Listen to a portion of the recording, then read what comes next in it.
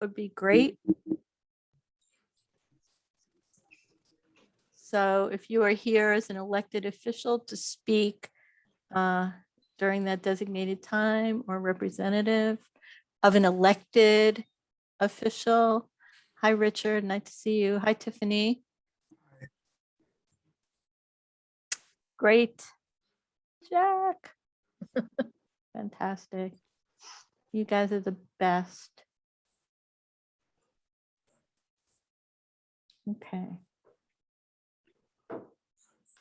We'll wait a few minutes. One announcement that I want to make, and we will make it again, is that we have over 40 people signed up for public comment. And usually on the agenda, it says the first 10 people we would take at the beginning of the meeting. We're going to change that format tonight. And we're going to have public comment.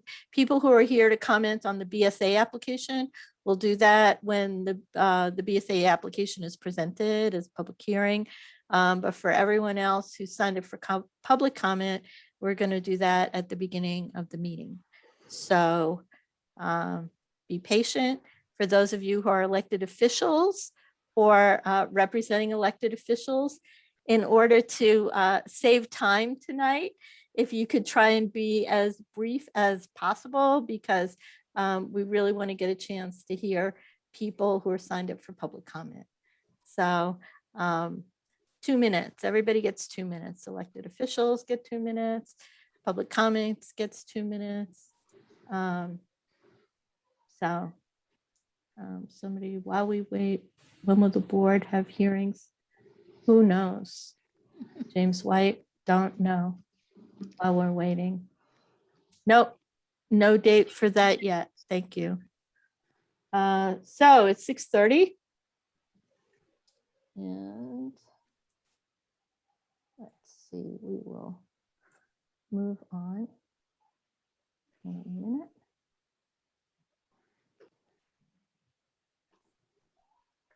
Okay, so Debbie, we're on the record, right? Yes, you're ready to go. We're recording. Yes, we are. Fantastic. So we're going to start the meeting at 6:31. Welcome everybody to the October meeting of Community Board 2. I'm Lisa Della, Chair of Community Board 2, and we start our meetings with the Pledge of Allegiance. So this is my honor. Can you see her? This is my flag today. So I pledge allegiance to the flag of the United States of America and to the republic for which it stands, one nation, under God, indivisible, with liberty And and justice for all. Thank you very much, and welcome.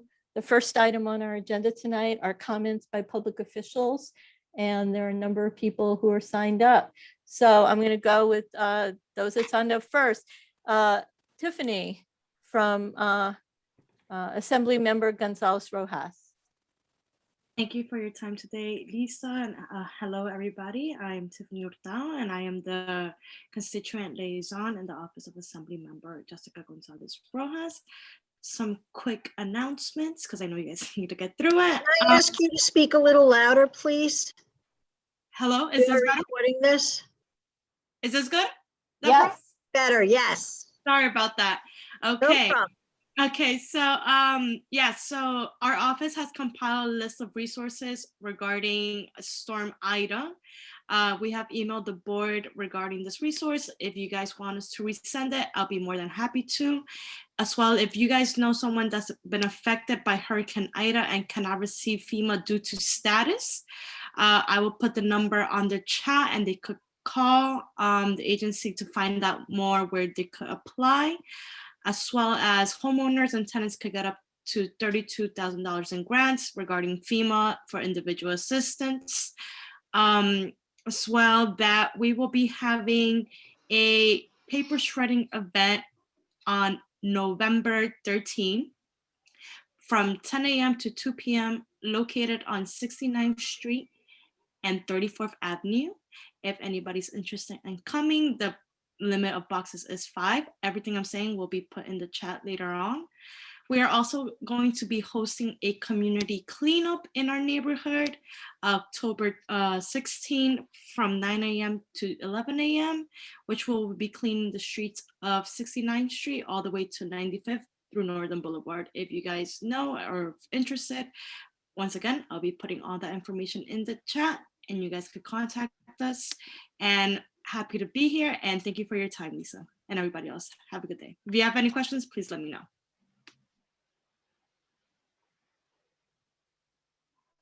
Sorry, are there any questions for Tiffany? Sheila? Hi, Tiffany. Sheila Lewandowski, she, her, hers, white woman glasses, painting of plants behind me, gray streak in my hair, just for accessibility check. Tiffany, this is for you and for our other state elected specifically, and the people coming up after you. I'm not sure if anyone from the Senate's going to be here. I see that the eviction moratorium has been extended to January 15th of 2022. I'm curious to know but what happens then is people are still stuck with a huge pile of back rent. So do you know if there have been any actions to try to help bring more rent relief to both residential and small businesses, commercial properties, so that when the eviction moratorium ends, they are not basically laden with debt they cannot come up with or evicted? Of course, thank you, Sheila, for your question. Currently, the ERAP application is on move and it's been extended. So anybody that has been affected by not being paying rent and have back wages, we encourage people to apply, as well that we know that there's small business loans given to businesses that have also been affected. I am more than happy to email you all this information and directly to Lisa so you guys could share it on. I know you guys have a long agenda today, that's why I'm cutting it short, but all these programs are available for everybody.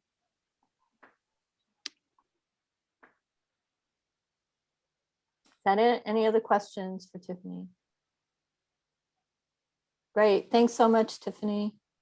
Thank you for coming. Jack from Councilman Van Bramer's office. Can you all hear and see me? Hey, Jack, great to see you. Cool. Hi, everybody. Jack Bernatovitz here on behalf of Council Member Jimmy Van Bramer's office with some updates from the past month. Hope you all are enjoying the start of fall with school back in session. The council members spent the first day of classes visiting schools across the district, including PS 111 in Long Island City, PS 343 in Sunnyside, and his alma mater, William Bryant High School in Astoria, to view their COVID mitigation efforts and wish everyone a safe return to the classroom. Also this month, the council member introduced legislation that would make the temporary open culture permit program permanent and year-round. Since the program's inception in March 2021, more than 220 open culture permits have been granted, with more than 450 outdoor performances and rehearsals taking place across the city. Open culture has become a vital tool for organizations like our very own Queensboro Dance Festival, the Chocolate Factory, and Drag Queen Story Hour to share their own work with the public, earn revenue, and activate city streets with arts and culture. And we're hopeful the bill will be passed before the end of the year and open culture will become a permanent fixture starting in 2022. This month, the council member celebrated a milestone in funding for arts and culture in New York City, having allocated nearly $2 billion to arts and cultural organizations during his tenure as chair of the Committee on Cultural Affairs and Libraries, recently announcing $5.1 million in funds for MoMA PS1's roof repairs, $26.4 million for the completion of the Queens Museum's expansion project, and $3 million for the Chocolate Factory's recently opened new home in Dutch Kills. The council member is proud of his work to support culture and hopes that what he is doing now and setting these records for funding, it becomes a new norm moving forward. And earlier this week, the 3 New York City library systems announced the elimination of all fees for overdue books. The new policy, which went into effect on Monday, October 5th, will remove all past dues, late fees with no questions asked.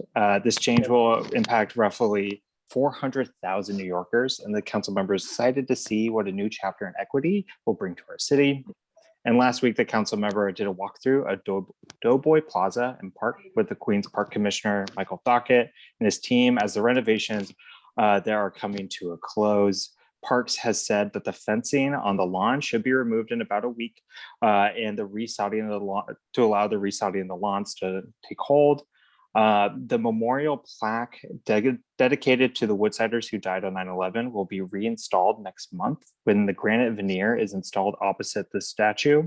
And the plaza is also getting new benches, but their installation is held up due to COVID-related shipment delays. And this past month, our office worked with ACE to bring cleanup graffiti, or to help clean up graffiti along Greenpoint Avenue and on Barnett Avenue as well. If you're aware of any graffiti that needs cleaning around the district, feel free to reach out. I'm going to be putting my email and our office number into the chat, so feel free to reach out from there. But that's all I've got this month. Thanks, Jack. Any questions for Jack?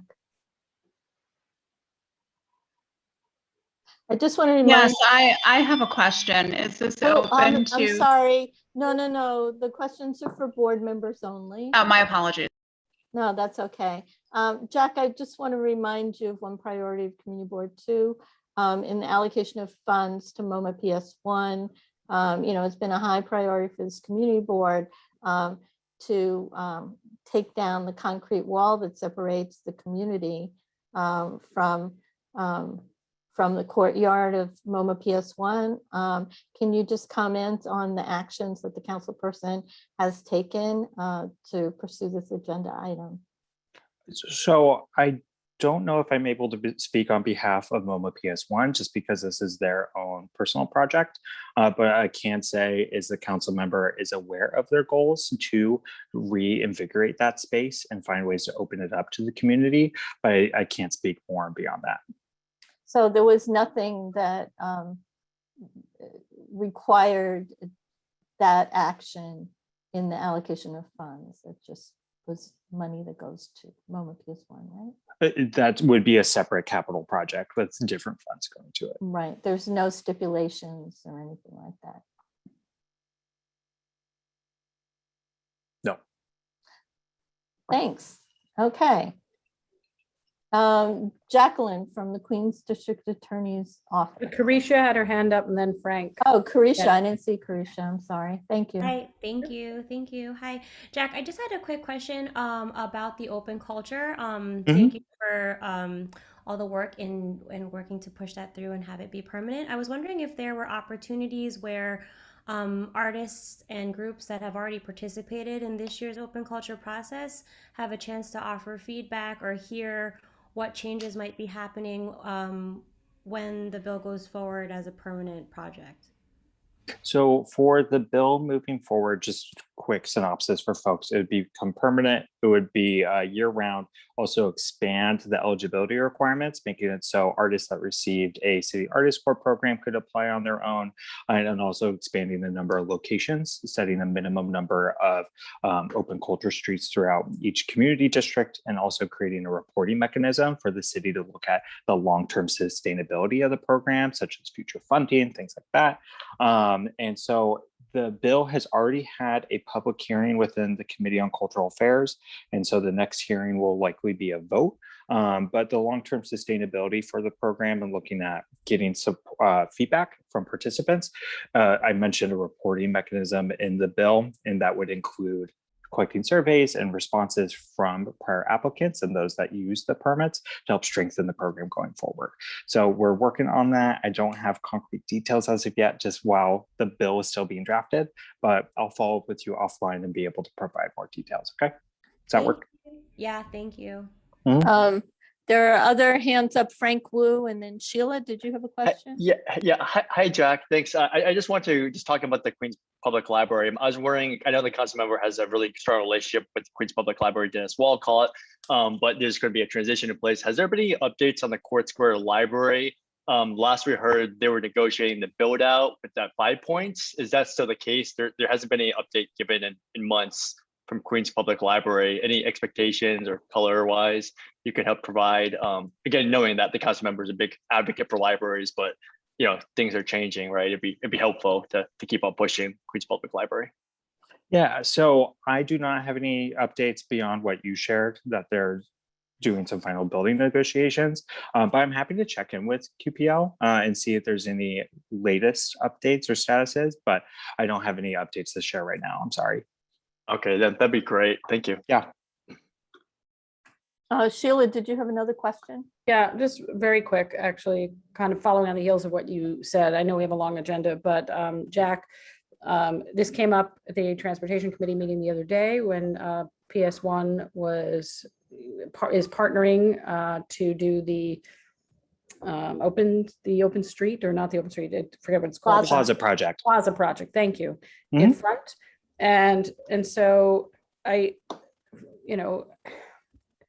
there was concern, and I certainly brought up, and so did Lisa, that the history of the wall, which many people don't know, and the insult to the community, is if it's not being put forward as something that the council member considers to be a priority as well.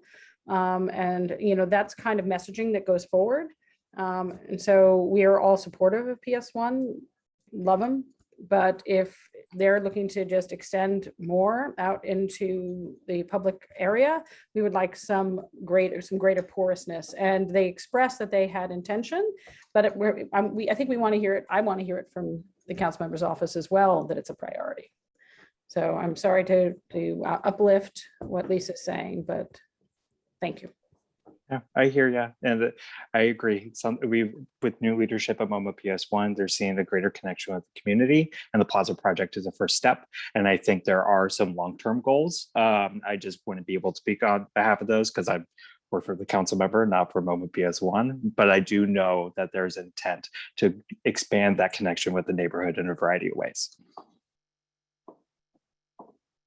Thank you, Jack.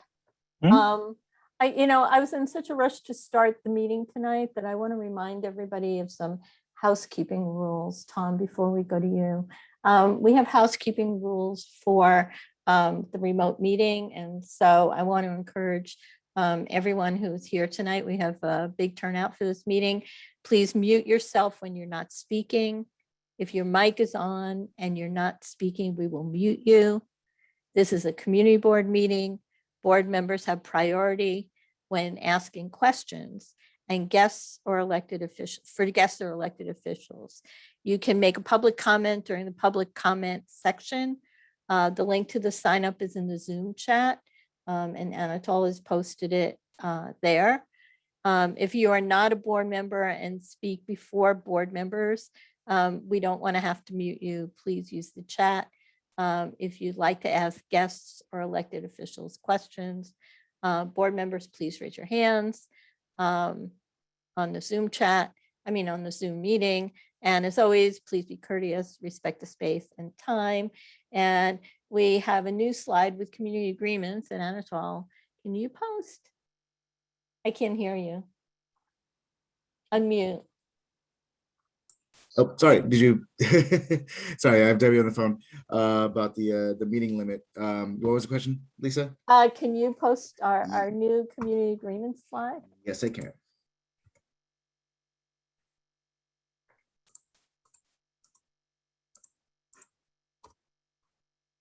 All right, You want to should be share done. the screen too as well, or? Yeah, I'll share the screen for Lisa. Would you like that? We can share the screen and you can read off it. At least Yeah, for you can this share time. the screen. Debbie, can you give Anatole? Yep, I can. Okay.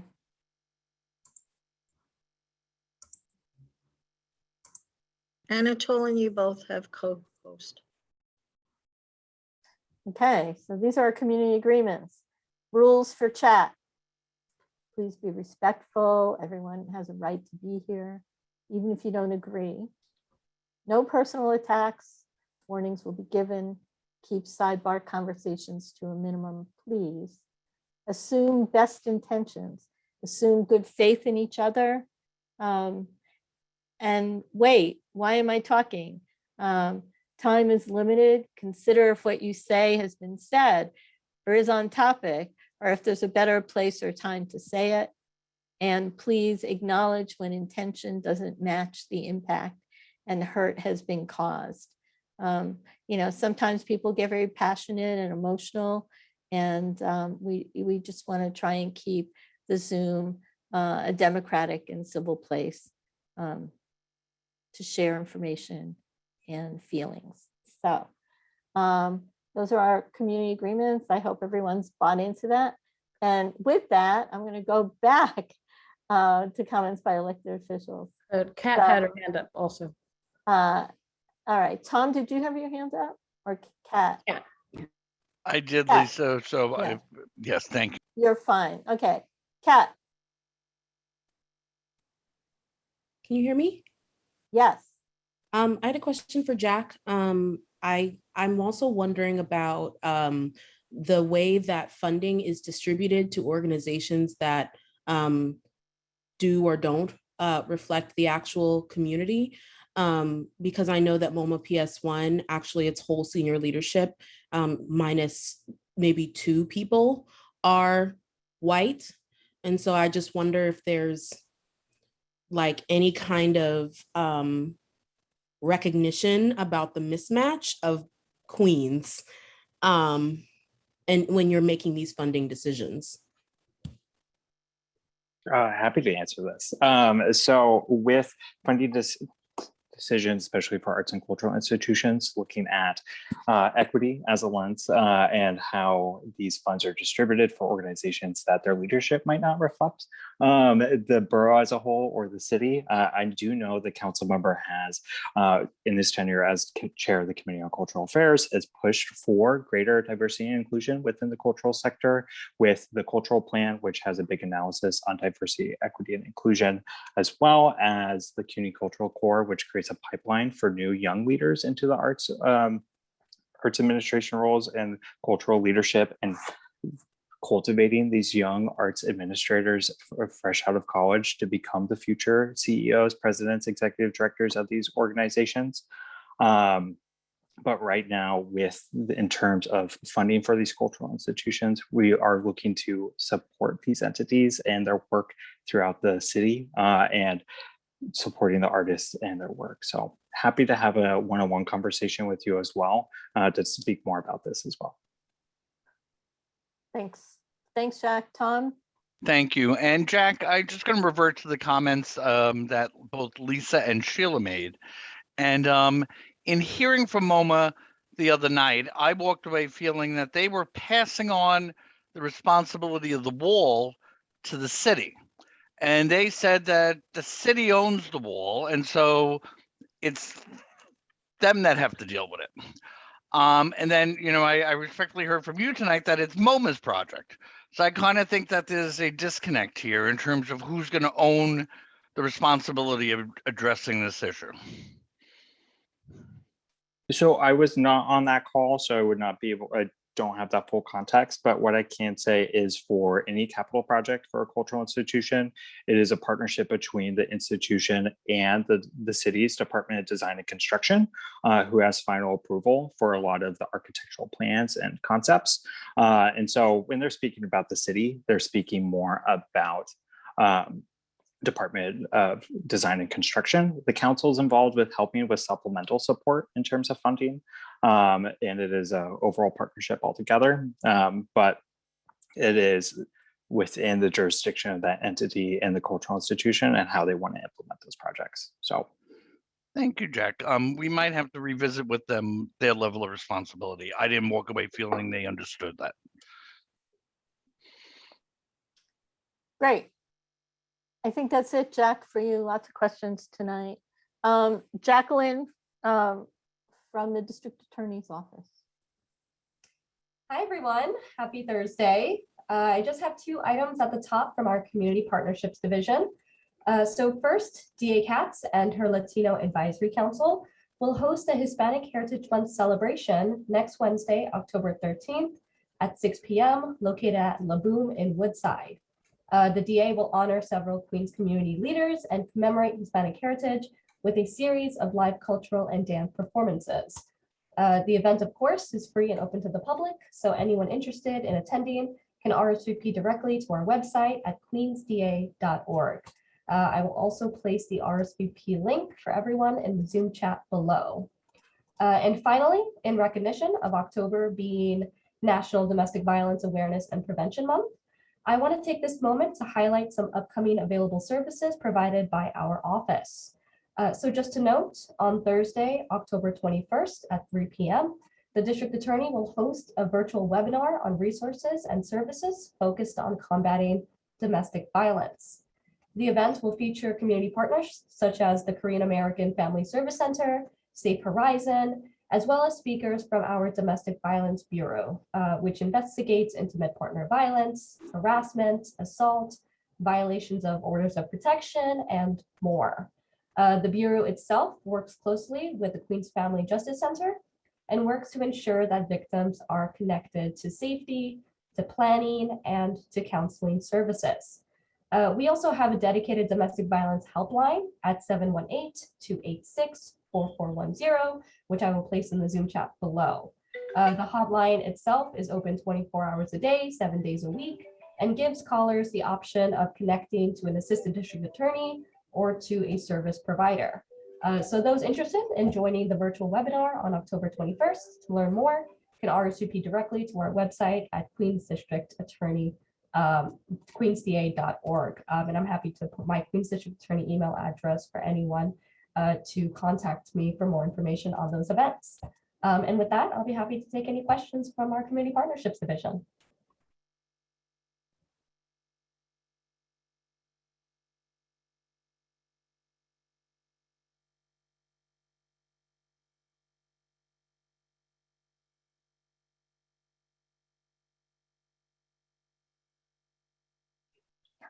Hi, the next person is Craig.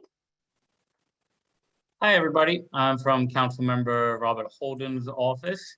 I'm just going to run through a few community events and I'll open up to any questions. We have an e-waste recycling event on Saturday, October 16th from 12 p.m. to 4 p.m. It's a rain or shine event, Maspeth Federal Savings Bank parking lot in Maspeth. We have a few Halloween festivals coming up, Saturday, October 23rd at noon at the Glendale Playground. Another festival, Saturday, October 30th at noon, Juniper Valley Park Blacktop. We have also a trunk or treat event that same day from noon to 2 p.m. on 80th Street near Juniper Valley Park. And then a couple of weeks from now, we're going to be meeting with the commissioner of the DEP in the district and tour the district to go over catch basin, sewer, and enforcing rules of paving over green space, which we think is also contributing to some of the extra flooding that we had under Hurricane Ida. That's all I got. Happy to answer any questions you have.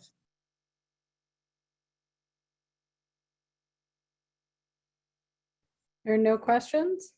Okay, I'm going to go, Maria, if you can just wait a moment. Assemblymember Barnwell, I see that you have joined us yourself. Assemblymember Barnwell. Yeah, I'm here. How you doing? All right, how are you? Thank you for being Good. here. Oh, my pleasure. My pleasure. Thanks for calling on me. I'll try to make it quick. And like I said, I know we have a lot of stuff on the agenda. I want to thank What's on the Move for partnering with us for the school supply drive. We got more supplies than we ever did. So thank you for everyone who donated, and thank you What's on the Move for distributing those supplies to needy people. I want to bring up our food donation drive. We constantly we give out to local pantries in our district, all throughout the district. So anybody that has food of any kind can bring it into our office and we'll make sure that it gets to the local pantries. It's an ongoing drive. You can come in any day you want of the week to donate it. We're probably going to start. We're also working out the mechanics of such with all social distancing and COVID requirements, stuff like that. But we're looking to bring back the sandwich making that we used to do and giving it to the needy. So if anyone's interested in volunteering again for PB&J or donating peanut butter and jelly, that'd be very helpful. Please, same thing, just donate it, come by the office, or if you want to volunteer, just shoot me a message or an email. I'll put the email address in the chat. Community cleanup, same thing. We've been cleaning up the streets around the community, cleaning up the garbage in the tree pits, mulching, planting flowers, removing garbage, but painting graffiti. We're always looking for more volunteers with that. We actually go out every single day. But the big day is Wednesday at 2:00 and Sunday at 10 a.m. We might be moving the Sunday day till Saturday, but I'll post notice about that. We're also going to be offering more free legal advice clinics that we always have been doing, but we're going to be offering it more as well. So if you know someone that needs some legal advice on various issues, just call our office. I'll put the phone number in the chat as well. And then the last thing I would mention, National Grid precision pipelines. I don't know if it's an issue all throughout CB2, but it definitely is in a portion of CB2.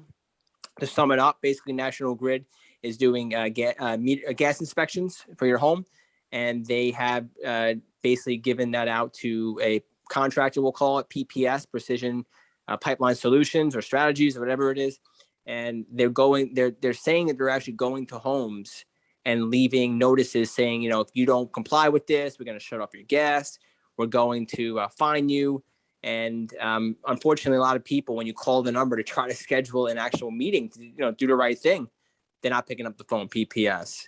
If they do pick up the phone, they tell you to call back later. Sometimes they tell you, we'll call you later, and they never do. So people are getting $100, $104 fee on their bill, on their billing. And some people are auto pay, so they don't even realize that they're getting this fee. So I'm asking you, everyone here, and to tell your neighbors and friends that check their they have National Grid, check their bill, because I've had plenty of constituents that have never even got the notice. I've had constituents that are saying, again, they called, they couldn't get through, and so on and so forth. So if you have an issue like that, National Grid or PPS finding you on your bill, give me a call. Again, I'll put the number in the chat and the email in the chat, and we'll go from there. Again, that's it. I wanted to kind of rush through it because I know the agenda. So thank you again for letting me speak, and thank you everyone for your service. Thank you, Assembly Member. I need to make an announcement now. We have a huge turnout tonight, and we have capacity issues on our Zoom account. So our maximum capacity is 100. What I'm going to do now is I'm going to ask anyone who is both the presenters and anyone who signed up to testify on the BSA application for 6207 Woodside Avenue, because we're going to have the public comment go first. We have over 40 people signed up for public comment. Everyone gets 2 minutes. And so we're going to do that way before we hear the BSA application. So what I'm going to ask, there are a number of people who are signed up for the BSA application. There are presenters for that. I'm going to ask you all to leave the meeting and come back at 8 o'clock. So anyone who's here for the BSA application, if you would please leave the meeting and come back at 8 o'clock, we would greatly appreciate that. Anyone who doesn't, all elected officials are invited to stay. Any representative who needed to be here and make announcements and wants to stay and listen to the public comment, you're welcome to.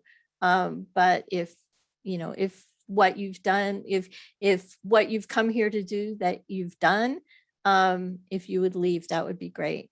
Everyone who's here for public comment, we're going to do that next. And so I think that's about it. So hopefully we'll open up some spaces for people who need to do public comment. So after this meeting, we're going to expand our capacity on Zoom, but we definitely were not prepared for over 100 people tonight. So moving right along, let's see. There was Craig, Maria from CAU. Are you here? Do you have something to say? Hi, thank you for the introduction. I'm Maria from the Mayor's Office Community Affairs Unit. Earlier, I left my contact information, email and phone number. If there's any concerns or issues that anybody needs help with, please reach out to me. I have no comment right now. There's no updates. I think the only update I may have is just that later on this month, October 29th, at Jackson Heights, the Corona Plaza, there will be a Day of the Dead, Dia de los Muertos event. I'm going to have a lot of city agency tabling there. So yeah, hopefully I get to see all of you guys come out. Thank you. Any questions for Maria?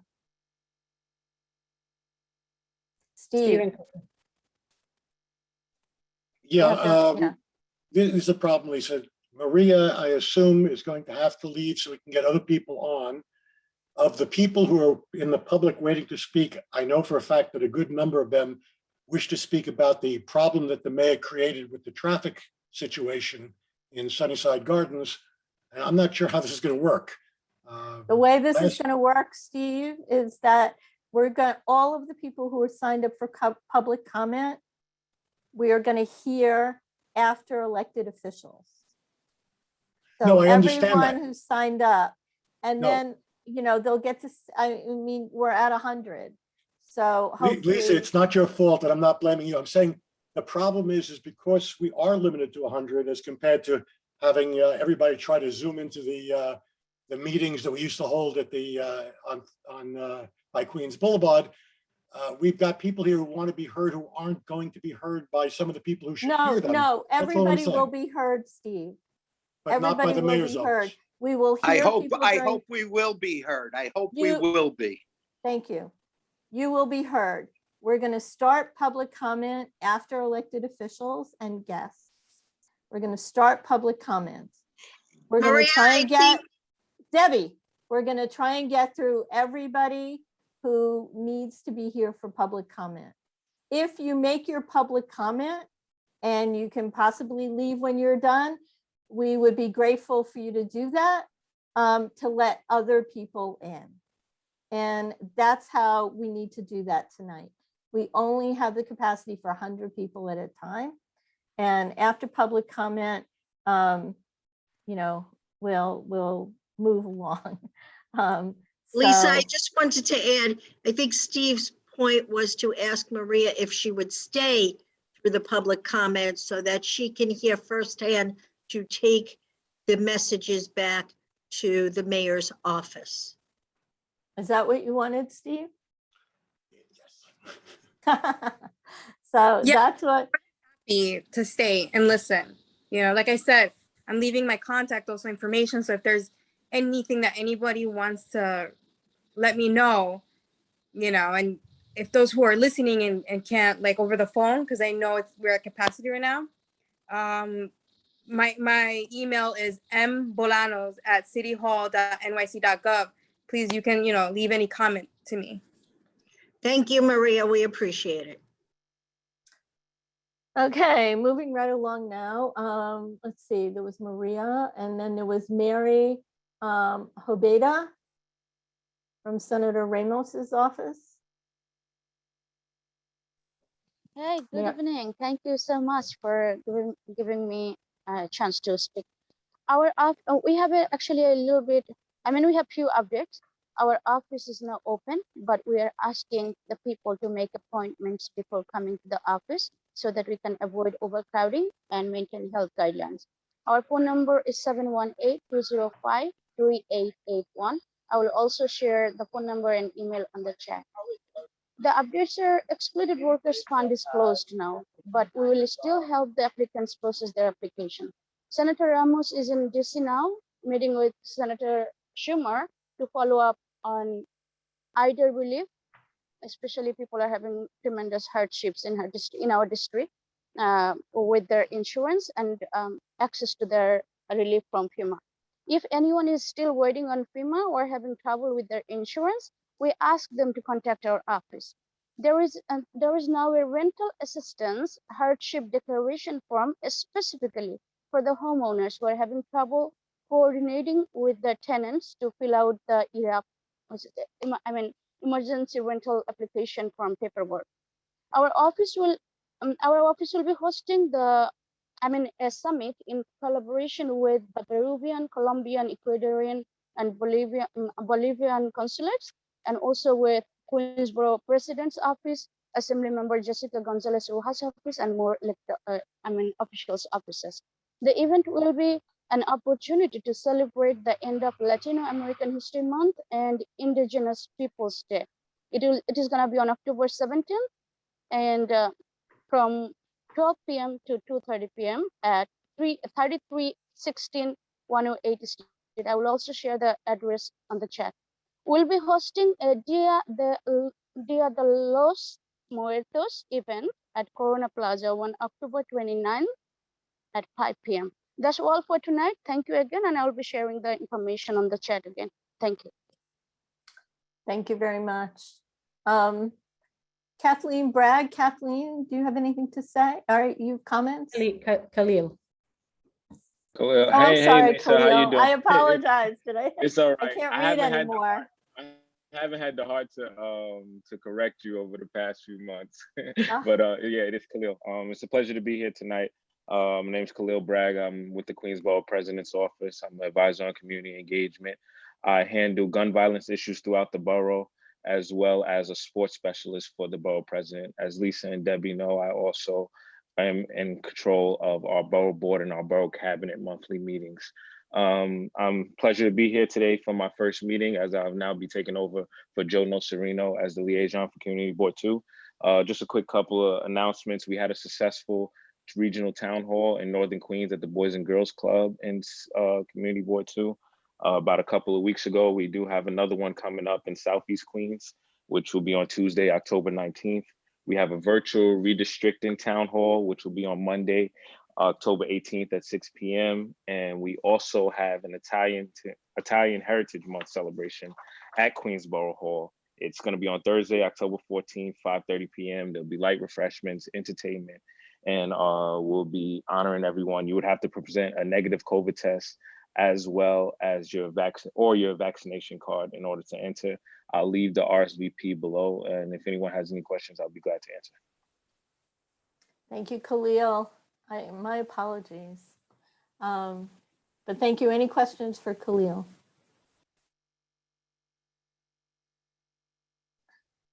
Seeing none, are there any other elected officials who are here for public comment?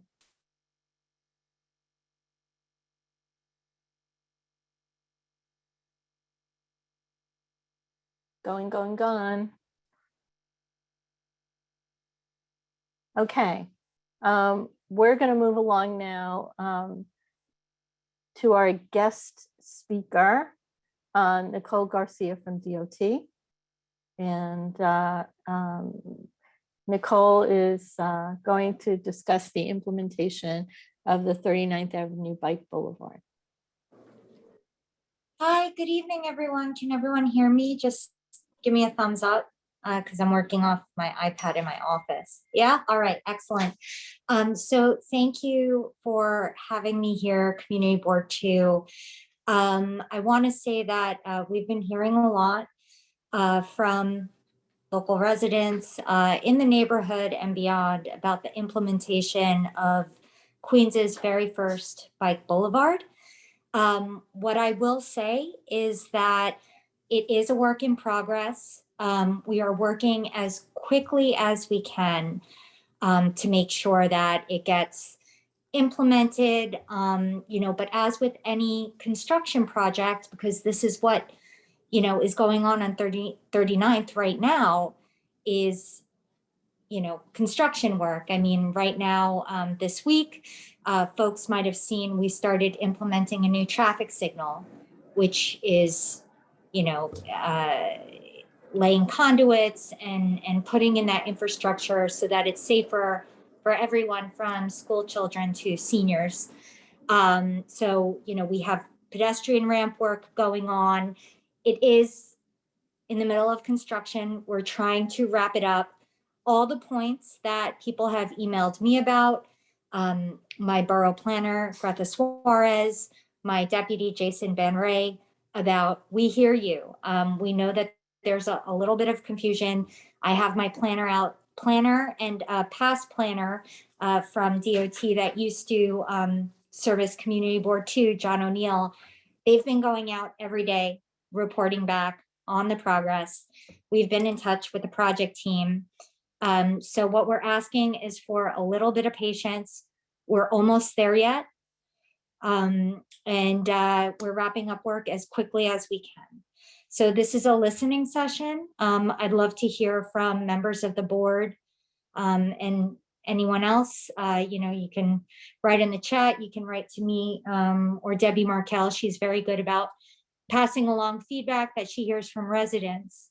So this is a creative, innovative treatment. It's the first of its kind in the borough. And just like Queens Boulevard, which we're working on completing all the way out, east, all the way to the doorstep of Queensborough Hall, Community Board 2 was a leader in that safety treatment. And you're a leader here, and I'm just so proud to partner with you. once construction is complete, we're happy to do walkthroughs, figure out like what we can tweak to make a good project even better. But we're already hearing about the benefits. It's reducing the amount of cut through and making it safer for residents on the block and, cyclists who count on this connection. So with that, I'm happy to answer any questions. And I do have my borough planner on the phone, on the Zoom as well. So, she can dive into the details. Thank you, Nicole. The implementation has really been so disruptive to the neighborhood, regardless of the intent of the end result. DOT has to do better on projects like this.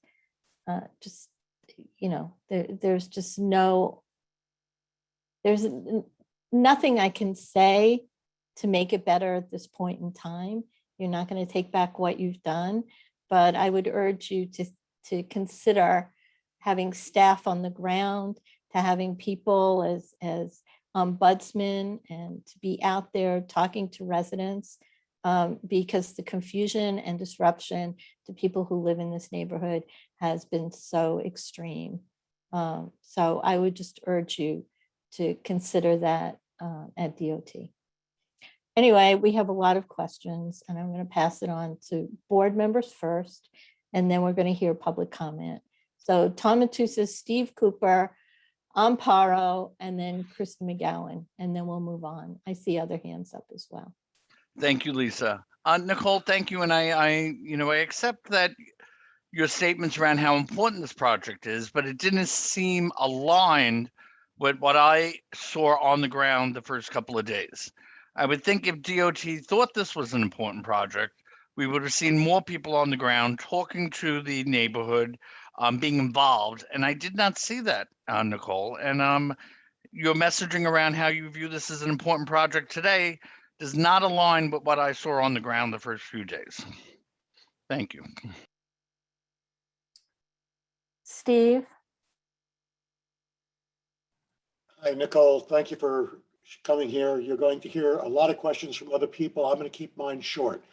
I see the good that you're trying to do, but I don't know what kind of signage you're going to put up to stop bicycles and electric bicycles and motorcycles from exceeding the 20-mile-per-hour speed limit or doubling it using 3 lanes of traffic, the regular lane, the special bike lane, and the sidewalks.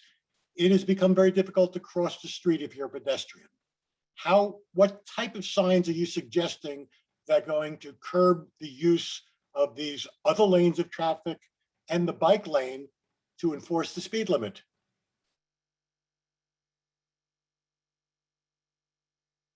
So I'll let Greta talk a little bit about the signage that we plan to install. But what I will say is, if it's helpful, now that we're, I dare say, kind of out of the pandemic, we do have a unit, a dedicated unit that got kind of pulled back to do a lot of online surveys during the pandemic. They are out in full force in various communities citywide. I'm happy to speak to the assistant commissioner who runs that unit and start getting folks on the ground to do some education for, cyclists, for drivers, and for pedestrians, quite frankly. The reason why we did this traffic calming project on 39th is to encourage slower, safer speeds, shared space for all street users. So I'm more than happy to make sure, and to the chairperson's point, she wants to see more boots on the ground, and she would have liked, and I think she speaks for the board, she would have liked to have seen more of a presence out there from the start. And I'm happy to double down on visible presence and ask for those resources to make sure, not that we're handing out tickets to people and working with PD to penalize either drivers or cyclists, etc., because it's a new project. We want to educate, and I'm happy to, commit those resources to educating folks that are using that corridor on this innovative treatment. Nicole, So, I appreciate, I appreciate that, but right now we have a safety issue because there are people either because they don't care or because they don't know the rules that are exceeding the 20-mile-an-hour speed limit, are going both ways, not one way. People tend to look in the direction that they expect traffic to occur from and get surprised when a bike comes at the other direction, or a motorcycle or a motor scooter or an electric bike. We really can't wait for people to be there. I don't want people to get tickets. I just want them to stop doing it. And that means getting someone there tomorrow, not talking about it tomorrow and getting someone there in a few months. Understood. Thank you, Steve. This is Greta. I am the Queensboro planner and I cover this area. I think we spoke the last time we came to present to the full board. As Commissioner Garcia mentioned, some of the key implementations that are missing still from this bike boulevard are the markings on the roadway with the messages like the 20 miles per hour, the right turn only. We're missing key elements like the green paint and the bike stamps, all that are like very essential to provide cues to the drivers, to the cyclists, to the pedestrians.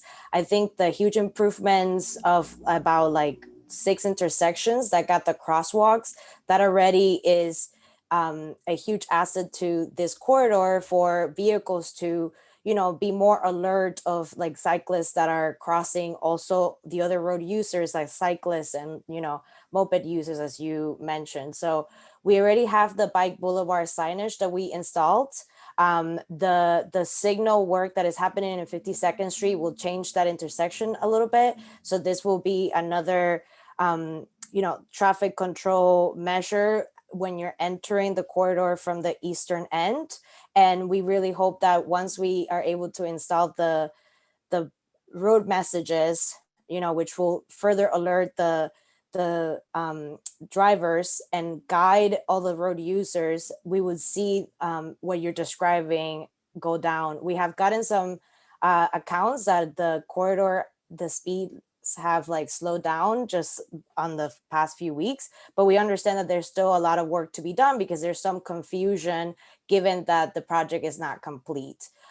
So we're hopeful that, you know, once we're able to do that as soon as possible, we would see and amend all the issues that you are describing.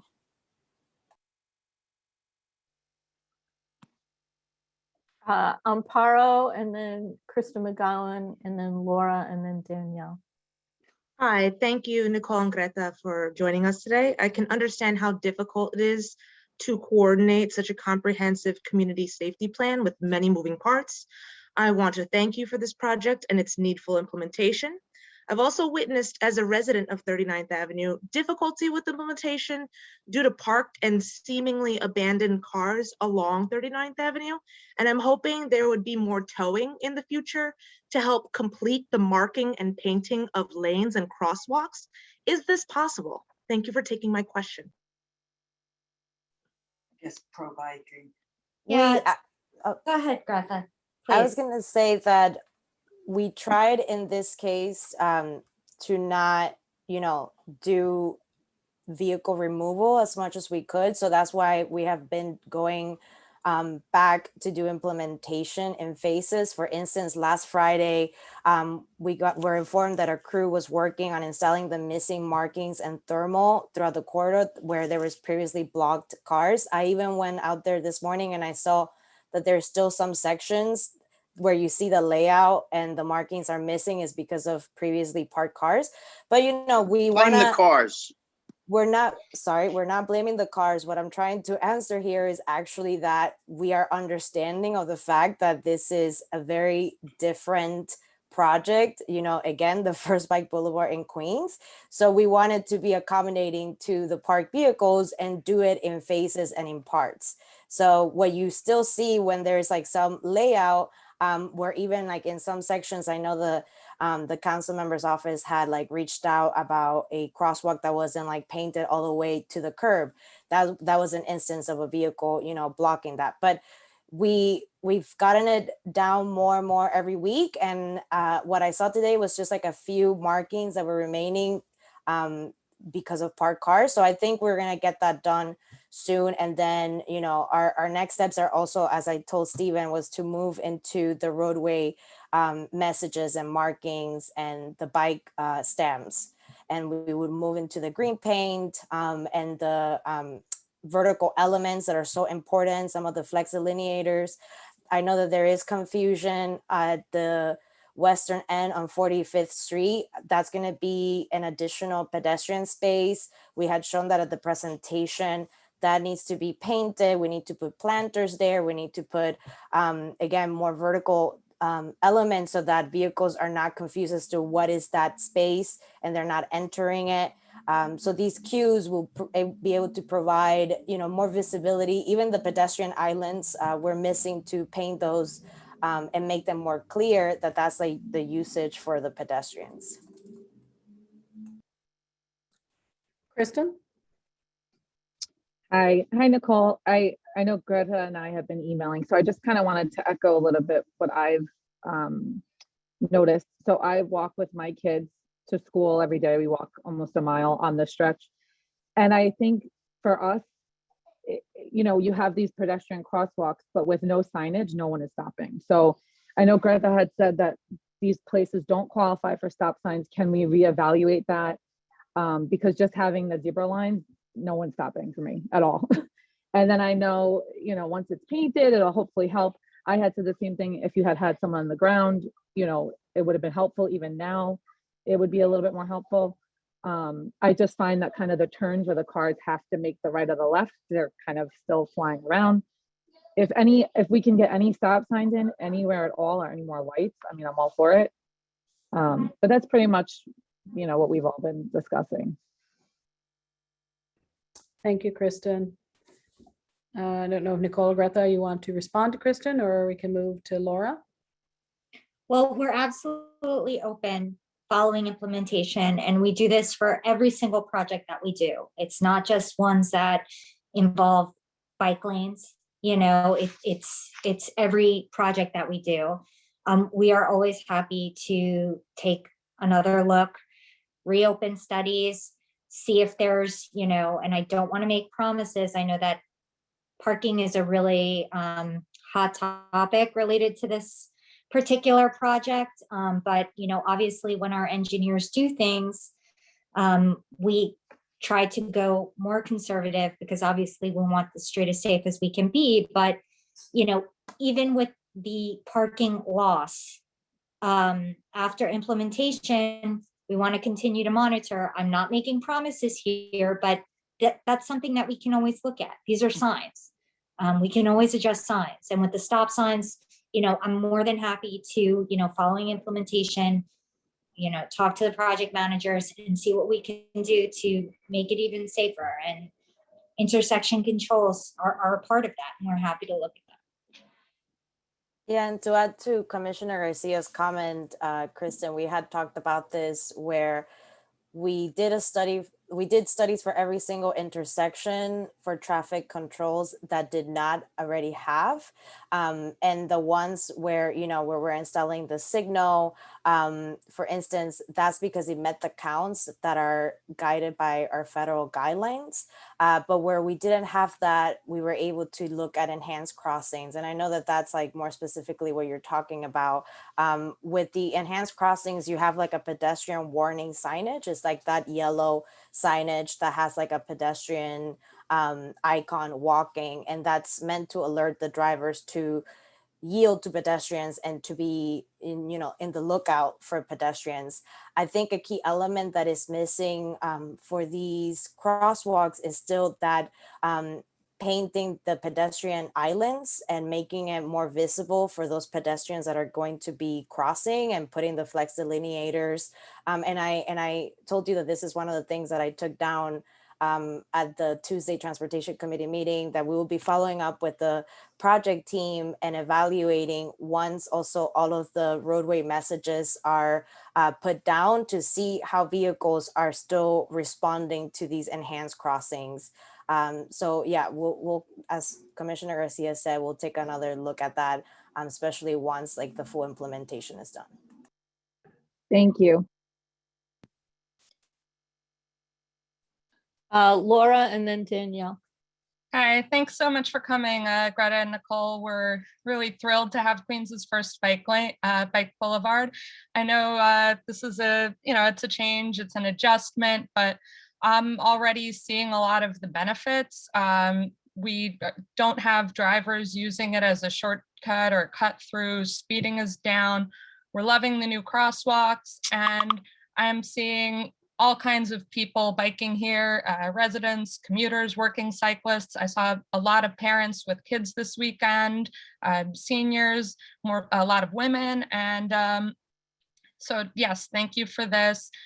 Just one issue is I'm seeing still some poor driver behavior around the diverter at 50th Street. And I was wondering if there's measures you can take to enhance the divider, just to make it a bit more prominent or reflective and permanent. Yeah, thank you, Laura. We I heard think putting tax on the street would be fine. Thank you, Laura. We heard your comments too at the Transportation Committee meeting for that intersection in particular. I've been out there, and I do have to, I've witnessed vehicles that are particularly not following the signage and the new regulations at that intersection. I think it's going to take a little bit for the usual drivers on 39th Avenue to realize and get used to the diverter. This is like a not often a treatment that we use. One thing that we are looking is to reinforce it. And I've taken the comments that you share the Transportation Committee meeting to the project team already. I know that you mentioned to have to make it more visible with some reflectors, to look at other ways to make it a little bit more tight for vehicles to not go around that, and we're looking to do that. We don't want to prevent the cyclists from getting into the the bike lane that is going to be designated against the curb, but we're going to look to definitely bolster that intersection while still allowing any emergency vehicles that need to use that 12-foot bike lane against the curb. So that's one intersection that is in our high priority to again look at and see what tweaks we need to make as we're doing implementation. And also one that I've talked to Sergeant Pack from the 108th about this. We have, the 108th has been very responsive to the updates that we provided for 39th. We haven't asked the 108th to be so heavy with their presence on 39th because we understand that this is still a time period where people are getting used to the changes. But this particular intersection is one where we are looking to, provide more education and guide with some enforcement for drivers. All right, thank you. Glad to hear you're looking at that. I just want to say I'm deeply concerned about the threat of violence that all of us just heard. Hope that is investigated. Somebody just said thumbtacks would have been preferable. That's really disturbing, and I hope that person is ejected from this meeting. Thank you. Thank you, Laura. Thank you. Danielle and then Sheila. Hi, thanks for coming. I'm asking a question for myself and for a community member who lives in Sunnyside who is sick tonight and can't be here, Melissa Bear. So Melissa, first of all, says she likes the bike boulevard and she thinks we should be waiting until it's fully implemented with every signs and everything before we are criticizing. But her specific question is, since Skillman is already pushing traffic west to Manhattan, why can't the one-way block on Barnett between 48th and 50th behind Sunnyside Park push traffic east? That's her question.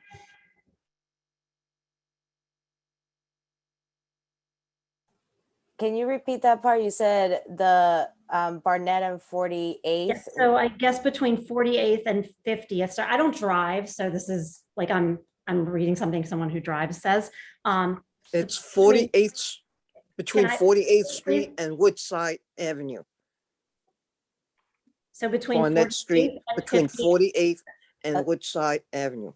Please let me speak. It's between 48th and 50th behind Sunnyside Park, and it goes east, but it's the only part that goes east, or it actually goes west, but she would like it to go east. So the one-way conversion we did there was between 49th and 50th. That's now eastbound, and that's where the diverter that we were talking about is, where you are with the new diverters, you're forced to go down 50th to Skillman. And then if you're going west on 39th Avenue and you get to the intersection of 50th Street, you're forced to go north to Barnett. And Sorry, part of Greta, like, it's opposite. It's opposite. Yeah. Yeah. So if you're going east, you have to make the right on 50th to go up to Skillman. And then if you're coming west on 39th, you have to make the right on 50th, and then you go down to Barnett. So it's just opposite of what you said. okay, the way I I'm just wanted looking to at it, interrupt you. I'm sorry. no, when I said north, like I mean that, like you're going westbound on 39th Avenue and then you make a right and you go north to Barnett. So that diverted. Yeah, that's what I mean. So, but yes, exactly what you said is also what I mean, Kristen.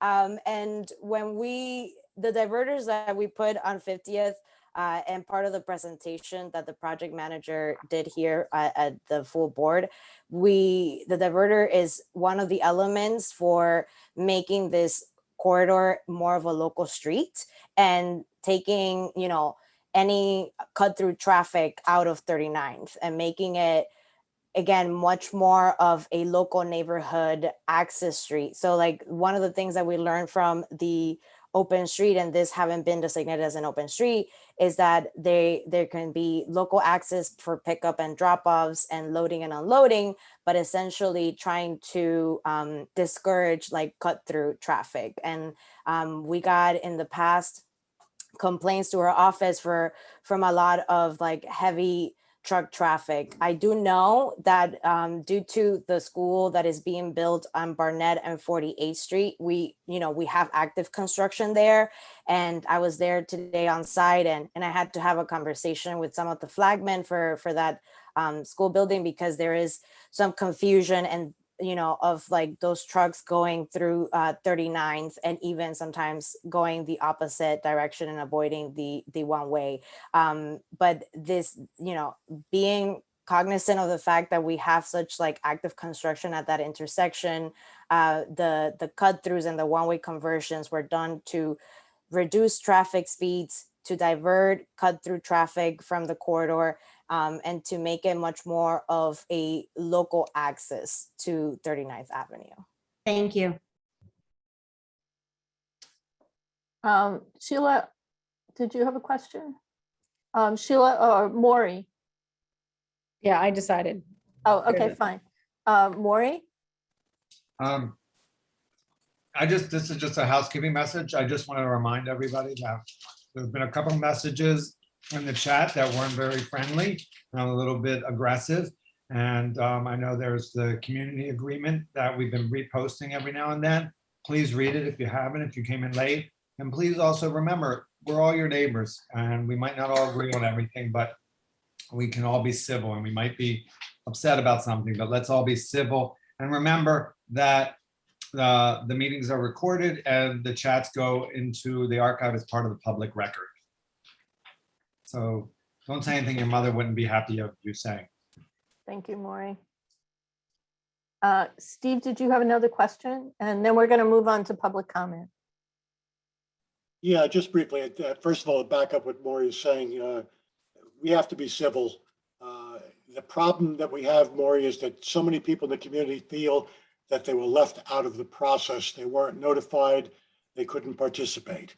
But we still should be civil. I totally agree with you. One more thing before, because you're going to get a lot of questions from other people, but I do want to make sure this is brought up too. On 39th Avenue between 49th and 50th Street, it's now one-way easterly. That leaves one lane, I think it's about 12 feet long, between the two parking lanes.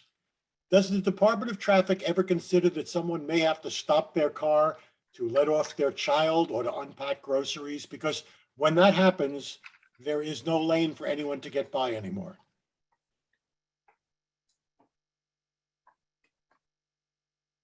There is for the NSA that you have some channelizations, and that NSA is mainly there for the auto turn for emergency vehicles.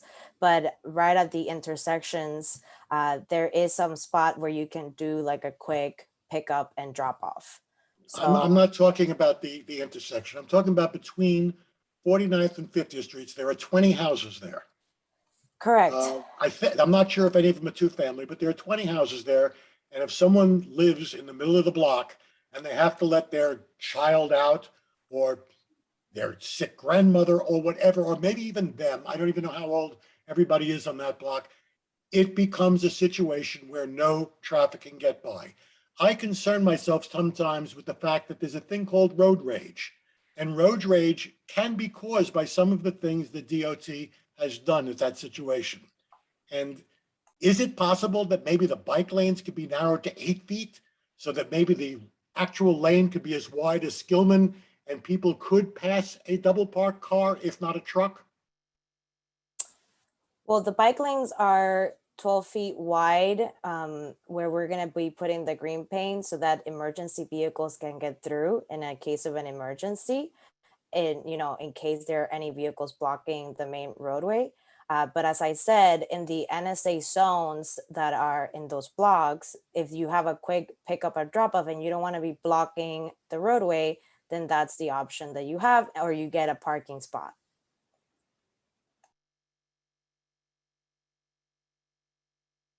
It's almost impossible to find parking spots. You do know that, right?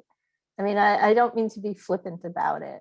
I mean, regardless of the intent and the good intent of this bike boulevard, the congestion and the confusion that it's causing needs to be ongoingly looked at. You might have a lot of happy commuter bikers, and yay for that, but you're going to have a lot of unhappy and uncomfortable pedestrians, cars, and motorized scooters that continue to speed and threaten, and I'm a pedestrian over there. I'm afraid to cross the street because bikes go the wrong way and there are motorized vehicles in those lanes and nobody pays any attention to lights. When you're going out there and doing enforcement has to be for everybody. And it's not just for cars. So I guess on that, I get last word, and we're going to move to public comment. So the first people signed up for public comment are Manny Gomez, and then Pat Dorfman, then Umaya, Phil Leff, and Jerry Perrin.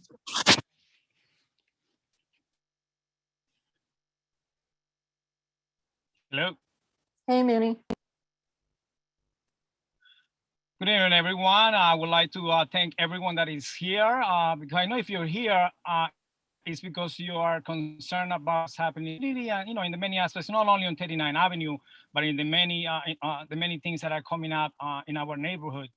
But I know that's for another night, all the details. First of all, again, I am always very respectful, and I know, like Mr. Cooper said, it gets a little frustrating.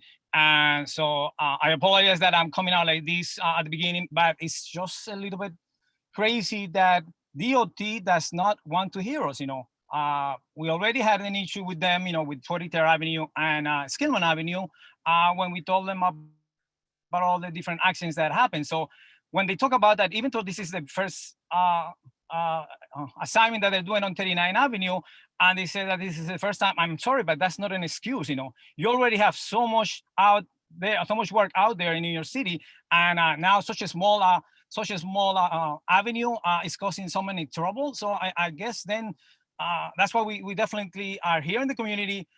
I myself I'm a district leader here in the community. I have been living in here for the past 38 years, and I walk the streets and I talk to the people.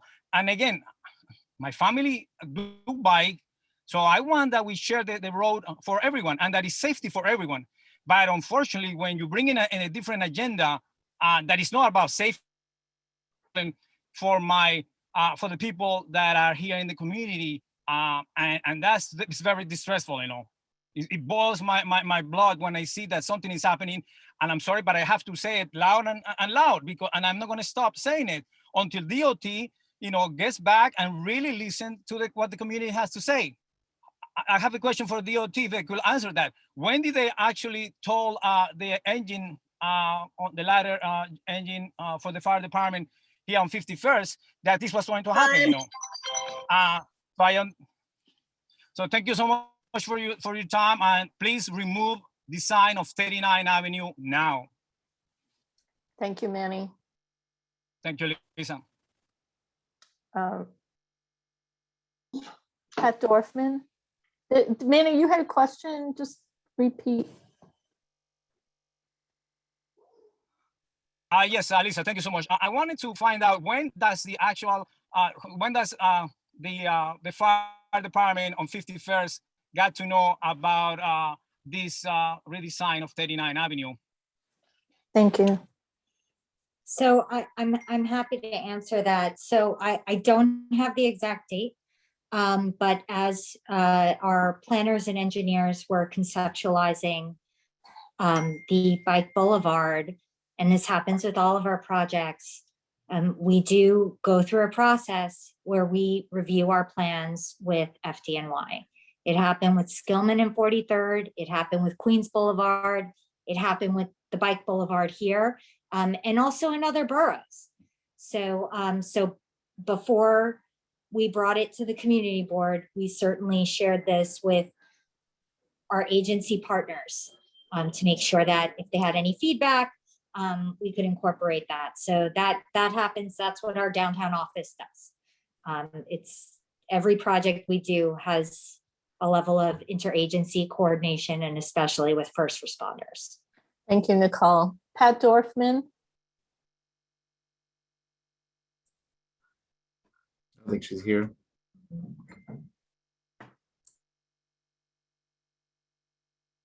Pat Dorfman.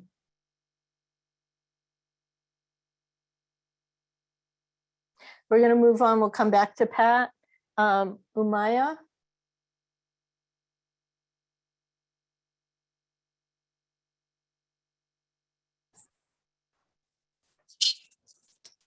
Umaya. We'll move on. Phil Leff. Good evening, folks. Thank you for giving me the opportunity to speak. My name is Philip Leff. I'm a resident of 39th Avenue and a lifelong New Yorker. I was willing to wait for the project to be fully implemented before commenting, but I was really shocked to see an immediate improvement in noise, in speeding cars, in pollution from heavy trucks, and a genuine immediate improvement in my quality of life. I work from home and my desk faces 39th Avenue. And I've had fewer interruptions during the course of my workday, fewer trucks spewing pollution directly into my window. And I have found that cars take turns slower. The confusion is forcing cars to travel at a speed where they cannot hit, injure, and kill. I am looking forward to the full implementation. I think the benefits will become even more pronounced, and this project will be a model for neighborhoods across Queens and the 5 boroughs. Thank you to Community Board 2 for your overwhelming approval of the project. Thank you to DOT. Thank you to current council member Van Bramer. And thank you to incoming presumptive council member Julie Wan for making safe streets a key plank of her overwhelming victory campaign platform. Thank you. Have a good night. I'm going to leave the chat and make room for someone else. Thank you, Phil. Greatly appreciate it. Jerry Perrin is next up.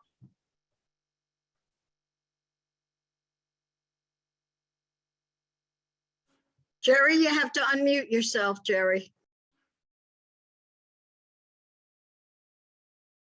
I'm Jerry Perrin. I'm a co-president and co-founder of the Phipps Garden Apartment Tenant Association. I guess I disagree with almost everybody here. I think the design is terrible. I have not seen improvements, and I just think it's awful. The result has been, in my estimation, absolute chaos and the opposite of DOT's stated intention to calm the traffic. Instead, there is more driving and traffic than ever. It may not be going faster, that's true, but instead, you have to take longer routes to get to certain spots. For example, getting back from the shopping areas on 48th Street, you come up to 39th Avenue, head east, and you're stopped at 50th Street and can only go in one direction, which is south. Then you have to go, I want to access Phipps houses where I live at 50th Street and 39th Avenue. Then you have to go up cross Gilman because that's going west, go all the way up to 43rd Avenue, turn left, go 1 block, turn left, go 2 blocks down 51st Street where it dead ends in front of Phipps, make another left to get back on 39th Avenue going west 1 block, at which point I am 5 feet from where I was 5 minutes ago after 4 turns and 4 stop signs. And then I can finally go down on the north side of 50th Street by Phipps houses around back to Barnett. That's just one example. Another thing that's happened because of this is the exceedingly narrow street of 39th Road is now Bedlam, which it used to be a very sedate street. I think the whole thing is crazy. I don't think it's working at all.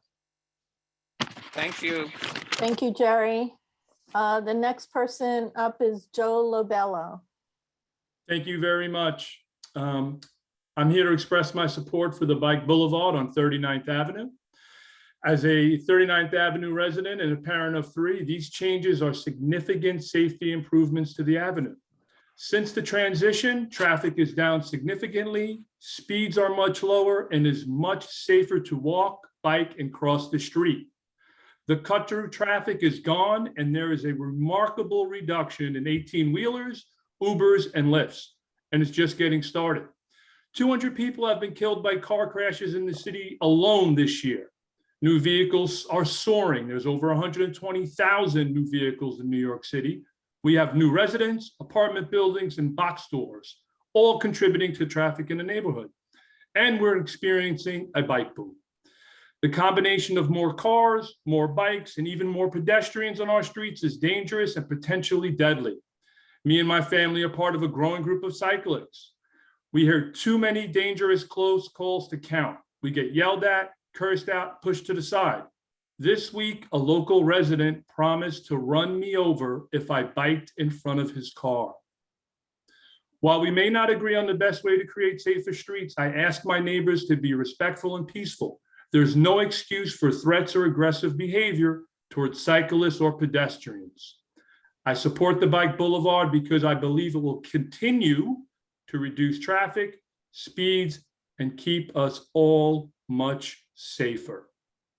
I want to thank DOT Councilman Van Bremer, District 26 candidate Julie Wan, and the members of the CB2 for supporting this positive change in our community. Thank you for your time. Thank you, Joe. Eileen Connolly Goodwin.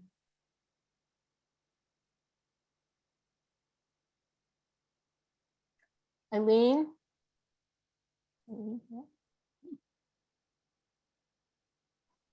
I'm sorry, can you hear me? Yes, thank you. Oh, good, I'm sorry. This new design has resulted in so much anger. Neighbors are united against it, except for the occasional person who publicly supports it. I've heard several offensive exchanges and wonder how this animosity could not have been predicted.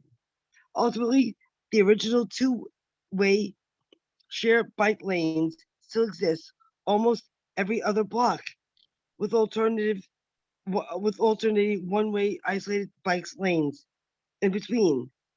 If the Bike Boulevard can exist with such a large percentage of it returning to the original, then I hope the entire stretch can be restored to its original design, allowing left turns, curbside parking, and finally observing the new traffic signal on 52nd Street that has been requested for so many years.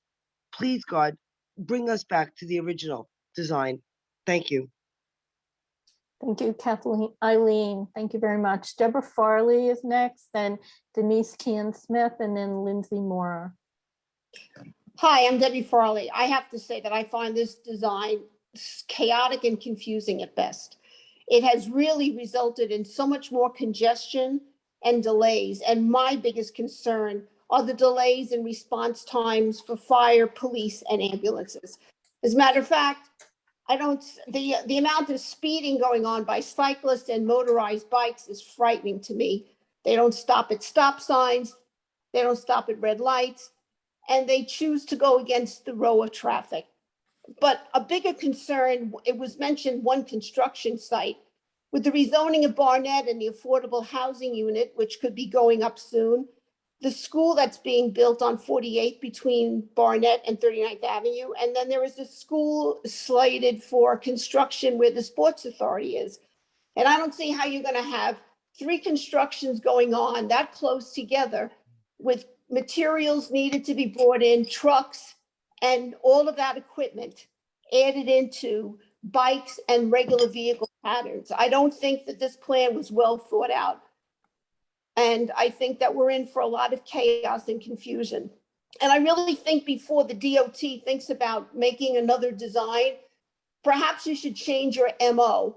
Stop sitting around and conceptualizing it. Why don't you hook up with some people in the neighborhood, allow us to walk around with you and get feedback from people that have lived in this neighborhood for decades, instead of creating this chaos and then saying to us, well, it's a work in progress. We have to live here. We have to exist here every day.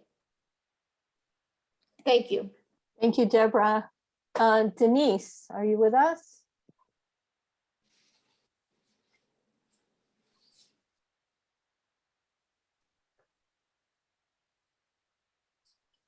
Denise Kean Smith?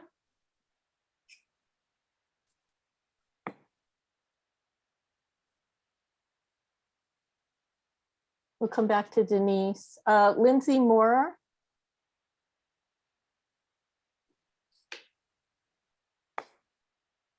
Lindsay Moore.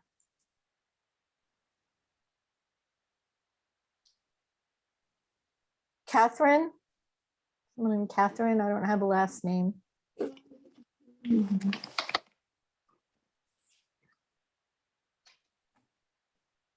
Catherine, we'll come back to Catherine. Someone has their hand up. What's that? Someone has their hand up. I just noticed. Oh, sorry. Oh, yeah, Not on no. the list yet. No. Thomas Muccioli? Thomas, are you here?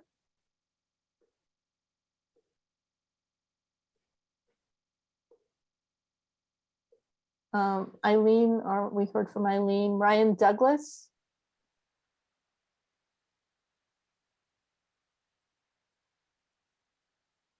Ryan, are you here? I mean, these may be people who signed up, you know, we're expecting to testify later. So I think we'll just keep going. I would Richard ask Mazda. people who have spoken or testified,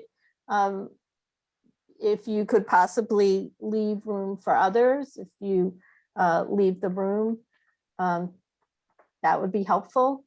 But you're not required to do that, but you could if you want to leave room for others. Richard Mazda, and then Michael Rubino and Alex Zamudio. Richard, are you here? Yeah, hi, everybody. Just quickly, just to quantify where I come from, I'm anti the skiing. My qualifications to talk about it are that in the 20 years since I immigrated to America, I've always lived on 50th Street, or now I live on 39th, just off 52nd. So I've always lived in Sunnyside, Woodside, particularly in this area. I totally understood what Jerry was saying because I'm a resident of 39th Road. So my road has now suddenly become the cut through, right? My peaceful road where I bought my co-op, that's done. The other problem is I've got a business on Skillman and I'm doing the same thing as Jerry. I'm going extra blocks using extra gas. And this seems to have been so many questions that I can't remember them all, but here's a couple. Why wasn't a less intrusive scheme considered? Or just because you are anti this scheme does not mean you are anti-safety. So you could have made 39th Avenue no trucks, or you could have gone one way. You could have done a number of things. You could have more crossings, lights, but you've come up with a scheme that's so poorly implemented that you really angered the residents that actually live here. The other thing is, there are other changes, small ones. I think Lisa hinted at one, but like I walk my dogs around the apartment where I live. 39th Avenue, that's now the bike boulevard, is now dangerous for my dogs when they're on the verges because the increase in bike traffic, I see that too. Do you know what it is? Electric bikes, mopeds, illegal dirt bikes. So when people talk about safety in this scheme, it's more difficult to step off the pavement now to get to your car because of the bike lane, because there's no policing of these speed limits for these electric bikes. So there's a big polarization about how everybody feels about this. But one thing that can't be denied is that there is no enforcement of the entire family of two wheels. I personally witnessed 2 dirt bikes on Skillman Avenue in the afternoon going the wrong way against the traffic. And then they rode up the sidewalk. I even spoke to them. I have Richard, your witnesses. time is up. Please wrap up, please. Right, so I'm making a big point here. There was a really unsafe incident on Skillman. The streets seem less safer. Thank you, Richard. The next person is Michael Rubino, Alex Zamudio, and Max Diamond. So Michael, if you're here, I know people were signed up, and if you speak and you have other neighbors or friends who haven't been able to get in, if you could possibly leave a space for them, that would be great. Anyway, Michael Rubino, Alex Zamudio, and Max Diamond.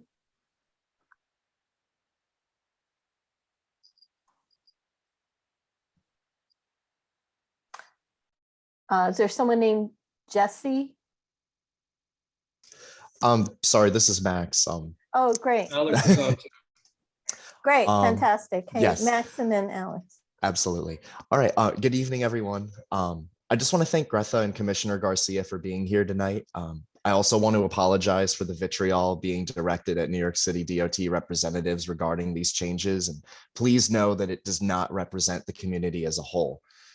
As a resident and as an automobile owner, I want to express my support for the improvements being made to 39th Avenue. I particularly want to express my appreciation for the 12-foot wide bike lanes, which, as Greta mentioned, will provide a car-free lane for emergency vehicles. This is a drastic improvement to emergency response times over the status quo. I understand that there are some concerns about traffic being blocked on 39th Avenue by double parked vehicles. I implore the DOT to solve this issue by converting some curbside parking spaces to daytime loading zones, which would still remain as parking spaces overnight. It's important to remember, in the past 48 hours alone, 2 people have been killed on bikes and scooters by drivers in New York City. In the year 2021, bike lanes and other street safety infrastructure should not be considered a nice to have. They are critical things that should be the default for our community streets. Even in its partially completed state, our quality of life here in the neighborhood has improved drastically because of the changes made to 39th Avenue. And I urge my neighbors to be patient as this project is fully built out. We should all remember that streetscape changes like this are done to protect the most vulnerable members of our community. Think about children biking to their friends' houses, mothers with strollers, young couples on scooters heading to the farmer's market, immigrant delivery workers on bikes just trying to eke out a living. These people are just as deserving of street space as everybody else. Let me ask everyone a question. Is their safety really worth less than a few curbside parking spots or a few extra minutes spent going around the block. Folks, I just believe that our community is better than to seriously be entertaining this as a question.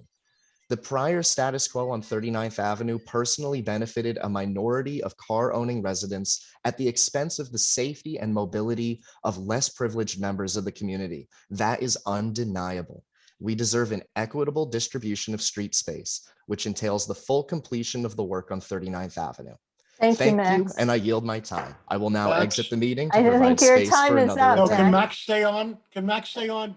You know, at least No, Max is done. I have a question for him. Sure, absolutely. Okay, we used to have a thing that everybody who spoke was supposed to identify themselves, which you have, and where you live or your association with the neighborhood. Max, where do you live? So I live in Sunnyside. I am on 53rd Street. How far from 39th Avenue? About 2 blocks. Okay, so you rarely take 39th Avenue. No, I actually usually I go down it all the time because I use that to get over to ShopRite. Okay. Sorry. See, Yeah. now, you're entitled to your opinion, and I respect your opinion, and everybody doesn't have to agree with me or with you for that matter. But the point is, what you have to understand is that the real quarrel here is not with DOT. It's with DOT not consulting the community before it was. Steve, wait, Steve, Frank, we need hold to, on. yeah, go ahead. Wait, hold on a minute, Frank. Steve, this is not a debate. This is No, time I'm not for public debating, Lisa. comment. I'm simply trying to explain. I and question. understand, but please be patient. I abhor you to be patient and let us get through the public comment. So the Okay. next person up to Yeah. speak is Anyway, Alex. I appreciate being given the opportunity Max, to provide my thank you. comment, and I will exit the Thank you, meeting to provide Max. space for Thank you, others. Max. Have a good evening. Alex. Hi, my name is Alex. Alex, excuse me, you have 2 minutes. Can you hear me? Yes, thank you. Please, if you watch Hi, Deborah my Martell, name she's is got Alex the clock. Amudio. My name is Alex Amudio, and I live in Sunnyside. I'm a big supporter of the Bike Boulevard for reasons I already mentioned at the last meeting. Tonight, I want to comment on what seems to be a popular misconception about the redesign that I hope DOT can help to clear up. But some people seem to be mentioning that it somehow increases emissions in the area. I understand that it seems counterintuitive that some local trips will take longer, as Jerry and I think Richard mentioned.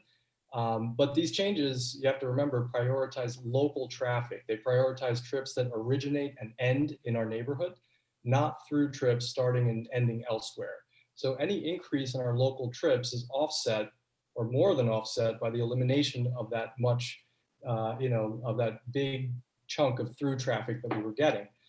For this reason, the redesign should reduce the total number of vehicle miles traveled through the neighborhood. And for this reason, it should reduce emissions locally. And, I had more comments as well, but, I do want to also repeat what Joe had said before, which is that, I think that it's incumbent upon community leaders, community board members, elected officials, to try to take the temperature down. I think that there's no room for threats. I think there's no room for some of the banter that we're seeing in the chat. And, I do think that, I would love to see, a resolution for residential parking permits. I would love to see some forward-thinking ideas put forward by anyone. I have ideas. I'm open to anyone speaking to me, to see how we can turn the page on this. And really make sure that residents are heard for whatever next issue that we can get past this, brouhaha over bike lanes and parking and all that stuff. I think there are solutions. I think the DOT can look at a lot of dead space in the neighborhood, and residential parking permits would be a big win. Thank you. Thank you, Alex. Anatole, I don't have the list in front of me. Do you have the next person signed up? Yep. Sorry, just give me 1 second. That I had this pulled up earlier. So it was Alex last. Okay, so we That have, was Alex. Yep. Yeah, after Alex. Somehow I lost the list. Oh, there it is. So Tracy Jesse, Sullivan. yep. Jesse, Tracy Sullivan, thank you. Chris Mitchell, and then John Downs. Jesse here? Lindsay Moore was able to get on. We missed her Oh, a few minutes okay. ago. She wants All to right, go. Lindsay first.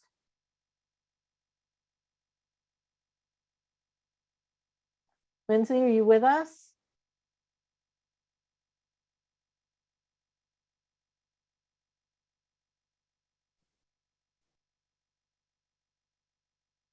We'll move on. We can come back. Jesse, are you with us?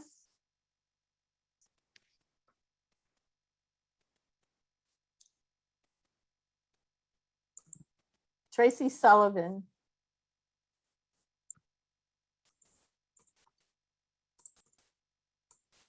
Tracy Sullivan, Yes, I'm here. great. Hi, how are you? I'm a resident. I've lived in Sunnyside for over 25 years. I live on 50th Street between 39th Avenue and Barnett Avenue. The amount of this, I am completely against this redesign. This redesign has really diminished in a lot of ways our quality of life. The traffic is increased. We have absolutely, if somebody wants to talk to the fire department, I don't think that they're really allowed to speak because this is a mayoral initiative. So I'm sure that a city agency isn't allowed to speak, but the amount, I just saw the traffic. The firemen are, if they come down 39th Avenue, they used to come down 51st Street, go down 39th Avenue to go up 51st Street. They can't do that anymore. They were on Barnett. They were trying to make turns. This has actually really become very dangerous for the people that live in this neighborhood. Not to mention the amount of parking that's gone. I know that many people don't feel that parking is important. I know that if you support, many supporters of these bike lanes don't feel that people should be driving. Bottom line is people have children, they need car seats, they have elderly parents, people are handicapped, they're elderly. People need their cars. And the fact that the DOT said on Tuesday night at the meeting that it was 20 spots is a downright lie. Because I walked last night from 48th Street and 39th Avenue to 52nd Street and 39th Avenue, and there was 16 spots gone just between those blocks. So they're very disingenuous. They did not at all present this as it was going to be. And you know, if the bike lane has, there's a protected bike lane on Skillman Avenue. Thank you. It's time. Okay. Thanks for your testimony.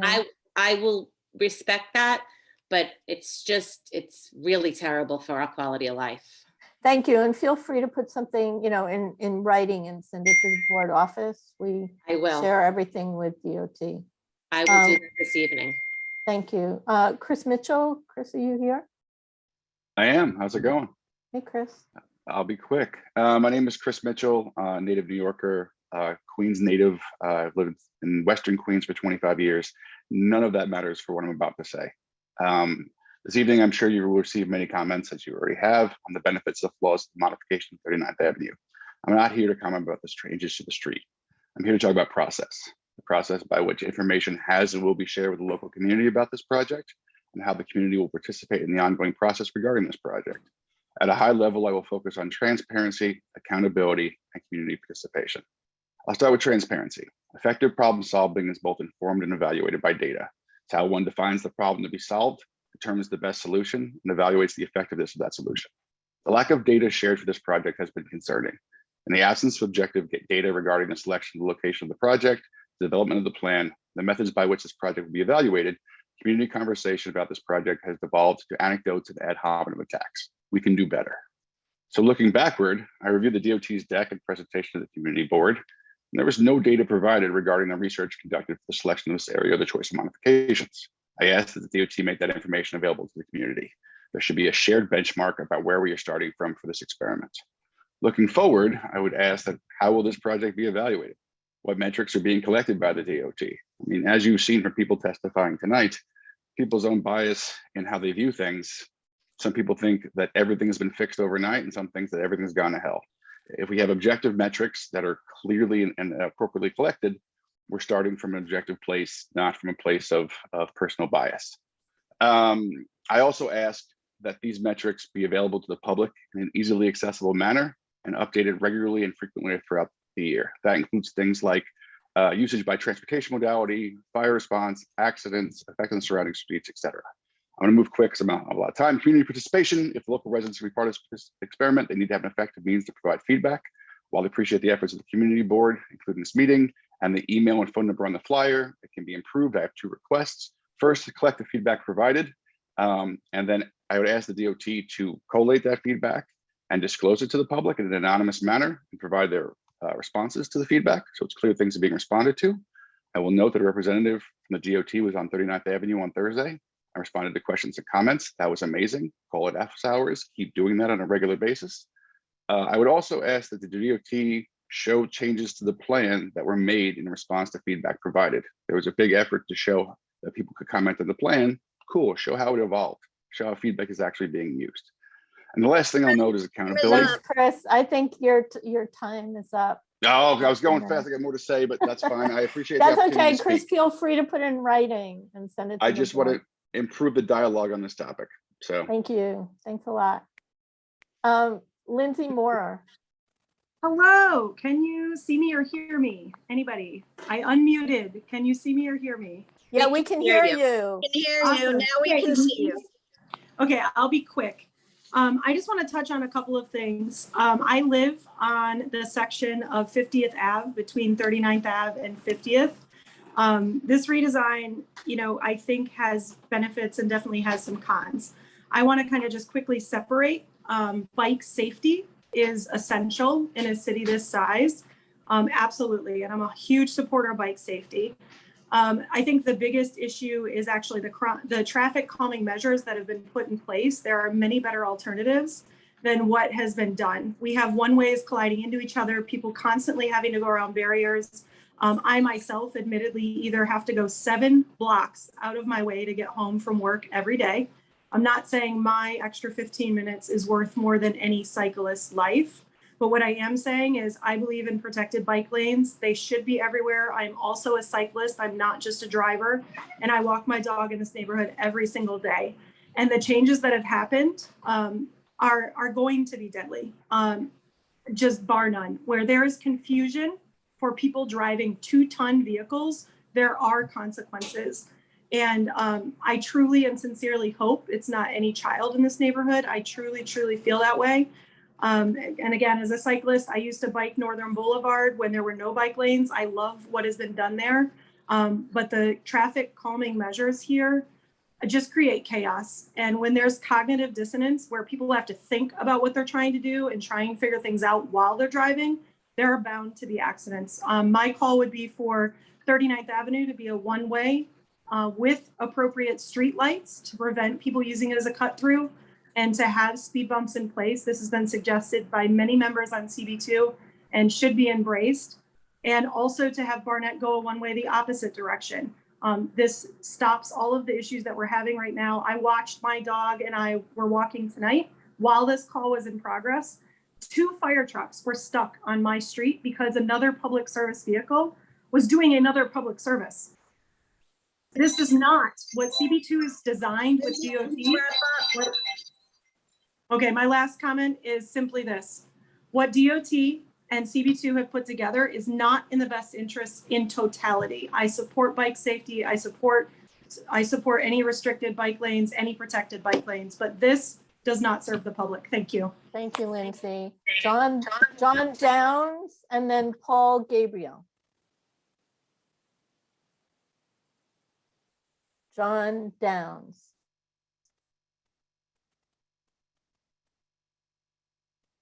Paul Gabriel. Hi, thank you very much. Appreciate the time. I've lived in this neighborhood my whole life on 52nd Street between Barnett Avenue and 39th Avenue. And I am really appalled by the lack of transparency that this supposed project has been moved forward with. I wholeheartedly agree with Chris. There has been no information shared, no metrics, And I also agree with the other individuals who indicate that this is a safety issue. Nobody's against bikes. Nobody wants individuals hit by cars. That's clear. That's a spurious argument. The argument is quality of life, safety for all, and an ability to move around in your own neighborhood. Yes, improvements can be made, but you're taking this situation way too far and creating chaos, not only for the people who live here, but there's commerce that takes place. I'm sure most people get Amazon deliveries or Fresh Direct or some other. And then let's keep in mind that these narrow lanes will be a bottleneck for FDNY, for the police, and for other emergency type vehicles to get through. This was poorly thought out. It wasn't planned. Paved 39th Avenue, and now we're digging it up to put in streetlights. How is that planned? How is that a planned project? It's not. So let's stop about, how many people were killed. That's awful. Of course, that's awful. And of course, you want people to obey traffic laws. The cyclists, for the most part, do not. I think this was a heavy-handed approach to a problem that wasn't as egregious as the solution has been. I applaud the folks for pointing out the safety issues, the increased inconvenience, and the increased impact on the quality of life in this neighborhood.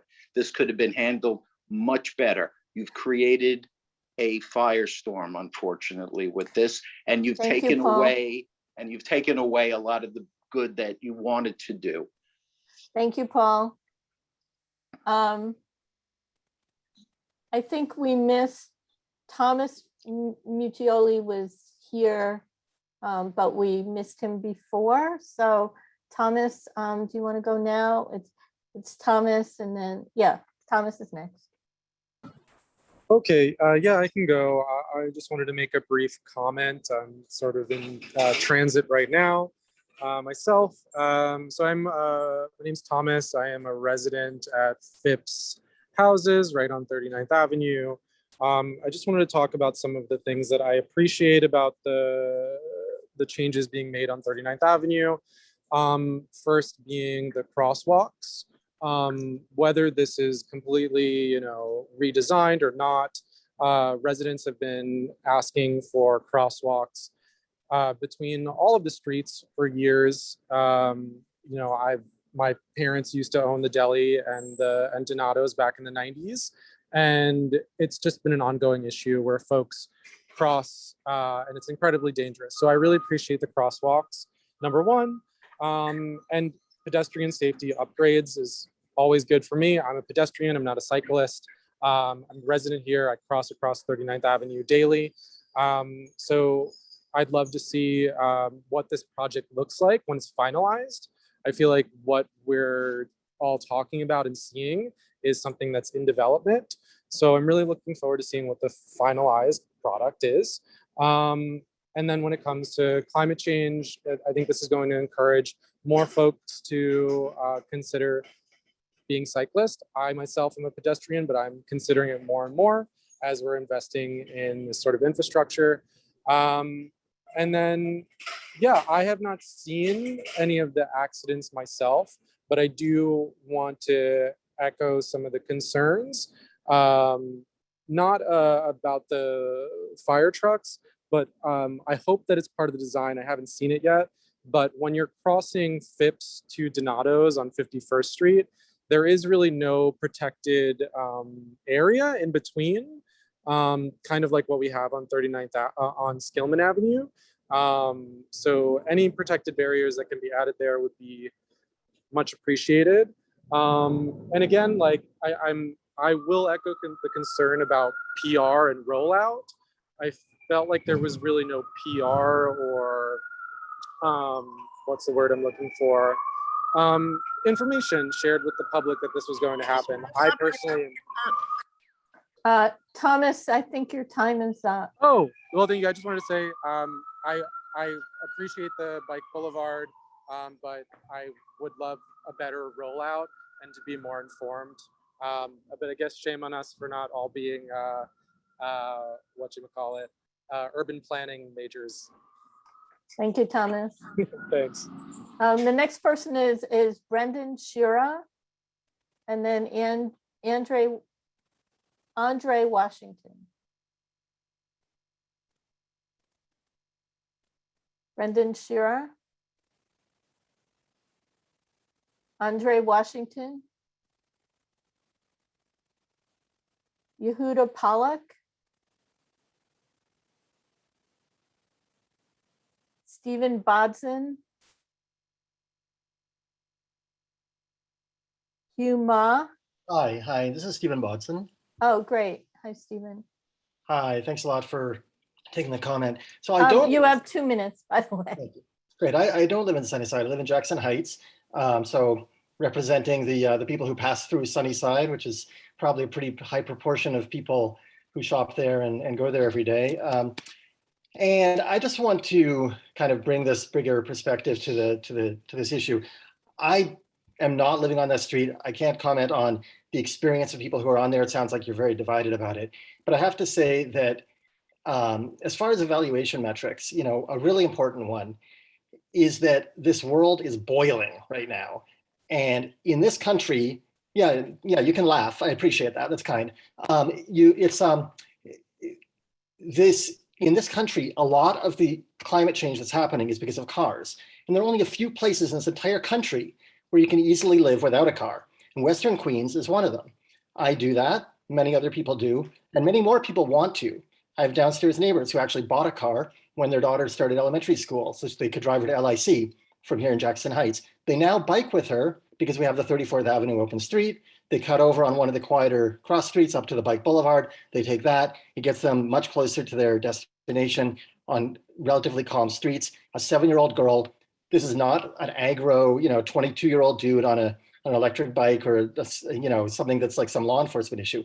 We're talking about people who want to use cars less and who are doing it and who are able to do it because we have this Bike Boulevard. So I really think that it's important to think about this in terms of a network and not only in terms of the immediate impact on the neighborhood. I really feel for people who are having an immediate impact. I understand that any change is always going to be disruptive, and there are going to be times when there are going to be some people who really suffer from any change. That's super annoying. But look at this city. We have 8 million people. We can't be locking the status quo of the city into place as if it were some kind of paradise. We're currently producing a tremendous amount of traffic, a tremendous amount of air pollution, tremendous amount of climate change in a city that doesn't need to do it. In order to change that, in order to save the city from much bigger problems down the road, we really need to have a better bike network. Thanks. Thank you, Stephen. Hugh Ma. Yes, hello. My name is Hugh Ma, and I am a lifelong Queens resident speaking in support of the 39th Avenue Bike Boulevard. I am not a daily bike commuter. I would not even call myself an avid cyclist, but I recognize that this Bike Boulevard will reduce the number of cars on our residential streets, which will be essential if we are to properly address the problems of climate change, of pollution, and of traffic violence. I understand why some of my neighbors here may feel skeptical of change. We saw this when City Bike first came to New York and when Skillman was put in just a couple of years ago. Change is inconvenience, but we can adapt to change. Our Google Maps will update and our Ubers will find their way around, but slower streets are safer streets, and safer streets are something that is worth changing for. So as I'm here speaking today, I'm thinking of the 189 plus people who have been killed in car crashes this year. I'm thinking of the 2 New Yorkers on bikes and scooters who were killed just in the past 48 hours. And I'm thinking of the 81-year-old Upper East Side woman who was killed while crossing the street on Monday. So we are in a traffic violence emergency. So to adequately respond to this emergency, I strongly support creative treatments like this Bike Boulevard and urge the DOT to expand them to other neighborhoods to prevent further loss of life. Thank you. Thank you, Hugh. Nuala O'Dowdy Naranjo? Great job, yes. Hi, my name's Nulo Dardi Naranjo. I want to talk to you about as a mother. I'm a mother of 5 and grandmother of 2. And I really think this Bike Boulevard is so essential so that people can move around. Boulevard gives a chance for people to ride calmly. I'm not saying that you can't ride on other streets, but especially if you're traveling with your family or with kids, the Bike Boulevard lets you have a safe place to ride together. And it really is the beginning of hopefully a network so that people can traverse around Queens safely. I host a Friday afternoon bike ride where we bring families and kids, and it is so scary bringing a bunch of kids on most streets. And the Bike Boulevard streets so that people can travel safely with kids, with people who aren't avid bikers, but who just want to be able to get around the neighborhood. Love the Bike Boulevard, and I thank DOT for starting it. That's all. Thank you, Nuala. Next person is Jim Burke and then Angus Grieve-Smith. Hi, my name is Jim Burke, and I, along with Nuala, also do that bike ride. We bring young kids and moms and dads, and we go all around Queens every single Friday for the last 17 months. And we need safer places that families can ride together and get to other neighborhoods. The planet is in trouble, and we need to figure out to get the people who can get out of cars out of their cars. And my mom rides her bike, and she'll only ride in a protected bike lane. She's 78 years old, and she rides with me. She rides with our nephew, with our grandchildren, and we need safe places to go to. And that's that's where we're going. We're going to get there. So to see DOT come up with something innovative and something new when we desperately need something innovative at this time, I think it's great. And I recognize so many of you because I go to Sunnyside so often. I have a lot of friends there, and I think it's absolutely amazing. And I think that I applaud DOT for doing this. And I'm very appreciative of the neighbors that I do know who are for this. And I know the ones who have some trepidation, it's because it's change. And I know all change is difficult. And I know and like those people. So I hope they can come around like they, you know, the world didn't end with Skillman.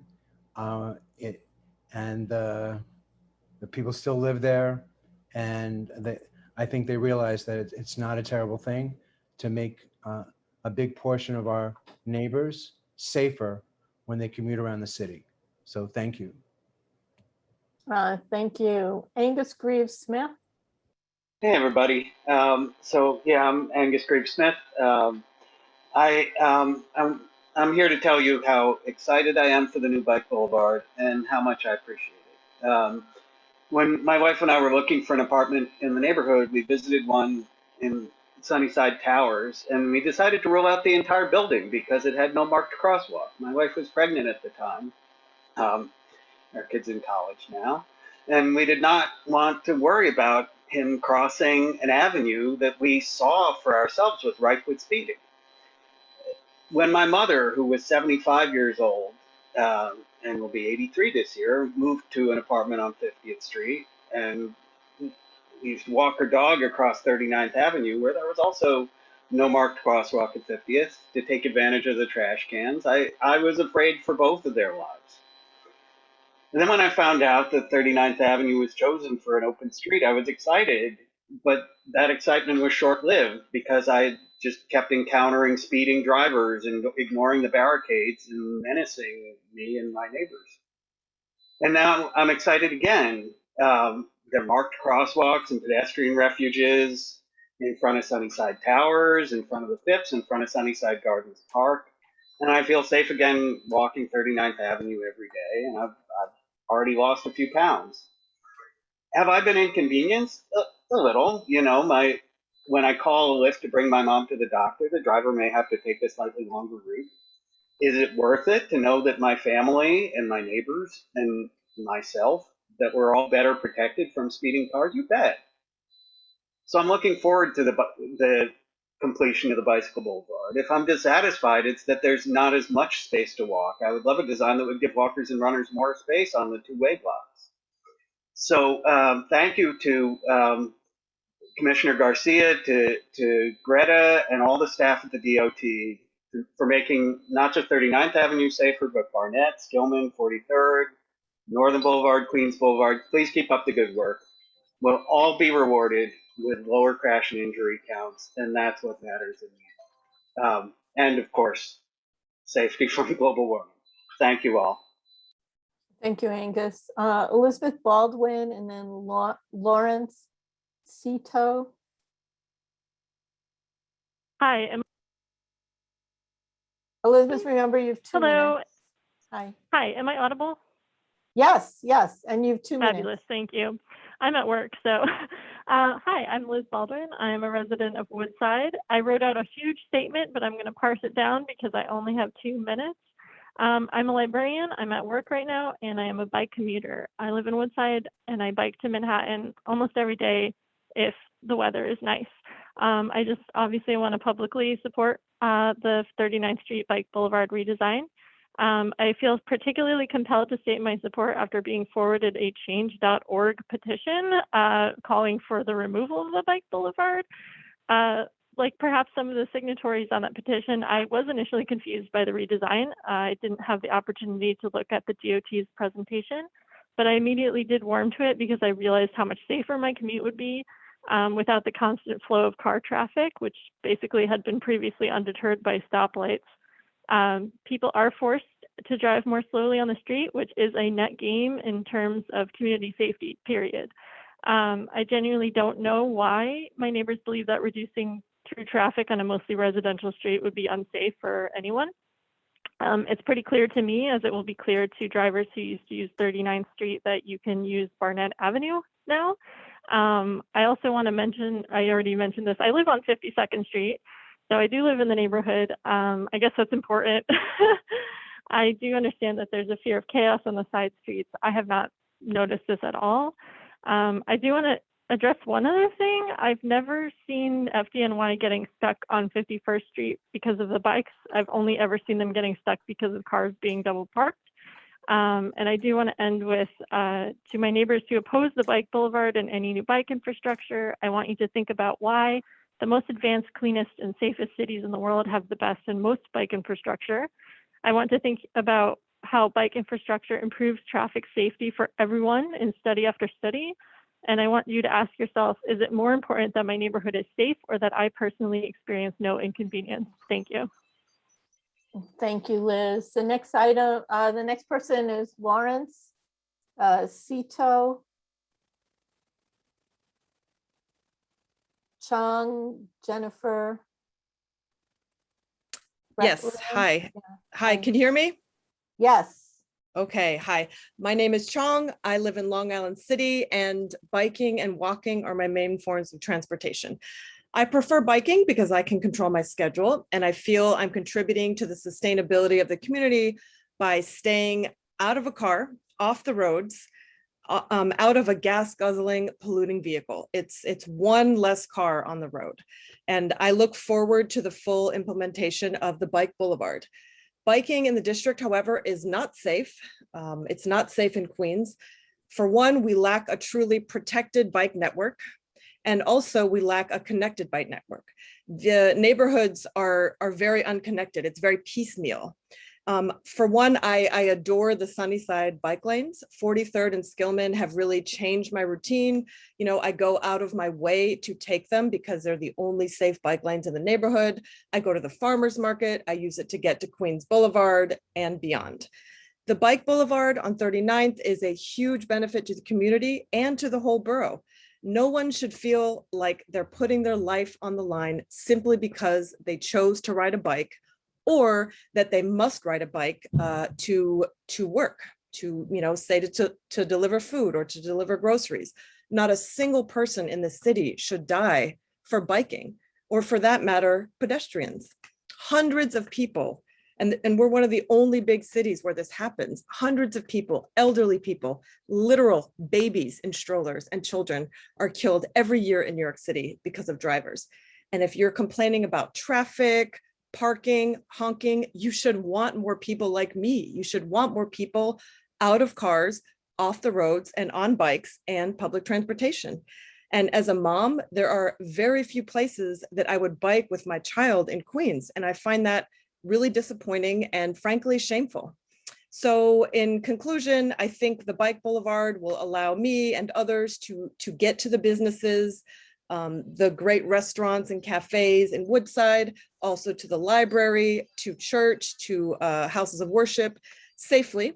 It will clean the air and it will make the neighborhood more accessible to everyone. So I think my one problem with it is Tom, that there's not enough of it. Let you go over a Thank little you. bit, so Okay, thank you. bye. Thank you for your comment. Fiona Smith or Smythe? I apologize for saying it wrong. Fiona?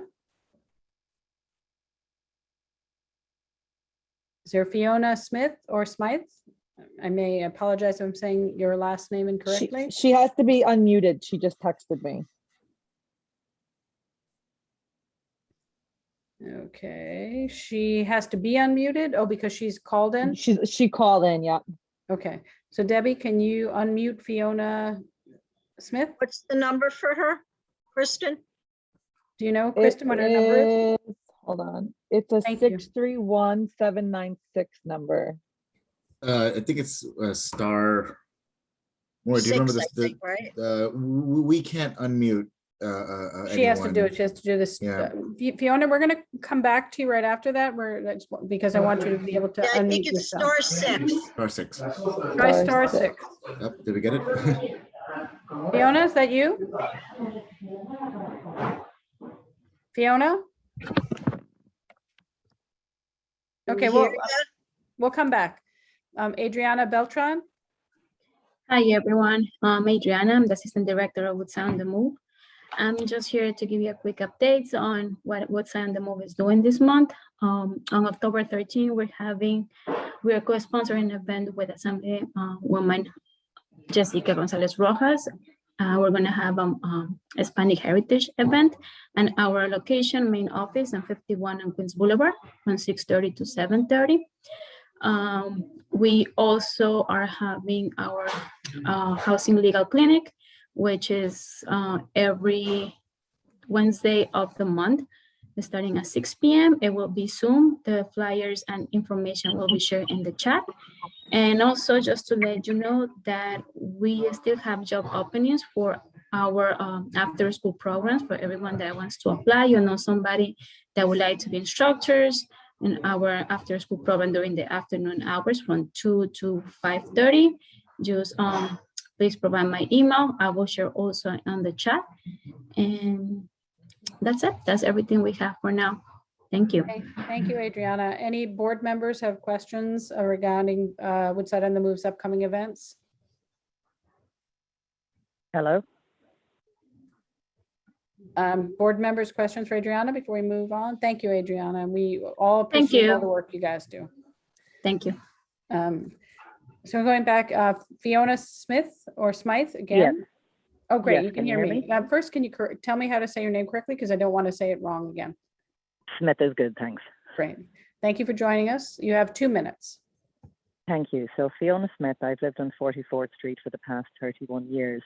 It's been addressed a few times earlier with regard residents that live between 49th and 50th and also 45th and 46th.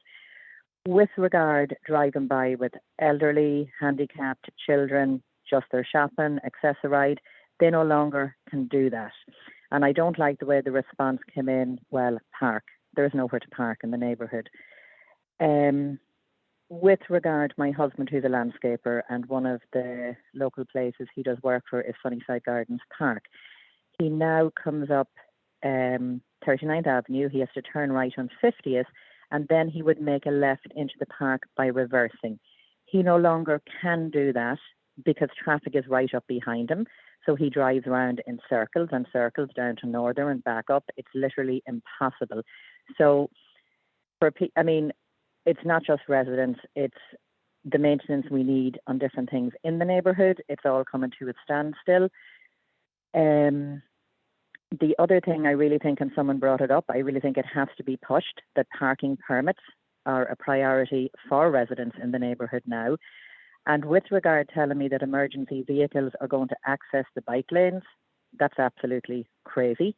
I also believe that any two-wheeler, like a car, should observe the rules of the roads, which a lot of them do, but I think they should have to have a licence for their two-wheel vehicles and sit some sort of test that they do know to observe the mileage, the speed limits, everything else.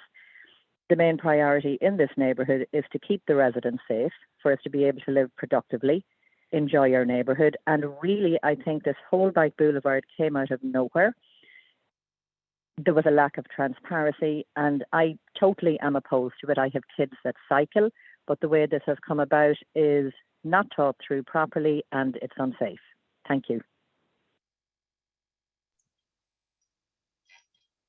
Sorry, thank you, Fiona. Thank you. I think she beat you to it, Debbie. So Jessamy D. Hanus or Hanus, and please correct my pronunciation so I can respectfully say your name again. Yeah, you're pretty good. You got Jessamy right. Hannes is Yeah, close. so hi. I didn't recognize you. You yes, have 2 minutes, just to remind you. Thank you. So I'm very excited about this new tool in the toolbox for the engineering. You know, the prior efforts to slow streets with for speed bumps are often just really ineffective. And one-way conversions can create disruptions to checklists that send you. Hold on, and could you pause the clock for a second? 631-796-7217, please mute yourself now. And I think maybe Fiona, you haven't remuted yourself. Thank you. Okay, restart the clock. Thank you, Jessamy. Right, so yeah, so I'm excited about this because, you know, prior you know, methods. What does that have to do with what I did? I don't. Sorry, we're gonna do this again. We're gonna start over if we can. You have been interrupted twice. Start again. Test runs. Yeah, so I mean, you know, the prior tools that we've had. 2 minutes over. Effective. And I think this is a really innovative, exciting method. You know, we're all seeing wayfinding apps like Waze and Uber directing traffic into local neighborhoods when there's just the slightest bit of slowdown on Northern or Queens Boulevard or on the highway. And this kind of innovation will help to keep those apps from sort of automatically diverting traffic.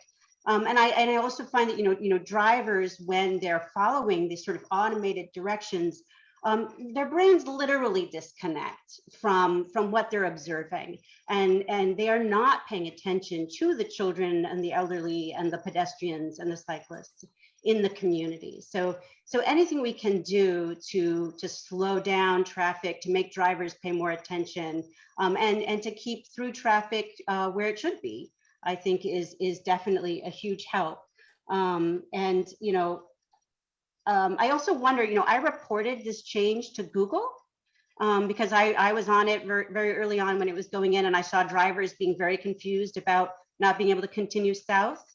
And I wonder if the DOT has any kind of partnership with Google or any of those wayfinding apps.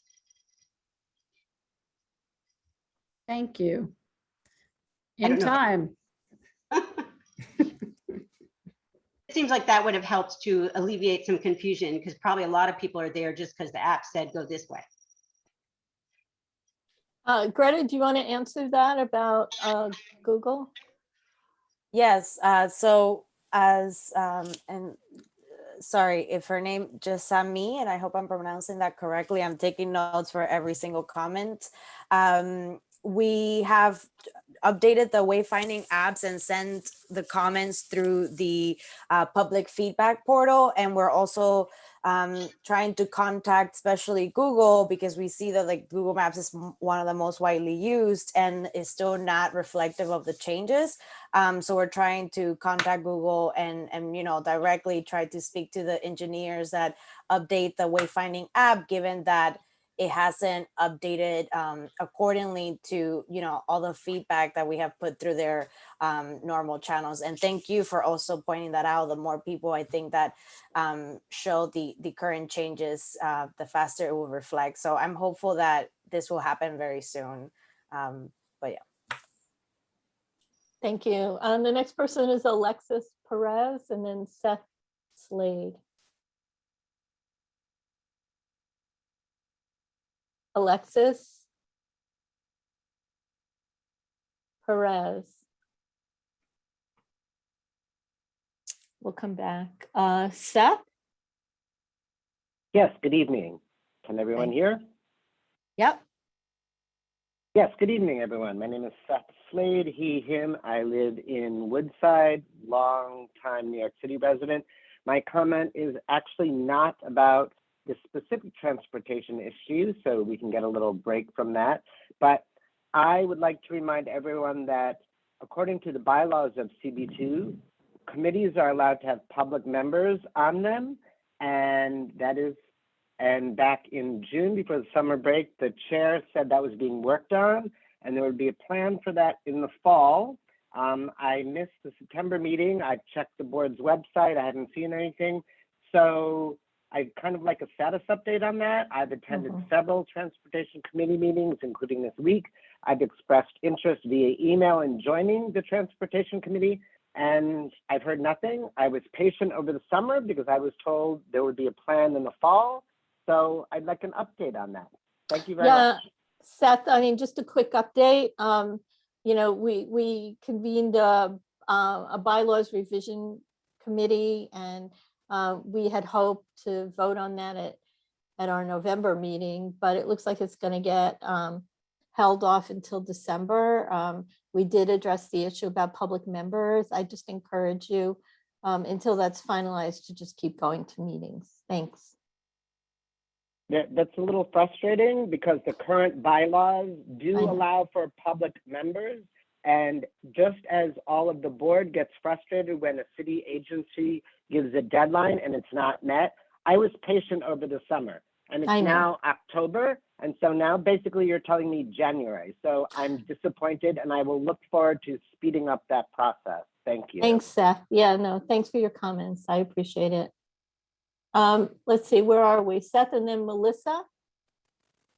Hello, Melissa Guyarsa.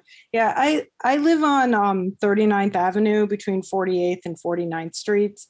And I've lived here for a while, and we've been asking for a very long time to get stop signs and stopwalks and crosswalks, or even a stoplight to calm the traffic. And it seems that what's been done is completely insane and overboard. It's there. So what I want to know is, can we still get stop signs so my kids can cross the street? I drive a car, not because I want to. I hate driving, like more than anything in the world. It's because I have to drive my children places, to doctor's appointments mainly. And I would love to not be able to drive a car. Unfortunately, I have to. That's a whole other issue, but I fear for my children's safety crossing the street still. Like, there need to be stop signs. And also, there also needs to be more transparency as to how this process was run, because I know that the problem that's everybody wants to solve are safer streets. That's a problem we're trying to solve. Like, I want to know what data caused this to be the solution. And like Chris Mitchell said before, like, what will be, like, how will we get feedback and know if it's been successful? Because everybody wants to be safe. Like, I want drivers to be safe. I want cyclists to be safe. I want pedestrians to be safe. So how would we like measure this as being a success, and how do we change it? Because parking can be changed by like having permits. Like, if we have parking permits, that'll keep Uber drivers from like parking on our streets, or people who are commuters parking here once we have congestion pricing. Because once that's in place, everyone's going to park here. So we need to have parking permits. That'll solve the parking problem. I'm just trying to figure out, like, we need to figure out to have a process in order to get feedback from the DOT, because we have to live as a community here. And everybody needs to be safe. So if we can have a way to get our feedback and also see how it's being put into place, that would be wonderful. And there was somebody from the from the DOT that I spoke to the other day, and he was so helpful and listened, because I seem to send emails into the vortex and nobody hears, but I really want to know how like our comments are being heard and how they're going to be like related. And I want to hear what other people have to say. like, I like just so we have a calm discussion, but so we have the process in place to know how I don't know. So just so there's more of a way for the DOT to tell us how this is being successful or not being successful, because maybe it won't be, or maybe it'll be wonderful. Like, we just need to know like how it will be, because we all need to live here and be safe. Thank you, So, Melissa. Thank you very Melissa. much. Yeah, Thank- Debbie, is your clock still working? Sorry, I've been bothering. Anyway, thank you, Melissa, for your comments. Jolie Cuminelli, are you Edie Cuminelli's relative? That was very close. Yes, my last name is Cuminali, and I am the famous Edie Cuminali's daughter. Oh my gosh, so nice to meet you. Anyway, go ahead. Good to meet you too. I will send your regards to Mom. My name is Jolie Cuminali. I'm a lifelong Queens resident, as you obviously know, Linda. I'm born and raised in Long Island City. I currently live on 47th Street between 39th and Skillman. I just wanted to say that there are some serious safety and quality of life issues with this 39th Avenue redesign, many of which have already been expressed by Debbie Farley, Stephen Cooper, Richard Mazda, Tracy Sullivan, and Lindsay Moorer. Apologies if I butchered anybody's name. What hasn't been discussed yet are the difficulties that are faced by blind people, visually impaired people who cannot see all of the signage and painting that the DOT is promising to do. How will they safely navigate, cross, use these streets? Obviously, they're not driving, but they are pedestrians. Similarly, differently abled people, deaf people, they don't have, it seems as though their needs have not been considered by this plan. As well, pedestrian needs have not been considered by this plan. Currently, there doesn't seem to be any room for emergency vehicles. I realize that that's not part of the ultimate plan. However, that is the situation currently. And it's not as though people are just going to hold off on having their emergency until the DOT finishes this project. I don't drive around in this neighborhood aside from leaving and returning. And as a pedestrian, I fear for my life every time I step out onto the sidewalk, because bicycles and motorized bicycles, e-bikes, dirt bikes, scooters, mopeds, they all use the sidewalk. And bicycles don't make noise. So when you step off into the street, you can't hear them coming. I have 3 questions that I would like to ask the DOT. In this pedestrian plaza, will there be additional lighting for safety concerns? My second question is there a plan in place to require licenses and insurance for bicycles because they do speed? And is there any hope for enforcement of bicycles if they're not licensed and or insured? Thank you for your time this evening. All right, so I'm gonna let Greta speak to the larger pedestrian space and the vision for that. What I will say about, requesting like licensing of the operation of bicycles, obviously that's something that needs to be legislated. I'm a driver. I'm also a pedestrian and a cyclist, but I go to the DMV. So, that's a legislative process.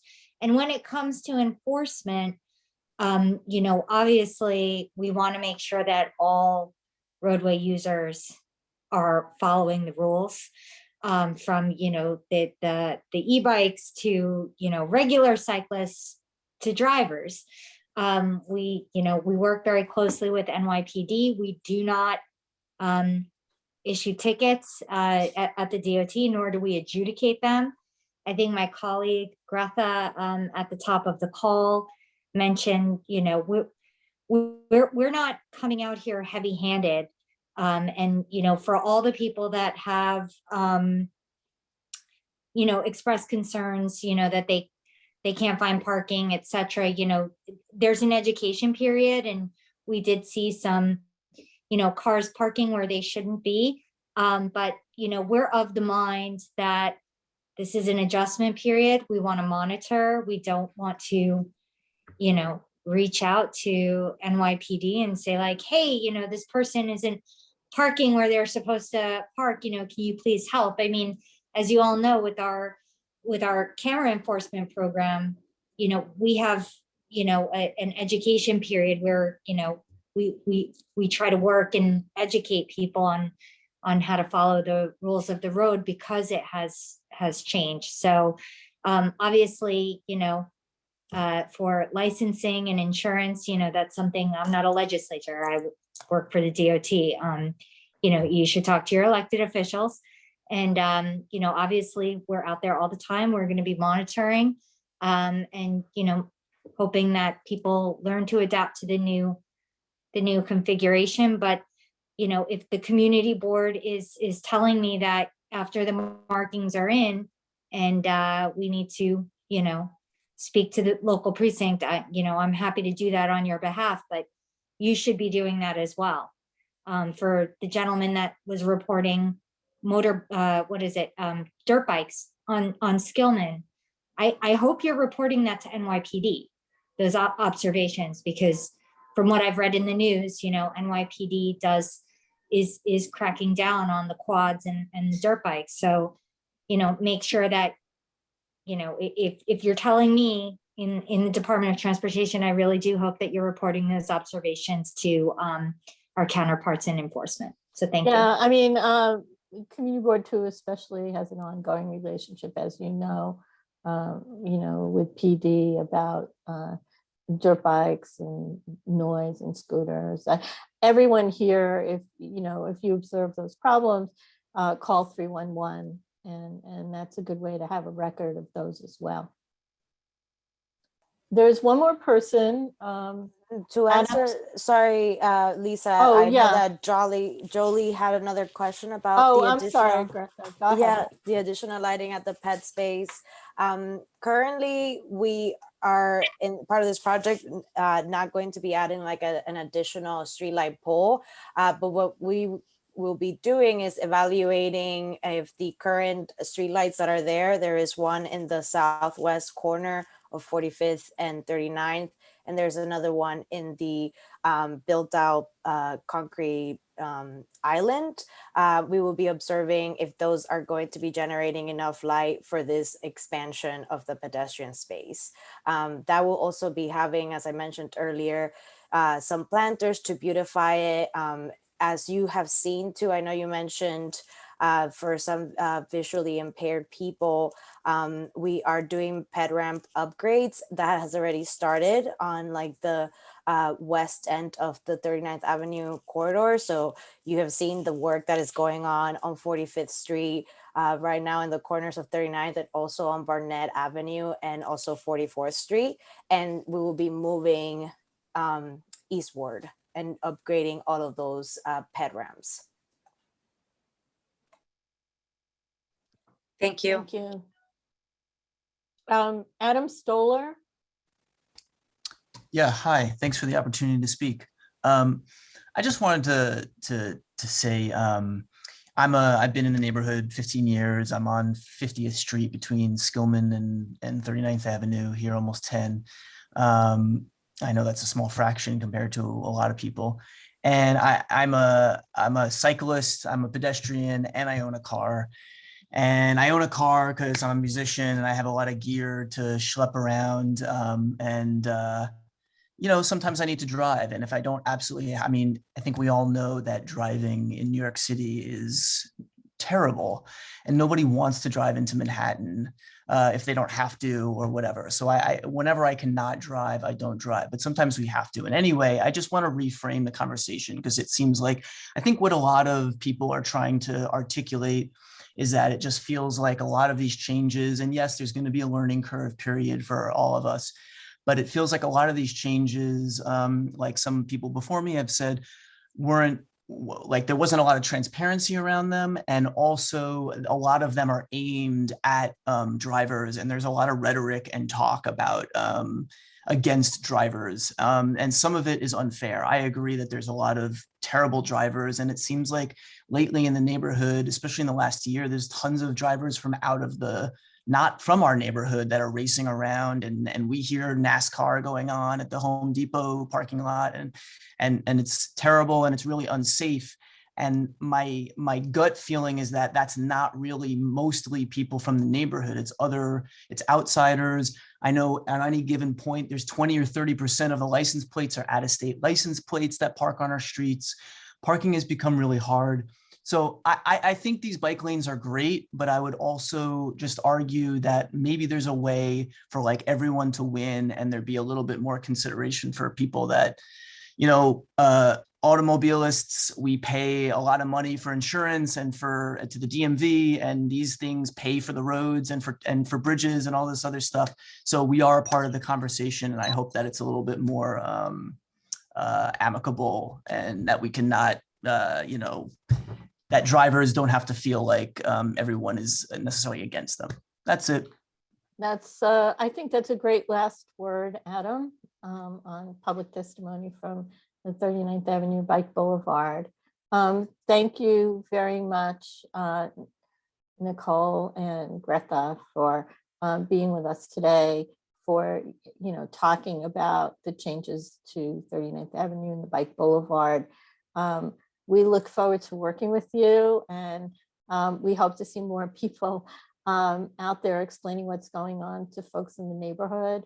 It'd be great to see resident parking, and for people at DOT to come back and talk about the experience of implementation, and hopefully it will improve. So anyway, thank you for being here.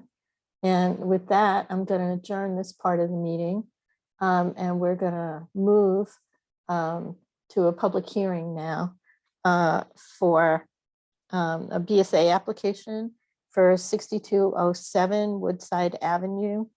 The application is to reopen the BSA resolution to extend the term of a previously granted variance. The BSA issued a resolution permitting in an R6 district the erection of a 4-story office and warehouse building for a term of 20 years. So Vincent, thank you for waiting. I really appreciate you're hanging in there. No problem. Can you just tell me whether this application is calendared? What's the status of Right. this Well, situation? the BSA actually asked us, has the community board made their recommendation yet? And I said, we're pretty close. And so as soon as we get that recommendation in, that was the only open item they had, they will calendar it. So we will be going to the BSA hopefully fairly soon after we get your resolution. Okay, so I'm turning this over to you now. Okay. I think could I do a screen share? Debbie, thing? will you give Vincent an I think I opportunity have to it. share? Hopefully I have it set up the right way. 1 second, and I'm going to give you privileges. Vincent, you now have privileges. Okay. So do I have to press share screen? Do you know, or? Yeah. Okay. Great. So last time there was a question, I just want to show you briefly. So we're talking about that 6207 Woodside Avenue, which is the site shown here. It's the north side of Woodside Avenue, just east of 62nd Street. 61st Street's another block to the west. And I'm sorry, we don't see anything. We just see your files. Oh. Yeah, just click on, is it photographs that you want to just click on the photograph? Yeah, you don't see the picture now? Photo. No, we don't. It's the whole screen. No. Might have to choose the Yeah, other. just screen. double click on that. Do you see it now? No, try it Must be again. another window. The wrong The wrong thing. window is shared. You have to stop sharing and then start sharing again and highlight the window with the photo that's open. Okay, sorry about that. Close this. When you click share screen, you'll get an opportunity to pick which window to share, and it'll have a green outline around each window. You want to hover over the window with the photo and then choose that one. Nope, we're still on the Finder window here. Okay, I'm not sure. Okay, I don't know what to, let me just give you my little presentation and hopefully that'll be good. So anyway, it's 6207 Woodside Avenue. The building's been there for 40 years, close to 40 years. As stated, the variance was originally approved back in April of 1981. Vincent, I'm sorry, you could just close that window. Okay, yeah. Okay, there you go. Sorry about that. The building, the variance was approved on in April of 1981 for a 20-year term. The board had a couple of interim approvals where they gave a little more time to finish construction. And then we were back in 2001 for an additional 20-year term. So the building's been there for close to 40 years. And we're back now asking for an extension. We would like, as the committee saw fit, to have a no time frame this time, as the building's been there 40 years. The building has been there. The tenants are community tenants. There's the first floor has an AIDS Center of Queens. The AIDS Center is also on the third floor. The fourth floor has the mental health providers of Western Queens. The second floor, part of that floor is also the mental health providers of Western Queens. And then there's a law office, McGlynn, and a physical therapy office. So basically, at this time, it's not that the variance expired or anything of that sort. It's just that they gave two 20-year terms. And so we're now asking for that to be extended, hopefully permanently. I'm sorry, the picture thing didn't work, but it's a building, right around the corner, basically, from the number 7 stop and the Long Island Railroad. Could you email the presentation and we can put it up, since we know how to actually put up the Yeah. Let me just see. Hold on. Is it just a photograph or is it a presentation? Well, I wanted there was a request. No, it's a I'll send you series that of photo PDF file. How's that? I'll do that right now. Send it to QB, QN02 to Debbie. Yeah, the QN02. Okay.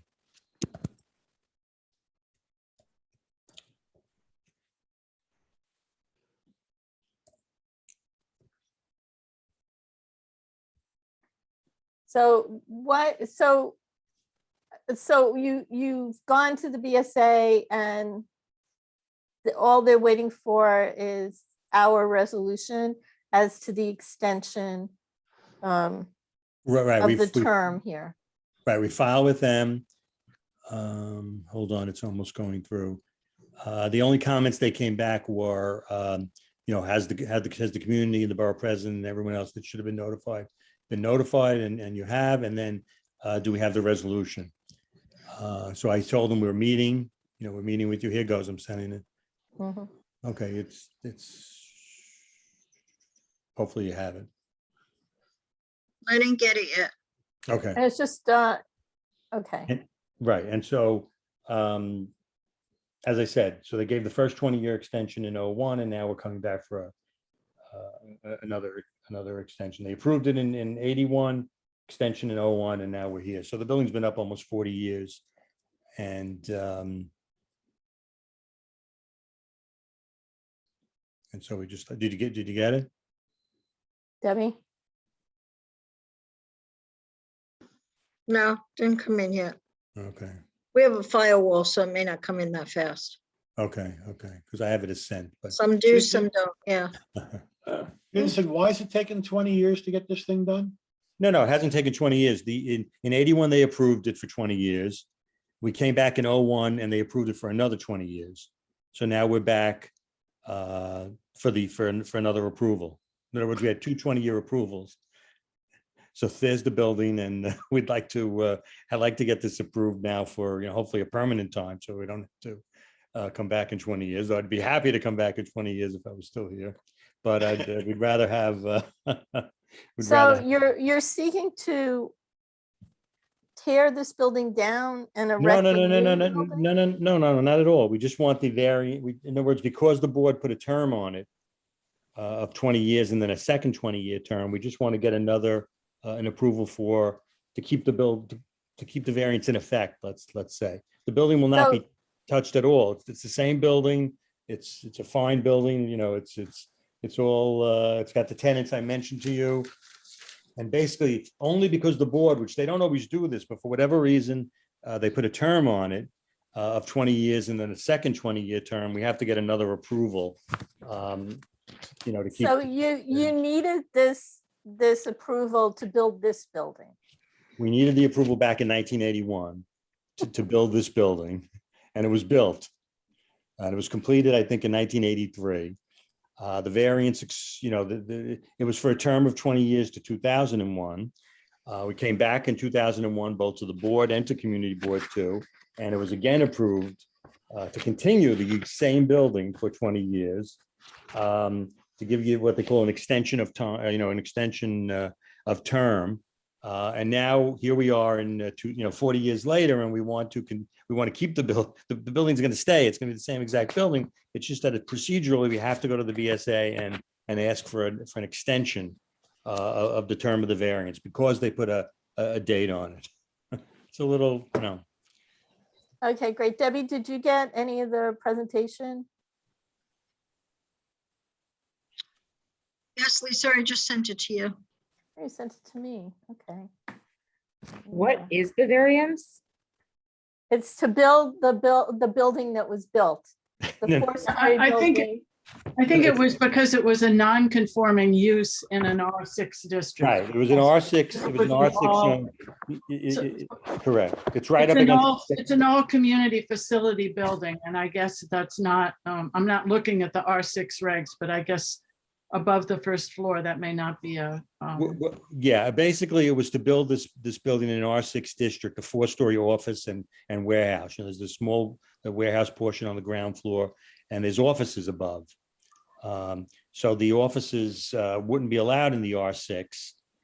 So the board granted this variance. It's on a very special kind of lot, odd shaped, and the location of where it is. So the board granted the variance with the community board support, and then it was extended for another 20 years in 2001, again with both by the board and the community board. So in other words, we just want to keep the building in. The building's there, and it's just to extend the term for another 20 years or longer, maybe permanently. So can everybody see there's no now? construction necessary. There's the building's there. I'm sorry, Vincent. Can everyone see now my screen? No. No, 1 second. you have sharing privileges. I think I was chair of land use when this passed the last time. I believe And I so. remember right, we wondering see it why now, it's in Lisa. front of us. Okay, great. Thanks, Teresa. Okay, so Steve, you want to describe what happened in 2001? I don't remember. Yeah, basically Vincent came to us and we said, well, why are you coming to us? This building has been there for longer than we can remember. And he explained to us that this was the procedure of the city.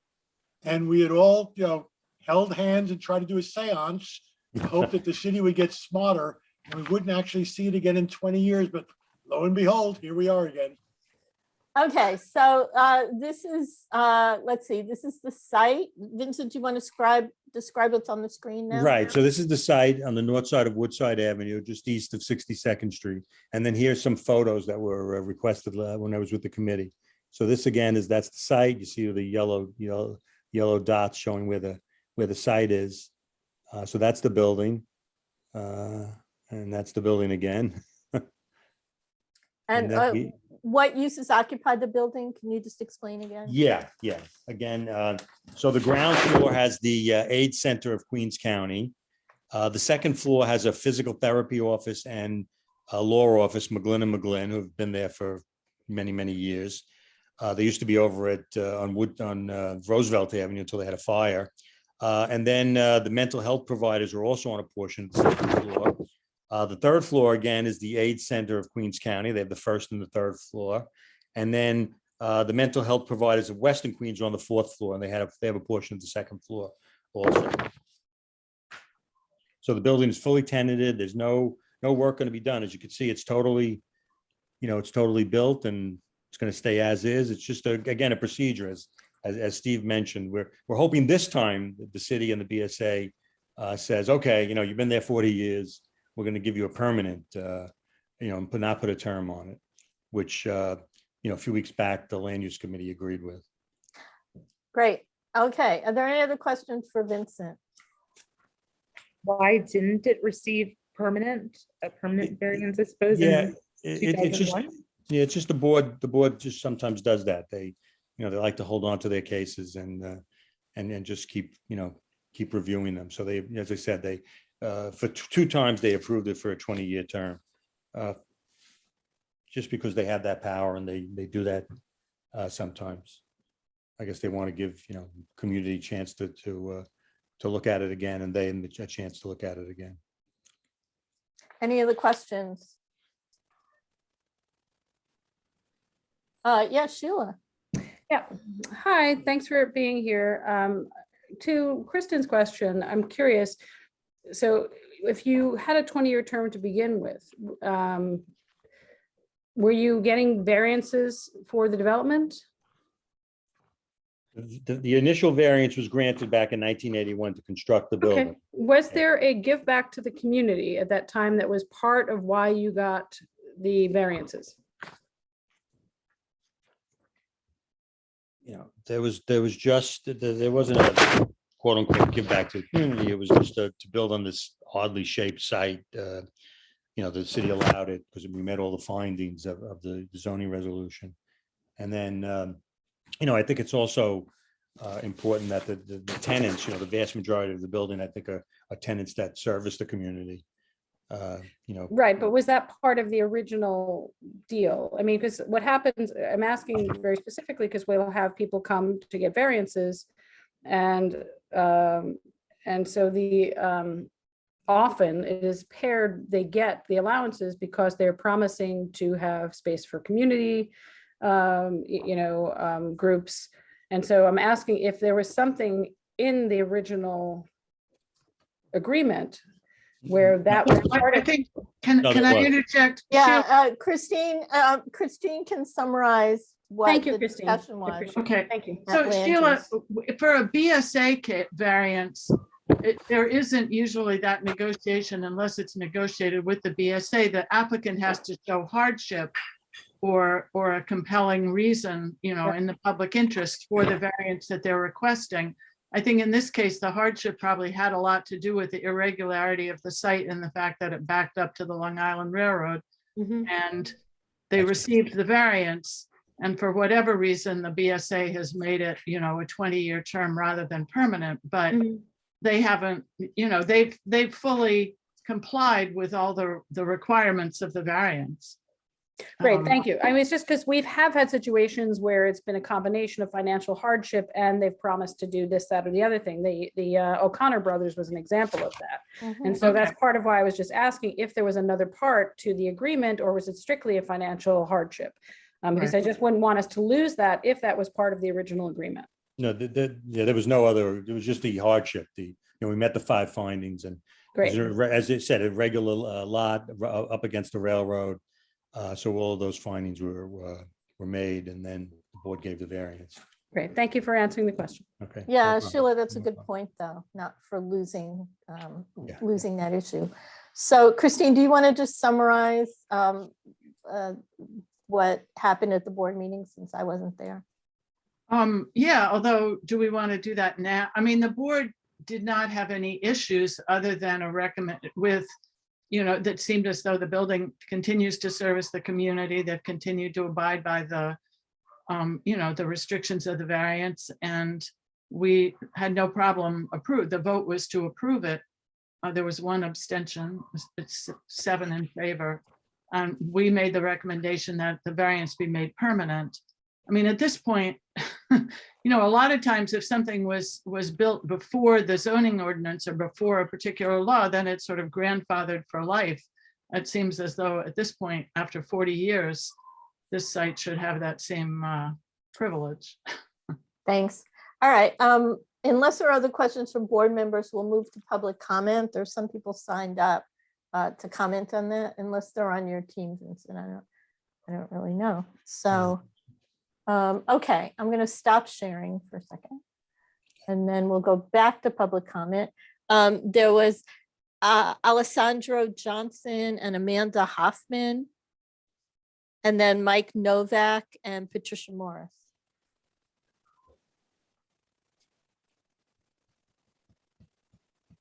Are you here?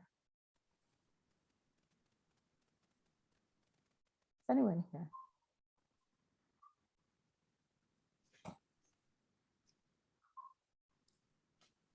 I guess not.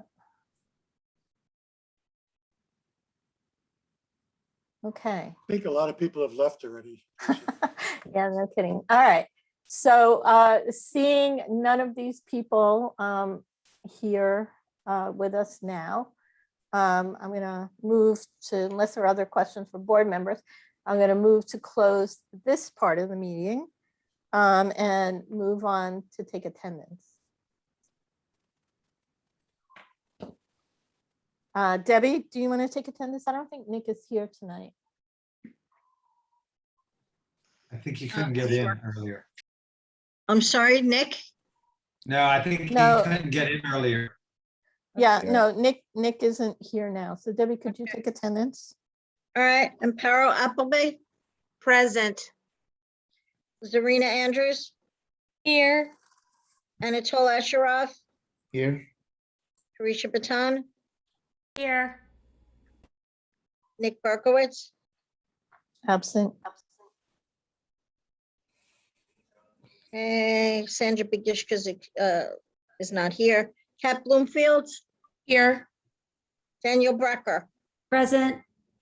Joanna Carmona? Absent. Gianna Sabone? Absent. Tanya Chavez? Here. Osmond Chowdhury? Yes. Stephen Cooper? Still here. Warren Davis? Present. Jake DeGroot? Here. Lisa Deller? Yeah. Sally Frank? Here. Maury Galnoy? Here. William Garrett? Earlier. William, are you here? William? Okay, I guess he's absent. Somnath Gamir? Absent. Dr. Giannosis? Present. Camille Gray? Here. Kenny Greenberg? Here. Ben Gutman? Makes me Here. feel really good. Christine Here. Hunter? Steve Here. Mute? Mohammed Jewel? Absent. Adron Khan? Here. Sheila Lewandowski? So happy to be here. Dominic Lapolis? Absent. Kristen McGowan? And I I'm saw you. here. Ty McShane is excused. Tom McTusitz? Here, thank you. Clara Oza? I'm here. Okay. Elliot Park? Carla Perez? Stephen Raga? Here. Selena Romero? Absent. Catherine Sabal? Here. Roberto Sedana? Here. Regina Shanley? Regina Shanley? If you're here, are you on the phone? *6? I don't think so. Okay. She's absent. Laura Shepherd? Here. Lauren Springer? Here. Mary Torres? Absent. Anthony Tadella?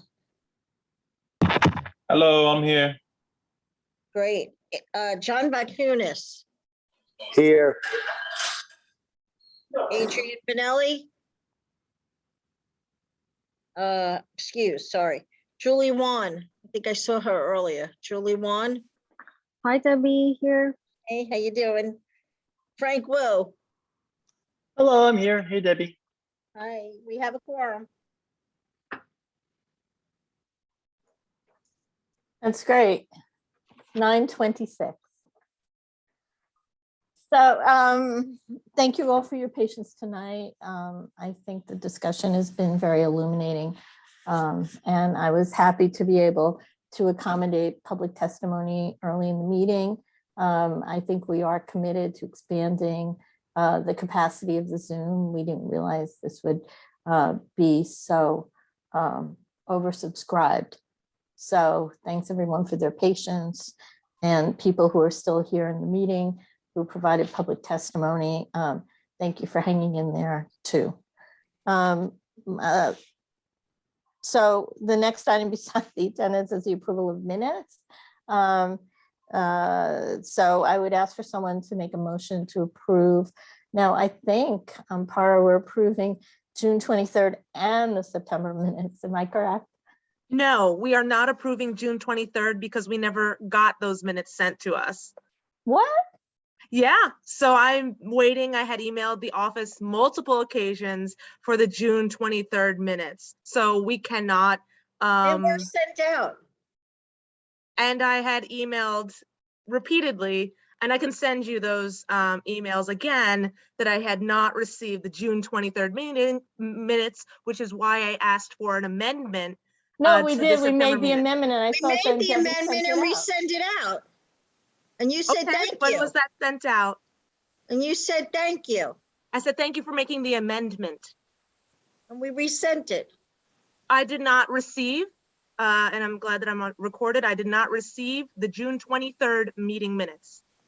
Wow. Did, let me see if, does I would like anybody? to know if anyone else has been able Yeah, to let's just- successfully receive the June 23rd minutes. Oh my. Anybody else? Yeah, you guys did. Camille did. I have, I got it. I have them on October 4th. Yeah, and we had October them 4th, yeah. revised, right? I have it October 4th too. Mm-hmm.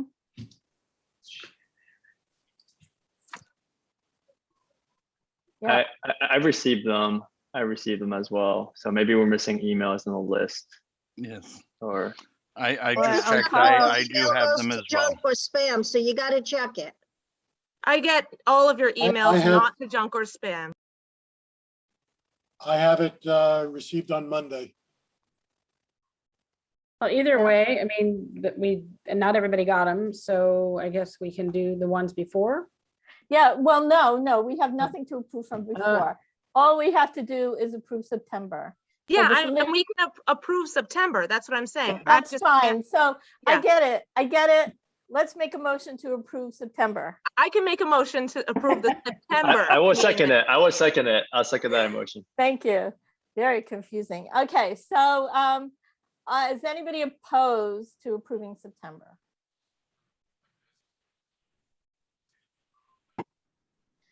I will take that as the September minutes have been approved, and we will hold off the June 23rd minutes until we get confirmation that everyone's received those minutes. And I mean, we had a lot of dialogue back and forth on Paro, so I'm kind of surprised you didn't get them, but we will go with this and resend them again.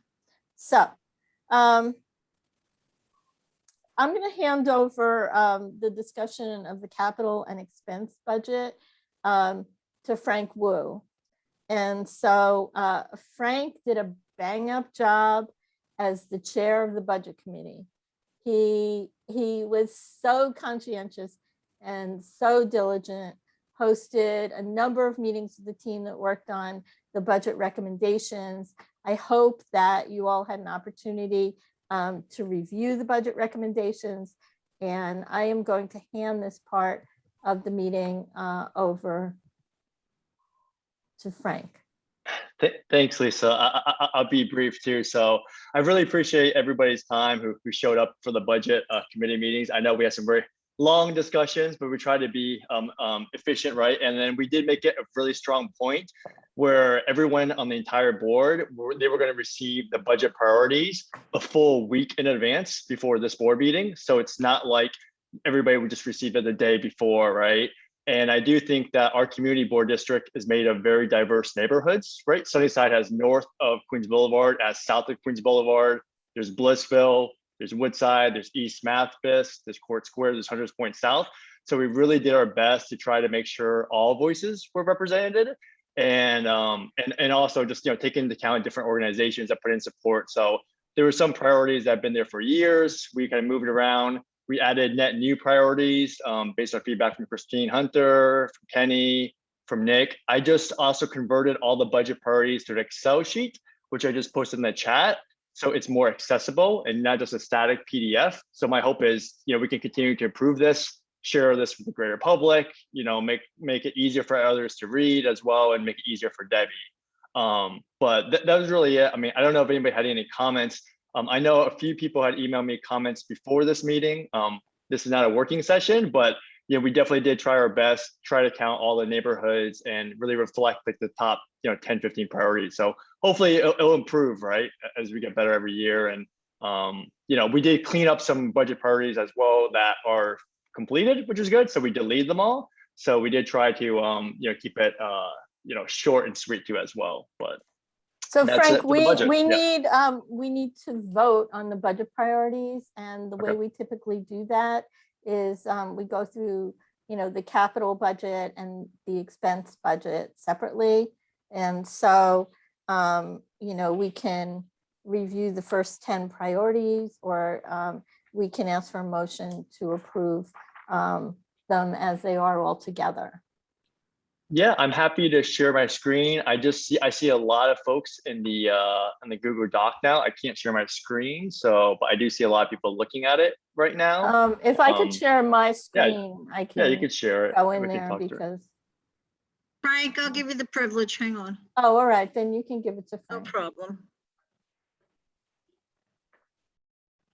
I did. All right.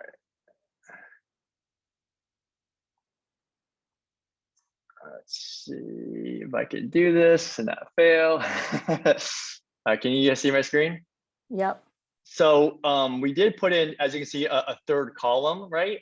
Where people can see where budget requests used to be, right? And then we changed them.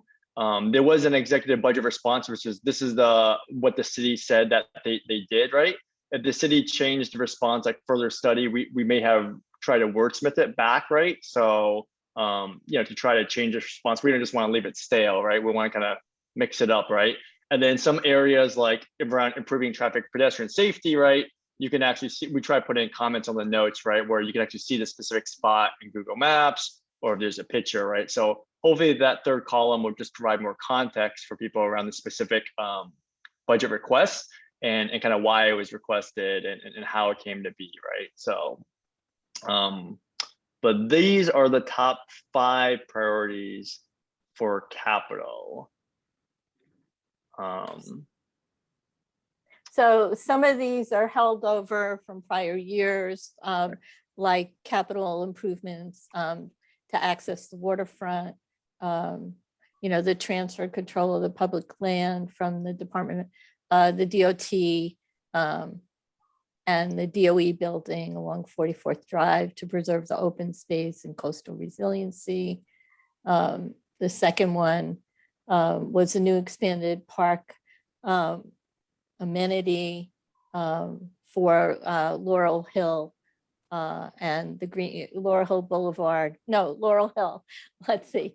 It was the Greenway. Oh, it's for the Greenway. I'm so sorry. Request funding to identify and acquire a site for a park in the Blissville community. Study feasibility of creating a bike, pedestrian, greenway, and park. And so that was the second one. There are a lot of resurfacing and repair of potholes. One of them is in the Winfield Industrial Street from 69th to 72nd Street, Queens Boulevard to Maurice Avenue, to repair or construct new streets, sidewalks, curbs, and medians.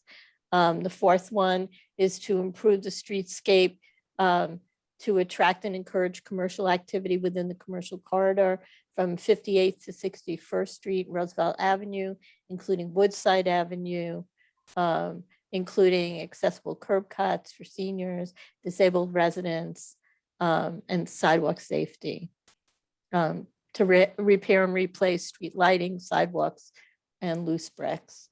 And then the fifth one is to improve and upgrade transit in the district, including upgrade and install elevators for the MTA, right? The MTA. CB2 priorities, 5 locations for accessibility for all public district-wide capital improvements. And so it's accessibility for Vernon Jackson Court Square Station, Queensboro Plaza, 40th Street and 61st Street and 52nd Street. So those were the top 5 all of those have been in the capital budget request, except for the Woodside Avenue Street improvements. That was a new request. But all the others have been there for a number of years now. I would say on the expense, we did put in the top 5. There are some net new ones, right? Which you can No, look no, into. no, we're sorry, voting on the sorry, capital budget. Oh, right sorry, now. sorry. So just stay with the capital budget for a minute. Does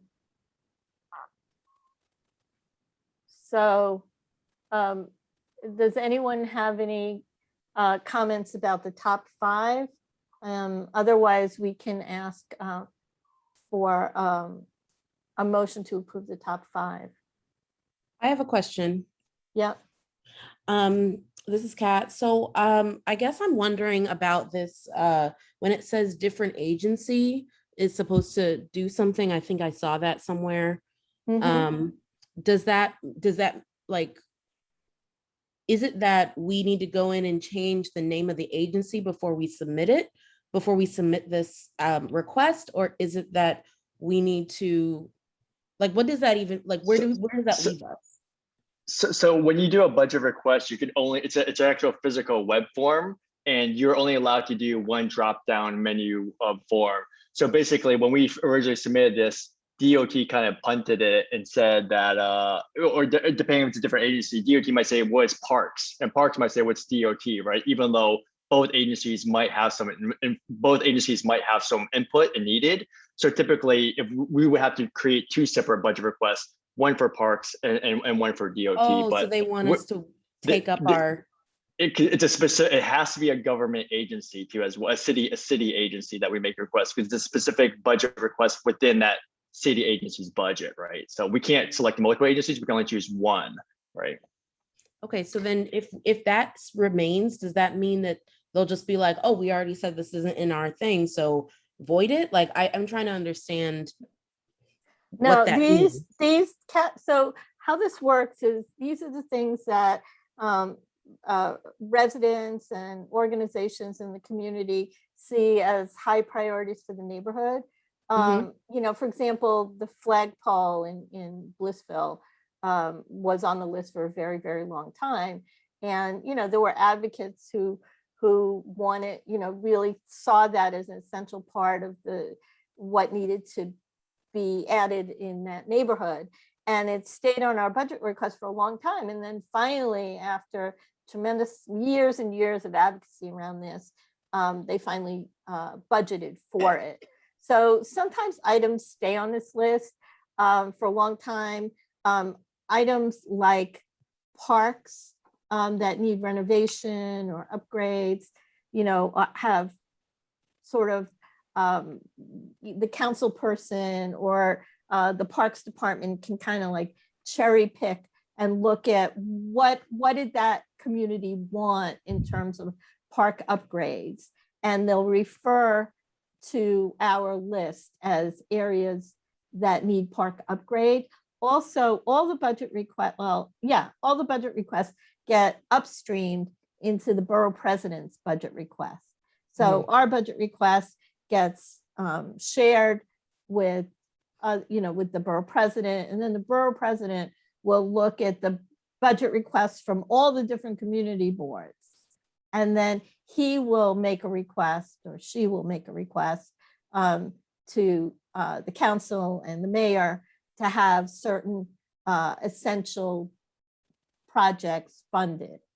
So that's how this budget, this is for funding from city agencies to upgrade physical improvements and to fund expense items, projects in our community that we see as priorities. Yes, it's advisory too, Kat, too, as well. So it's really just advisory, right? That it's more one of the responsibilities of the community board, that the local councilman will say, what does the community want? Or maybe let's say one day federal earmarks come into play, and suddenly the federal government has a lot of money. That local elected official might go, well, what does the community want? They might look to this budget thing as a place, right? But people typically, people have discretionary funds too as well. Elected officials may say, what do I want that can help the community, right? So, but ultimately it's all advisory, right? So. So I guess the larger sort of question here then is, does it matter if they say, oh, this is a different agency, or this is supposed to be even adjacent property owner? This is just for us to get the priorities down so that if and when any opportunity will come up, then we've got it there. So, okay, great. And then And it's proactive too, because like a developer wants to do some ULUP rezoning, and it's like, what does the community want? Have you looked at the budget request priority, right? Something like that. Right. And this is public for all of them to look at. Okay, great. And then the supported by, does that mean that organization like Woodside on the Move pushed for things, or is it that we reached out to the community and then asked if for a supporter? Like, I'm trying to understand just like how that gets there, and also like, does that matter in terms of getting it further down the road? I'm thinking about it like, if we needed to have our top 5 like supported by a whole list of 8 of groups, you know what I'm saying, to get what we needed. I think it does matter, Kat. I think, not to cut you off, but I think it does matter. If Sunnyside Community, Sunnyside Senior Center has been running a food pantry out of the senior center. And, they're advocating, let's say, for a permanent food program or food pantry. That's something that, they can sort of testify around. Or if Woodside on the Move says there are curb cuts in, on 58th Street that need to be repaired, that's supported by an agency. So it does give it a little extra clout. Great. That's good to know. I just wanted to clarify some things so that I could just understand the context. Since we've talked about how like we say a no means no, like a no, or like a yes and means I don't know. I just wanted to make sure I understood before I voted, like how this is contextualized and how it's received on the other end. Yeah, I mean, thank you for asking those questions. They're important questions. The budget, the budget we do every year, hopefully this year, there'll be a budget committee that, is a standing committee of the board, and people who are members of the budget committee can kind of work on this over time rather than taking up the whole summer, always to just work on the budget. So anyway, Frank, sorry, I'm cutting you off. I can't hear you. No, that was it. No, I didn't know if anyone else had other questions. I guess it was to answer Cass. Yeah, it's like a PDF letter, and then when Debbie submits it to the city, she has to submit every single line item manually. She'll upload like a PDF of a letter of support showing that organization is supporting this ask, right? So more people supporting stuff is always good, right? So thank you so much for this clarity. It's really helpful. Okay, so any other questions about the top 5? Or if so, I would make a motion to request that the community board vote to approve the top 5. I second it, Lisa. Okay, any discussion? Call the question. Okay. Debbie, you wanna? Debbie, are you with us? It's not going to be a roll call vote. Lisa, you have to stop sharing your screen so we can see by a show of hands. Oh my gosh, okay. It's going to get complicated, but okay. We'll just say anyone opposed to the top 5. Yeah, thank you. You get it now? You see me again? Not my screen? No. You still my screen? I see you. Oh. I can see you. You're still No, sharing that's your- Frank's screen. You're still sharing. That's Frank is sharing. Frank, you have to stop. Can you stop sharing for a moment? Sorry. Oh, geez. Okay. So is anybody opposed to approving the top 5? I don't see any hands up. Do you? No. Okay, so the top 5 are approved. Okay, great. So Frank, why don't you share your screen again and we can do this second dive Perfect. on the Capitol. Yeah, the Capitol is more interesting because we put in some net new requests, right? So No, that was the Capitol we were just talking about. I mean the expense, right? No, no, no, So- we have to Oh, we have to go approve- back to Capitol. Yeah, Sorry. we have to back There you to go. Capitol. There we go.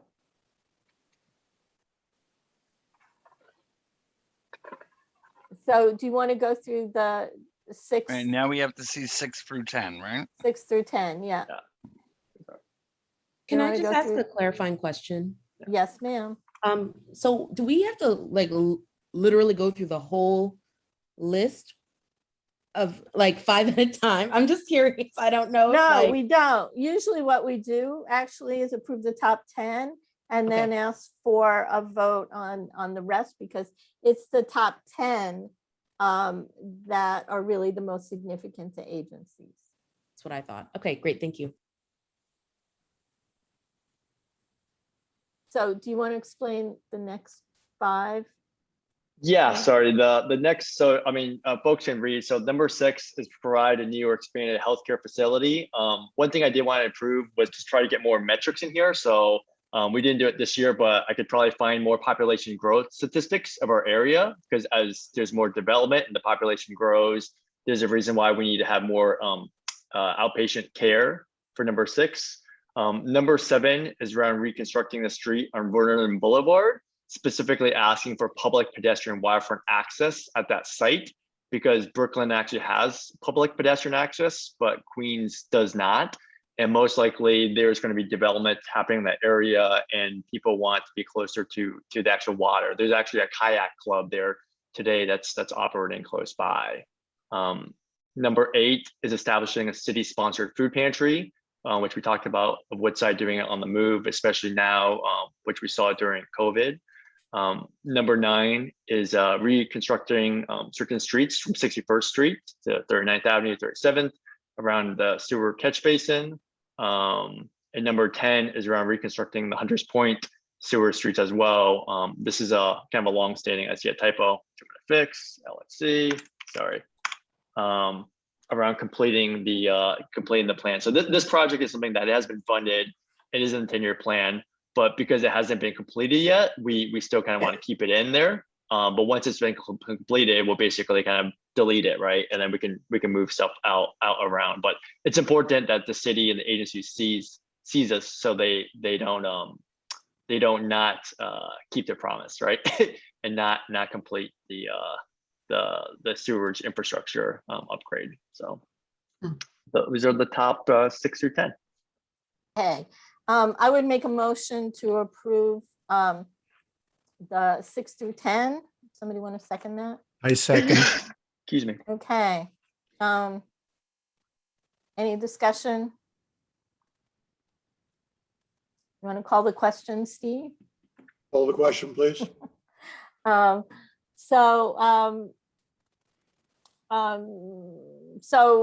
Debbie, is there anyone all in Anyone favor of opposed? calling the question?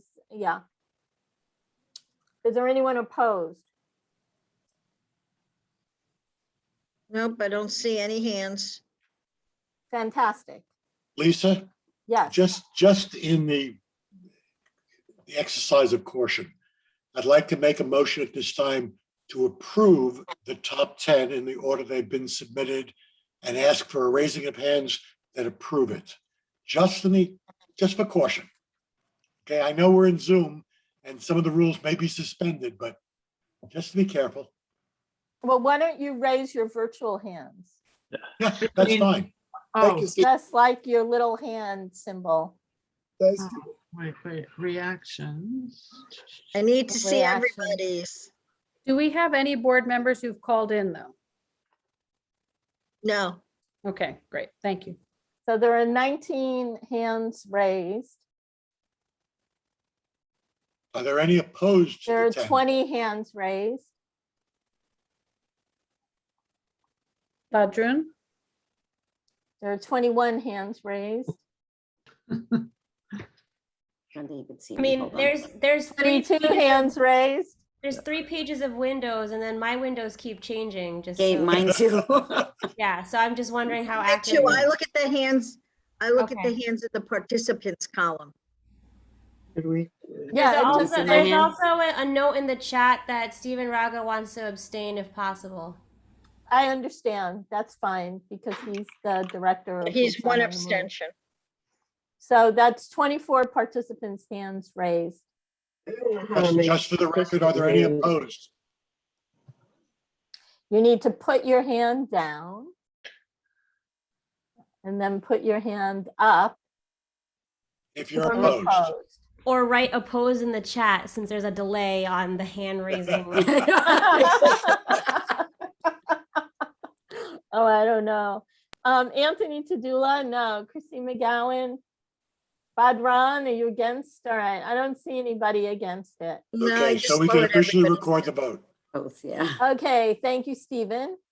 All right, so let's do the rest. This is the rest of the capital budget. I'd like to make a motion to approve the rest of the capital budget. Meaning, second it. knowing that the top 10 are, really for agencies, the highest priority. And that, the rest are always part of our request, but, if you haven't read them, I would suggest you do that. So. Does somebody want to second the motion to approve the rest of the capital items? Frank, do you want to? I'll second it. I'll second it. Yeah. Okay. So Is just to there- be clear, Lisa, you made the motion and Frank seconded it. That's right. That's to approve what are the numbers? It's 11 through what? 11 to 37. 11 through 37.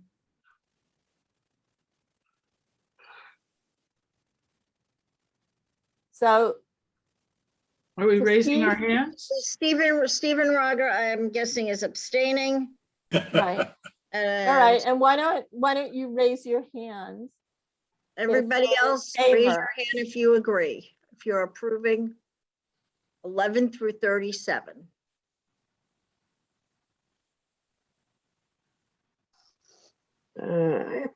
My hand doesn't get raised any other way. Okay, that's fine. Hey, Roz, I see your hand up. Good, All right, that's 20, You're she's acknowledged. 23. Thank you. Osman? Yep. You have Osman? Was Osman? has his- He Osman, raised his hand. He raised Lori, his hand. and Lauren. Osman raised his hand. What about My hand up now? Lori, Lauren, and Julie Wan? How many does that make? Julie is We have abstaining again, I 23 believe. We have 23 virtual hands. Mine's up. Abstentions, Julie and Stephen Raga, correct? That's right. I just have to make sure that we get this right. And what about Warren Davis? Are you agreeing or I opposed? think he says approve in the chat. Is that him? Yeah, approve in the chat. Okay. So that's 24. Patron Khan, I'm sorry, my computer died for a second. you're approving, okay. That's 25. Serena Anybody else? Andres. Serena, Yeah, her hand is up. Yeah, I'm here. I approve. My hand was up. okay, so that's 26. I'm just Steve, curious, you why raise not in your this hand up. case? Why not in this case we just do a roll call? Great idea. I mean, it's almost Because 10 o'clock. somebody We're said losing it didn't life. give you a roll call. It just is easier to do it that way, no? Okay, so All right, Amparo Appleby. no, No, we've done this already. we've done this one, Debbie. Let's go to the expense budget. For the next one, we'll get it for the next one. Yeah, let's do the next one. Okay, Okay, like Frank, play. why don't you share your screen and talk about the expense budget? This is Okay. Okay, So let me just talk about the expense budget just at a very high level, because we did add in new requests, and I think it was really important that when we put in these budget requests for expenses, it has to be applicable to our community board district, right? So one request was, why don't we have Wi-Fi at Nitro Housing? Well, community board 2 district doesn't have Nitro Housing, right? We have homeless shelters, we have hotels, right? There's other specific new requests. I just want to point out, if everyone didn't kind of mention them, there was actually a new request that Nick had put in around funding for Office of Street Vendor Enforcement around street vendors, because we have a lot of street vendors in our district today. There's actually a new Office of Street Vendor Enforcement, right? There's other things that we have within our district that we put in, like investigate a potential tax medallion loan forgiveness, because there's a large number of residents in our district that are tax medallion drivers. Other things that we put at a high level, I try to put like funding ESL programs. We asked for more funding for ESL program for immigrant services, because over, I think it's like 52% of residents in our district are immigrants. So there's a lot of different stuff in here, but I'll just, we can cover the top 10 and you guys can look at everything for yourself as well. I think, I put in information on who kind of requested it, kind of why we requested it. But let's just jump into the top 10 unless anyone has any questions. Yeah, so top one is study land use and zoning to better match future needs, specifically for the DOE building. This used to be a capital budget request, but it turns out is really meant to be an expense request because it's a research study. Provide financial relief and job retention support for local small businesses affected by COVID. This is something with the Department of Small Business Services, and this is something that we put last year, which you can see approval of it. They agree with it, but it depends on federal funds, right? There's a inspect sewage capacity, right, and commensurate with development. Frank, the biggest, why does it say capital budget on top? If this is the expense budget, it's confusing me. Well, this is just the name of the name of capital budget and expense. Let me see. It's the whole document? Expense. Yeah, it's the whole Okay, document. fine. It's just the name of the whole document. Yeah. It's confusing for a moment. These top 3, 4, 5, 6 is probably the biggest ones because they're new. So number 4, which I think everyone would agree with, is we need more technology funds for modernizing community boards, like a bigger Zoom account to hold more people. We really think there should be some standardization around Zoom or Google Docs or training for staff to make the funds more accessible for the community, right? Whether it's translation services or accessibility services when we have the recording videos. Christine Hunter specifically asked for a funding zoning and land use study around the Roosevelt corridor, which I think makes a lot of sense because there's a lot of ad hoc development being done, and city plan needs to take a more comprehensive look. Number 6 is around allocating funds for land use committee to hire third-party independent experts on certain rezonings. So this is something that we did last year with the Annabelle Basin rezoning, but it was an ad hoc program that was basically discretionary funds, right? So we're basically asking the city, can you guys make this more programmatic and give us third-party consultants when we're discussing these land use rezonings? Number 7 is this is something that was already in place. It was request HPD identify sites for affordable housing. And this was something that used to be number 14, right? But we moved up to number 7. Number 8 is about the forestry street tree maintenance. This was a topic of interesting discussion, but I think this is actually an area that affects the entire district, not just Sunnyside, which has very, very large trees, but just there's a lot more reoccurring tropical storms that's creating a lot of downed tree branches, damaging homes. How do you fix that kind of more programmatically? I know like Tom has in Blissville certain areas where he's trying to get tree stumps removed, right? After many years, right? So number 9 was a request that we raised significantly around budget request for Queensboro Library, just having more access to books within our growing population area and growing branch needs.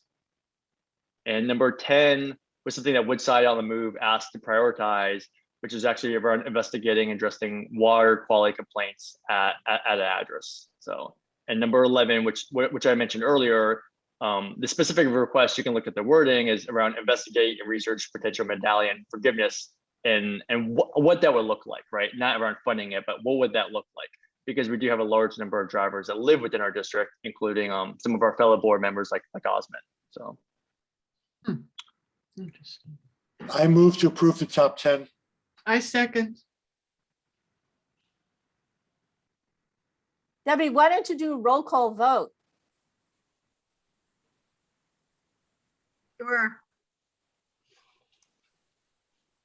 So who motioned for the expense? for the first top 10? I And who did. seconded it? I did, Debbie. And Christine seconded it. Correct. Thank you, Steve. Thank you, Christine. Top 10. Okay, and Carol Appleby? Approve.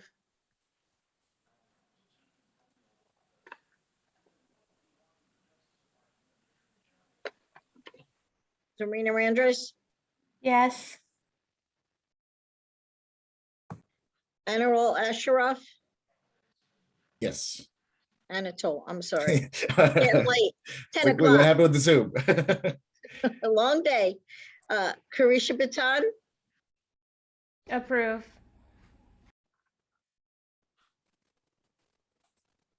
Kat Bloomfield? Approve. Daniel Brecker? Approve. Joanna Carmona is absent. Giovanna Simone is absent. Tanya Chavis?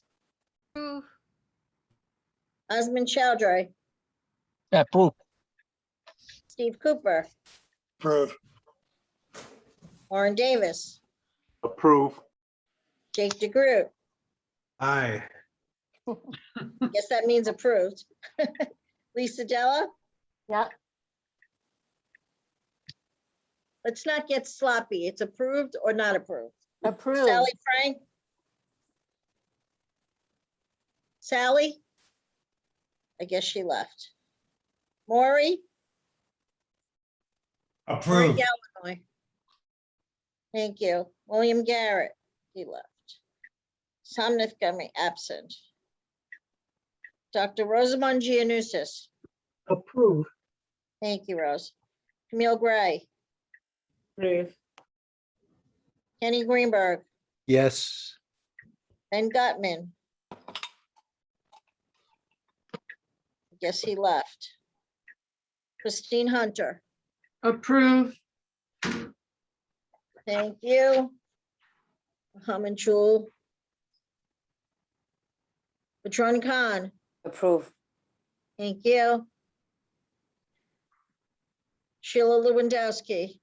Approve. Thank you. Kristen McGowan. Approved. Tomatusits. Approved. Thank you. Thank you. Clara Osa. Approve. Paula Perez. Stephen Raga. Abstain. Abstain. Okay, thank you. Appreciate that. Selena Romero. Approve. Thank you. Catherine Sabal. Approve. Roberto Saldana. Roberto, you still here? Yes, approve. Thank you very much. Laura Shepherd. Approve. Thank you. Lauren Springer. Approve. Thank you so much. Anthony Tadella. Approve. Thank you. John Bakunis. John Bachunas? Yes, he left. Julie Wan. Abstain. Okay, thank you very much. Frank Wu, Approve. last but not least. Thank you very much. It all passes. Okay, so let's do 11. Is it 11 through 45? 10. Okay. Frank, do you have anything to say about 11 through 45? I just wanted to, I put it in the chat. I forgot to mention, and I know it's late. So we did put in a request for DOT to implement a pilot study for residential parking permits, which given the context of the prior discussion, I wanted people to know that. I did send that out to some individual members of the public actually, and someone just privately. So residential parking permits does require actual New York State legislative change. So it's a whole big elephant, but DOT maybe potentially could explore, implement a pilot study for residential areas within our district, right? So we did put that in as a request to DOT, and they will have to respond in some manner, right? So I just wanted to throw that out there. Yep, fantastic. So 11 through 45, do you want to say anything about any of the other recommendations, budget items? So again, I guess I want to be mindful this isn't just like Frank, we're doing it. And I sent this to the budget committee. So there was a budget item for more police uniform officers around the 108th precinct, around that request for community. That budget item did get modified, and let me just share my screen so people can see it. Around, let me just make sure, 1/8. It's under expense. Around in Brooklyn, there's a pilot program around engaging the community around the 108th precinct, working in partnership with the community, with local community providers when situations warrant it, in case if there's a distressed individual with their mental illness, right? Besides kind of requesting more uniformed police officers, there's potential local community mental health partnerships professionals that they could potentially partner with, right? So we're still asking for more resources because it's an issue, but the wording was changed for more of this type of partnership pilot rather than just more uniformed police officers. We didn't have substantial discussion on this, but I did bring it up multiple times so people are okay with it, aware of it. I just wanted to highlight that. Besides that, I think everything else, I don't think there's anything else in particular. Yeah. Great. So I'd like to make a motion to approve 11 through 45. Somebody want to second that? Seconded. Who is that? Kat. Thanks, Kat. Thank you. Any discussion? Okay. Steve, and call Carol the Appleby. question. Steve, you want to call the question? Somebody want to call the question? I call the question. Okay. All right. Debbie. Okay, and Carol Appleby. Approve. Thank you. Serena Andres. Approve. Anatole Asheroff. Anatole? Anatole here? Yeah. How is he allowed to leave these meetings? We need him. No, I don't think, did he leave? Anyway, go ahead. All right, we'll come back to Anatole. Carisha Baton. Approve. Thank you. Kat Bloomfield. Approve. Daniel Brecker. Approve. Thank you. Tanya Chavez. Approve. Osmond Chowdhury. Approve. Stephen Cooper. Approve. Warren Davis. Approve. Jake DeGroot. Approve. Thank you. Lisa Della. Approved. Lori Galnoy. Approved. Roz Giannusis. Roz. Approved. Thank you. Camille Gray. Approved. Kenny Greenberg. Yes. Ben Gutman is not here. Christine Hunter. Approve. Great. Not here. Johnny Khan. Approved. Sheila Lewandowski. Approve. Kristen McGowan. Approved. Thank you. Tom Matusitz. Approved. Thank you. Clara Oza. Approve. Selena Romero. Oh, I'm sorry. Stephen Raga. Abstain, Okay. thank you. Okay, thank you. Selena Romero. Approve. Thank you very much. Catherine Sabal. Approve. Roberto Saldana. Approve. Thank you. Laura Shepherd. Approve. Thank you. Lauren Springer. Lauren. Approve. Thank you. Anthony Tadella. Approve. John Vacunis, I think you left. Julie Wan, you abstaining? Yes, abstaining. Thank you. I appreciate that. Frank Wu. Approve. Good job. Thank you, Frank. Thanks for everything. Debbie, it's Yeah. Maury. Anatole just texted me his internet reset and he approves. Okay, great. Thank you. So he didn't fall asleep and just doesn't want any of us to know. Sounds He's to me trying to like get you back actually in. heard it. Update. Marianne, I think you got the same with me. She does it behind the scenes. So thank you, Marianne. So that's great. I just have to say that this is the first time in as long as I can remember that we've gotten the budget done on time.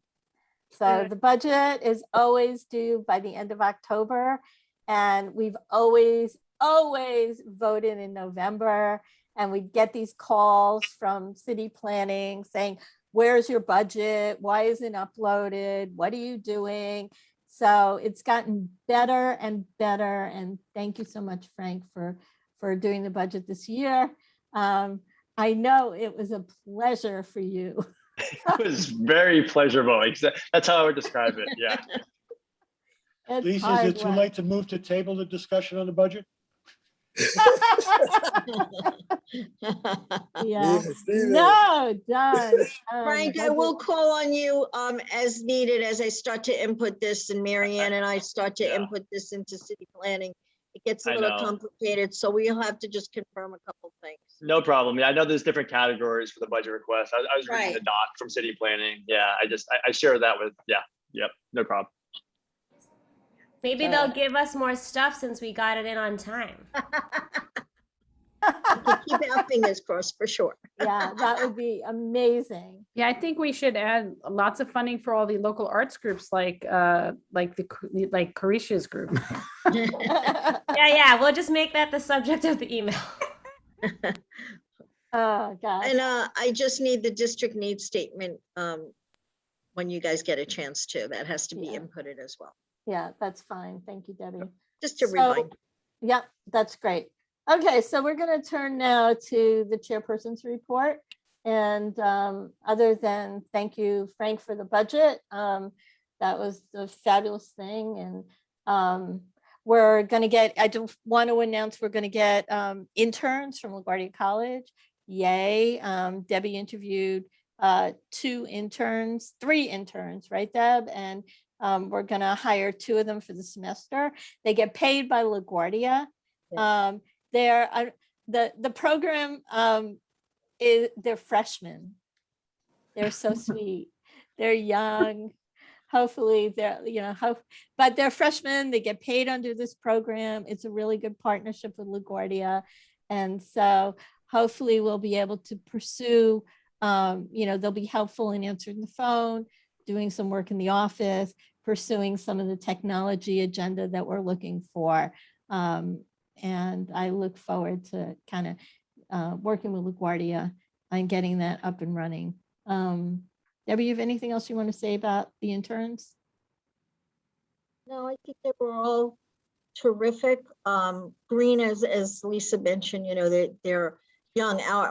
Our interns historically have been from a graduating class that they did their programs the last 6 months of their career at LaGuardia. So these are a little younger, but I'm sure they'll be helpful and they'll be good. They are 2 lovely young men, and we're trying to finalize the last bit of it now that we're in the home stretch, and hopefully they'll come on board mid-October. Great, thank you, Debbie. Yeah, I want to move now to the section regarding nominations. I sent everybody sort of the requirement of the October meeting is to accept nominations for the officer positions of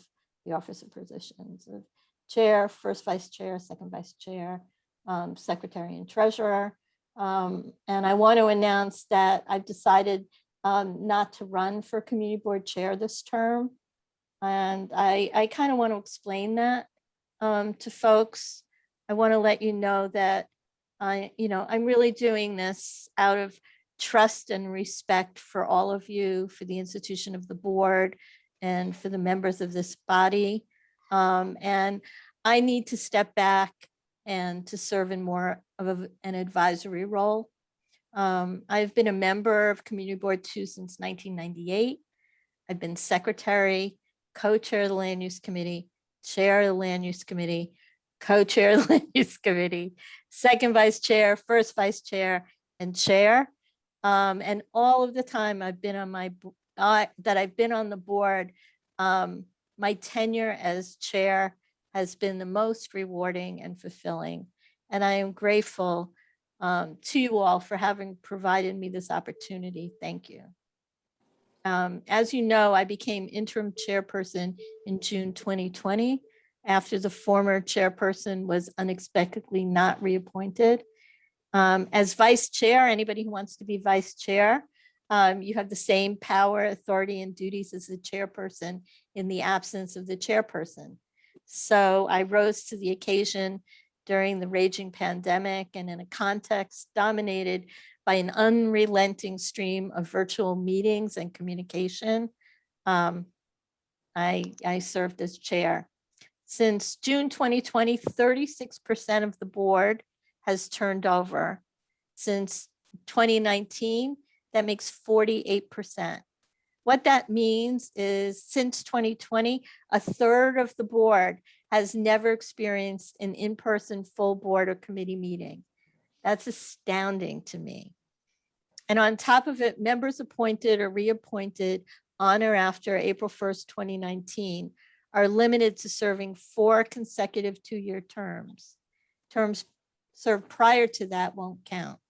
So I could serve another 8 years. So could Steve and Sheila and other people who were on the board at that time. But everybody who was appointed since 2019 can only serve 8 years.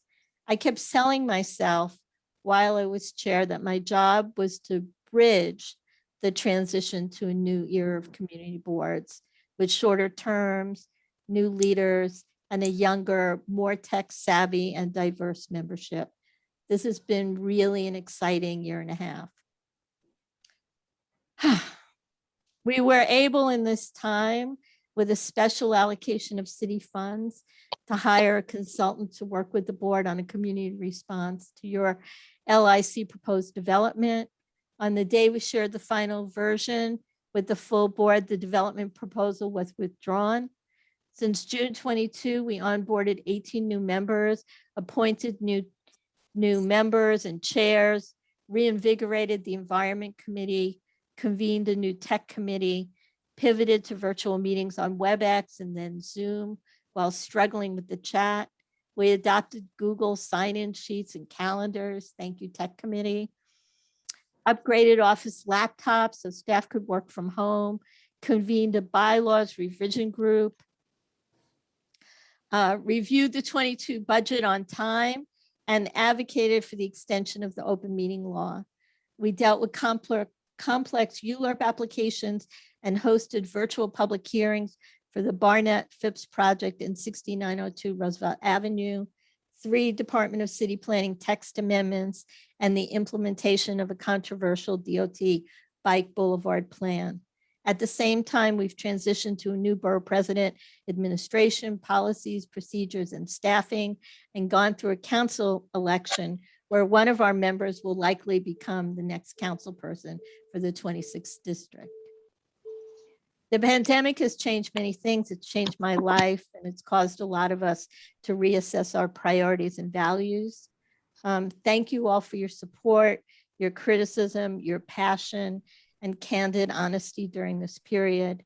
And a special thank you to Sheila for being my right hand and you know, always good counsel and advisor, to Frank for doing the budget committee, to Anatol for hosting the tech committee, starting up the tech committee, for Jake for continuing to push, even though nobody wanted to go where you wanted to go. To Maury, always being a consistent, level-headed advisor. Thank you all very much. It's been an honor to serve as chairperson, and I look forward to continuing our work together in a different role. So thank you. Oh, thank you, Lisa. And great. So, with that, I'm going to turn it over to Sheila because Sheila also has a statement to make. Yeah, so thank you, Lisa. It's really been an incredible honor and I've learned a lot. So I wrote something very brief. I'm kind of humbled by the list of things that have gotten done. I've served as first vice chair for just about a year, and I'm grateful for the trust of the board for supporting me in this capacity. It has been a real honor to work closely with Lisa as chair and to begin to get to know the rest of the executive committee.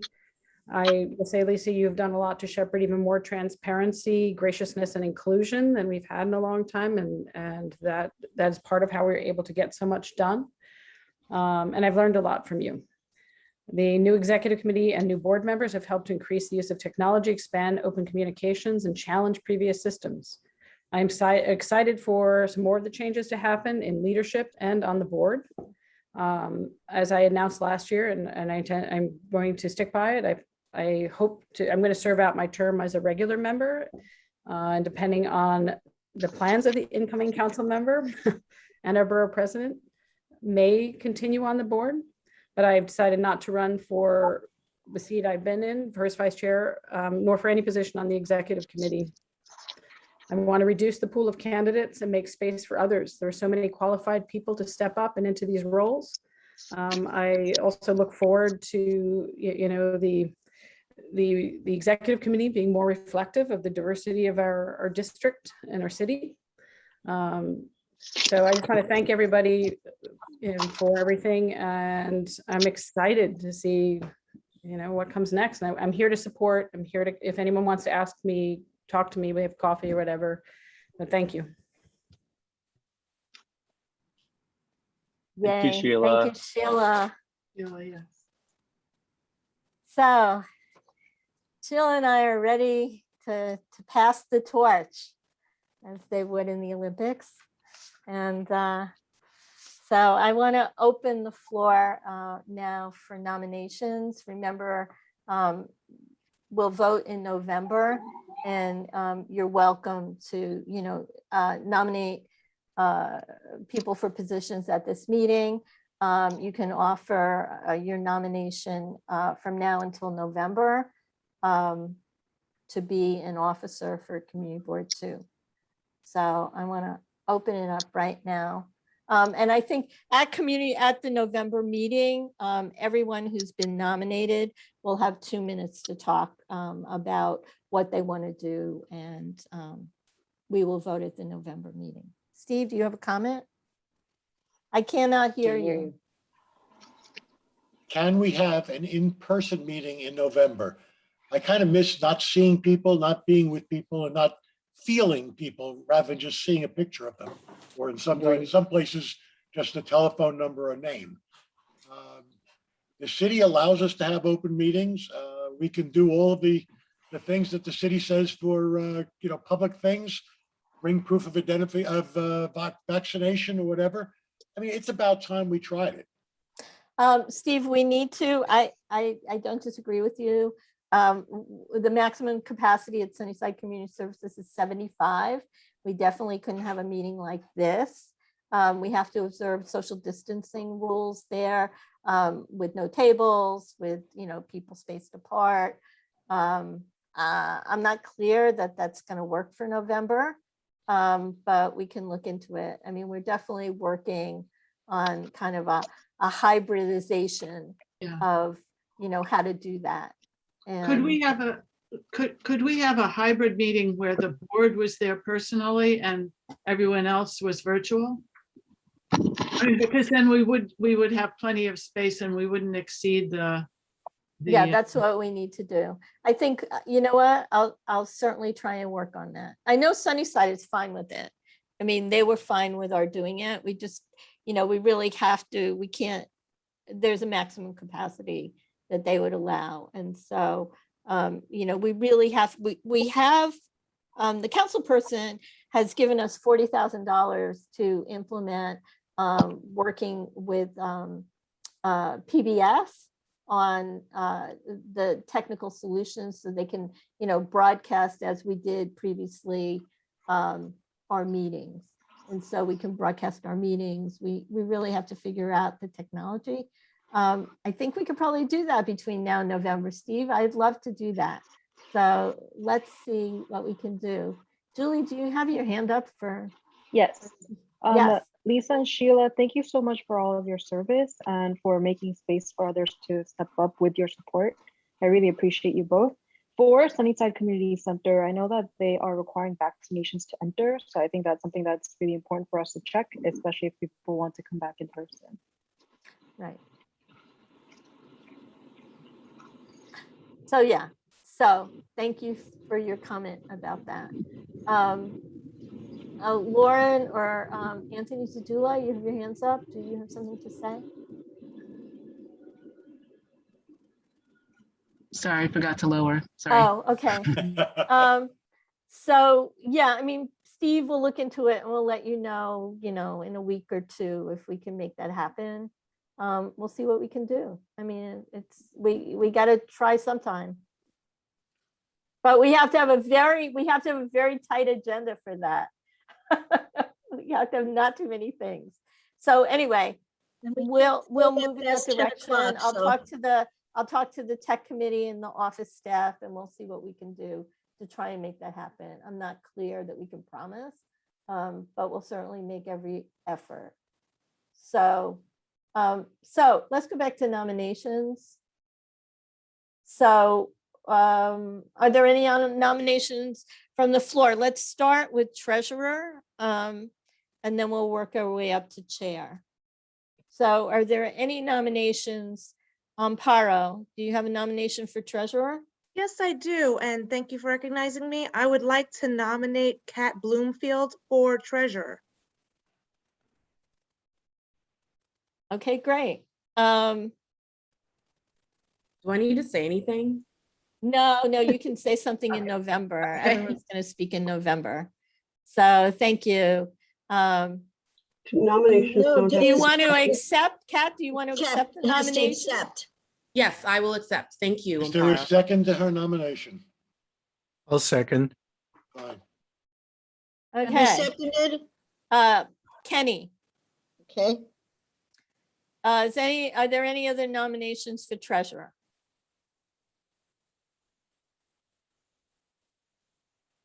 Okay, let's move on to secretary. Are there any nominations for secretary?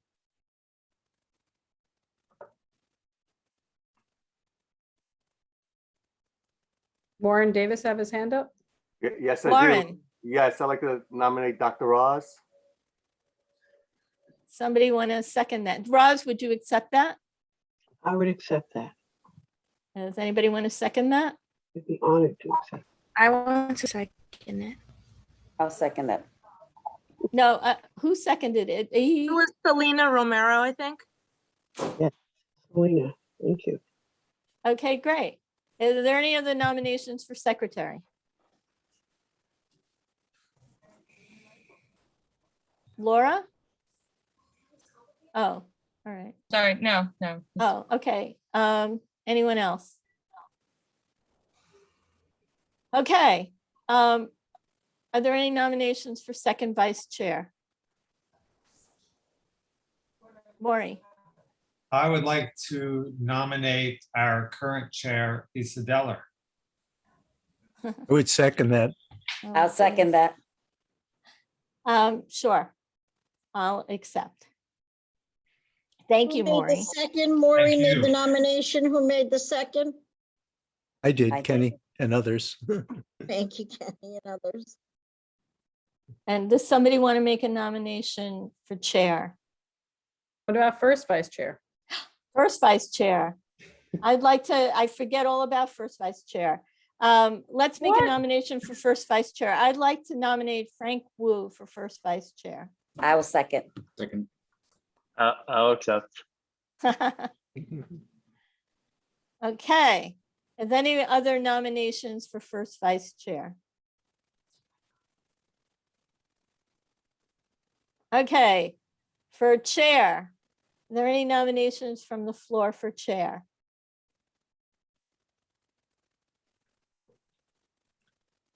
I would nominate Maury I can't pronounce the last name, Galanoy. Maury. I would second that. Second. I'll All right. second. Thank you. I'll accept that. It's an honor. Thank you. Any other nominations for chair?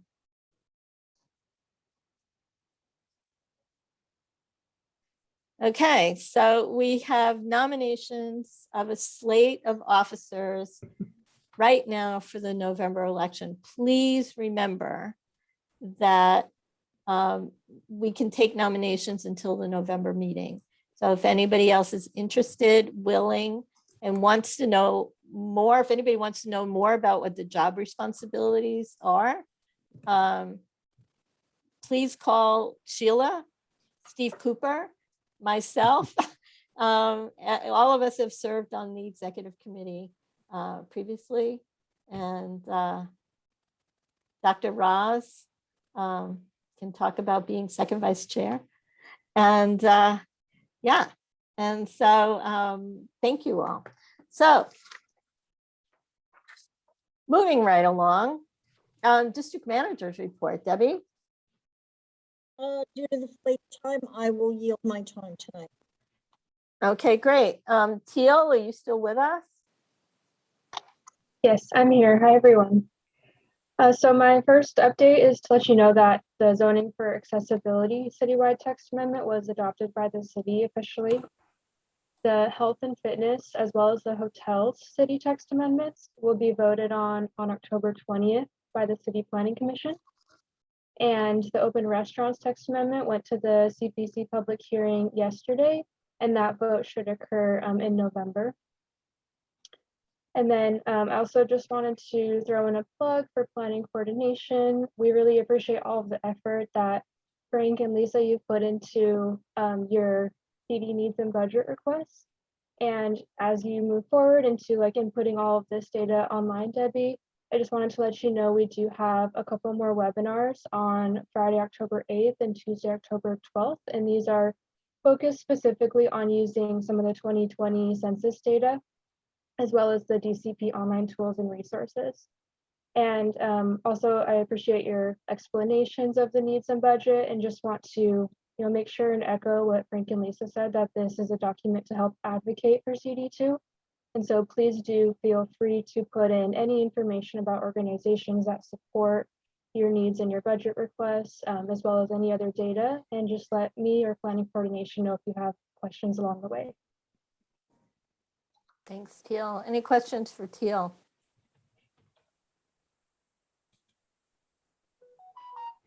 Okay, thanks for sticking around, Teal. Yeah, of course. Committee reports. Land use committee, Christine. I was not at the land use meeting, so Christine's going to report and offer the BSA vote. So, Christine, you're on mute.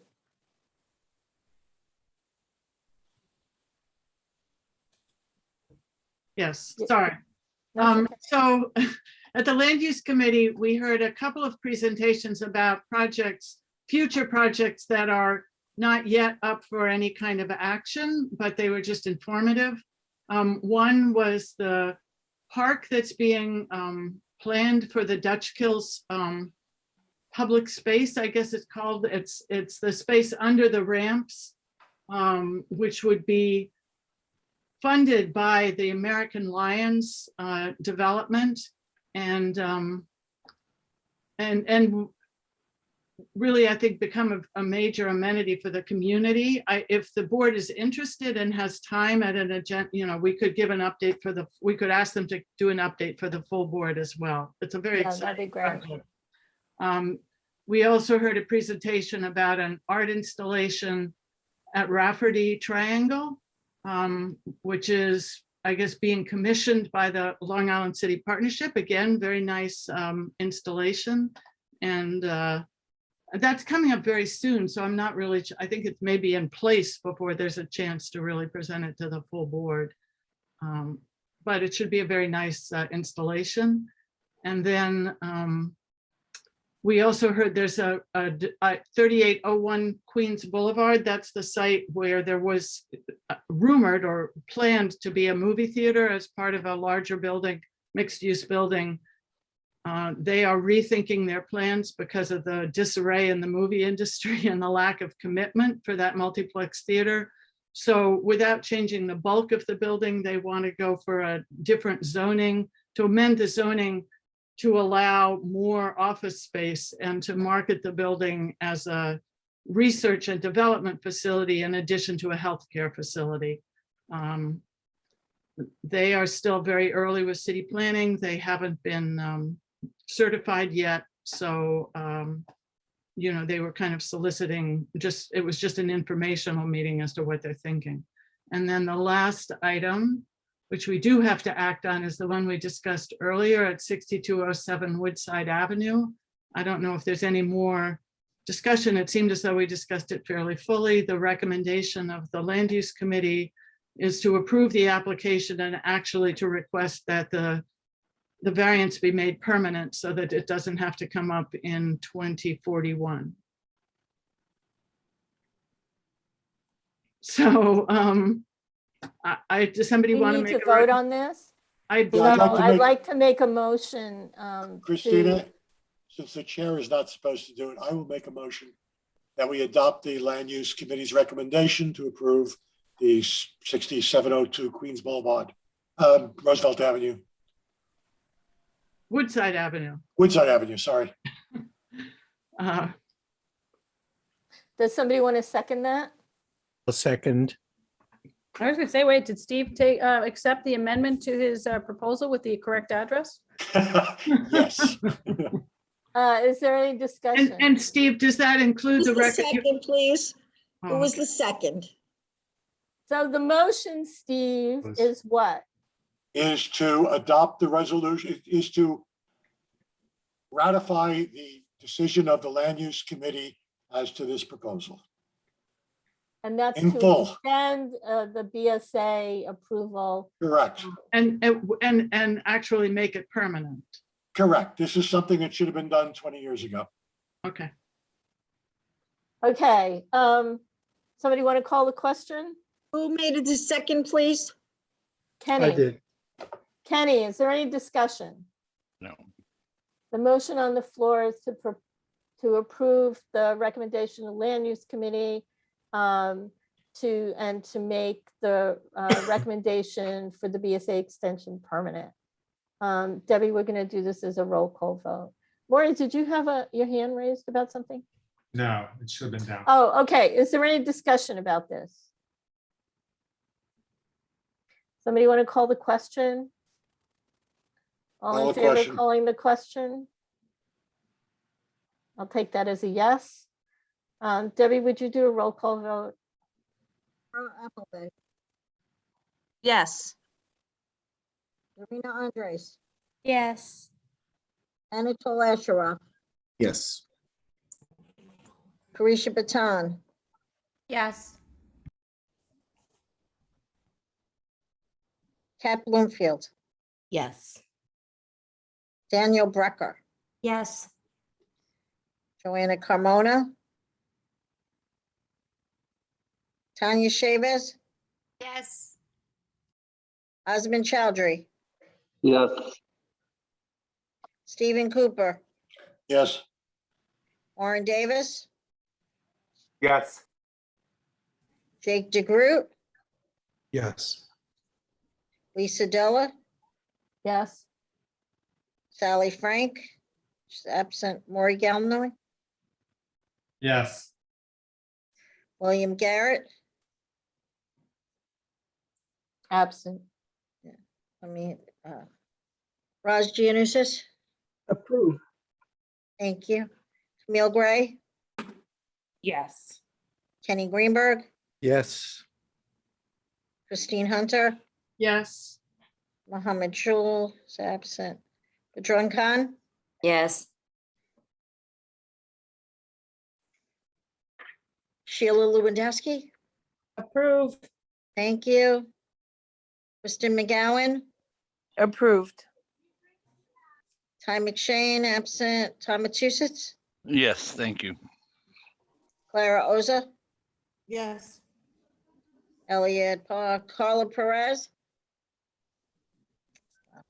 Stephen Raga, Yes. Selena Romero, Yes. Catherine Sabal, Yes. Roberto Saldana. Approve. Thank you. Laura Shepherd, Yes. Lawrence Springer. Lawrence Springer. Yes, Thank sorry. you. Sorry, thank you. Anthony Tadella, Yes. John Viachunas, he left. Julie Wan, Yes. Frank Wu, Yes. unanimous. Great. Okay, moving right along. Environment Thank you. Committee. Thank you. Thank you, Vincent. Thank you for hanging around. Yeah, all right. No Hope you problem. don't have to come back in 2041. No, I'm torn there, you know. I hope I'm around, but I don't have to come back. Thank you. Good night. Thank you. Hey, thank you. Frank, do you want to report for in the sticking Environment around. Committee? Yeah, so I actually, the environmental committee, we had we had the mayor's office of environmental justice actually give a talk to us. So it was really interesting because we actually have large portions of our district that actually count as environmental justice area. And we asked, well, what does that mean exactly, right? Percentage of people who are lower income and have worse environmental outcomes. Right now, the mayor's office has categorized certain districts in the area as environmental justice areas, but they haven't talked about the implications of it, right? That's something that's going to be ongoing. But it was something I think as the environmental committee, we did bring up where, you know, we can write a letter of support where we were asking the city to install more public EV chargers in our district because we have disproportionate air quality compared to other areas in Queens, right? And that's the thing we want to do in partnership with them. The other talk that we had was sanitation, which is really interesting. Everyone says and thinks that curbside composting is back, but the reality is there is not a single district right now in Queens that has curbside composting because there is not enough people who are signing up. The only district right now that actually has curbside composting is actually Brooklyn because they have a lot more people signing up. So if people want curbside composting and they think it's coming back, that's something we have to kind of mobilize and get more of our neighbors and sign up ourselves. And that was something that sanitation kind of walked us through because it's back, but it's really not back, especially in our district and for Queens. The last thing I would say is we did have an organization called Trees NYC give a talk about trees in New York City. New York City has one of the largest urban forest trees, but as the environmental committee, we don't just talk about stuff. We're going to organize a event with Trees NYC on October 30th, which link I am posting in the chat, if I can find it. On October 30th, it's actually going to be in South Sunnyside. Technically, it's Long Island City. It's in between Blissville and South Sunnyside, south of Queens Boulevard. But we're actually be doing a tree kind of planting cultivation event and taking care of tree beds. And this is something that we're just community board two is partnering together with the organization on. So if you guys can make it out, it would be great to get people out there to see each other in person. And depending on the neighborhood that you live in, maybe you'll check out a different neighborhood that's within our community board district that you don't normally go to, right? So I think it's a great event. If you guys can come to it, definitely come check it out.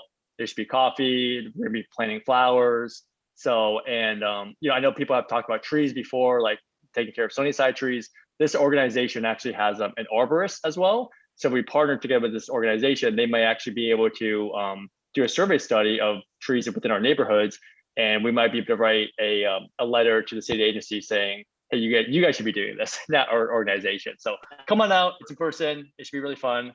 That is really it. So come hang out with the environmental committee. We do cool stuff. So that's it. Thanks. Tech committee? I had a quick question I had a quick question Of course. for Frank, actually. Yeah. Not that you need more stuff to do, Frank, but I was wondering in terms of the composting effort, like I think we mentioned this at the last meeting, would the committee be able to draft some sort of like template letter so that, because I know it really, like with apartment buildings, it's really about getting the management on board.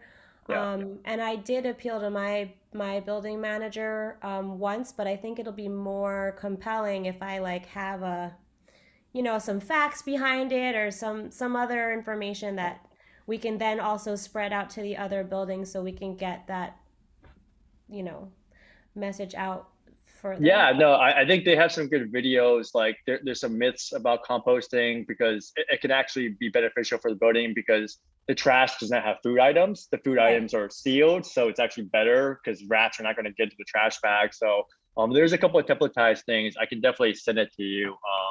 And if you do live in a high-rise LIC building, Sid at Sanitation did say he would be happy to directly talk to building management to try to commit some of curbside composting. I mean, it's a little bit sad the way the system works right now because it's an opt-in program, but it's unfortunately that's where we are today. And again, there is no curbside composting in Queens. The city advertises it, but it's not happening, right? It's happening in Brooklyn. We had it for like a minute in LIC, and then when I signed up for it, they actually got back to me pretty quickly, and they said, okay, you're on the waiting list. You just need more people in your building to get on board for us to actually show up. So I think it'll help if it's at a management level. Thank you. Cool. You could compost on 45th Street. That's true. Yeah. Anyway, but you'd have to bring all your compost to the compost center. I really want the cute brown bin, you know, I even requested the size and everything. Yeah, I agree. Any other questions, Laura? Comments? There are a couple of us, but sorry. Laura, Camille, and Sheila. Oh, I just kind of want to jump on, add to what Frank was saying. So at the Queens Solid Waste Advisory Board, there's frustration from members of every community board in Queens just to try to motivate everybody. 5 is winning for Queens, then 7, then us. And as of 30 days ago, we were well below their threshold, but they're not sharing current data or granular data. So we can see like which big buildings to target to get a truck route again. Also just gonna drop a link to a full presentation we saw in the chat about on-street trash containers that would help minimize rats and get some of the piles of trash bags off the sidewalk. Camille, and then Sheila. Yeah, just a question to know if we could potentially hear from that environmental justice department in the overall board meeting. Yeah, they've released a draft document that they released for public comment. But literally there's legislation passed a while ago that forced the mayor's office to create this office of environmental justice.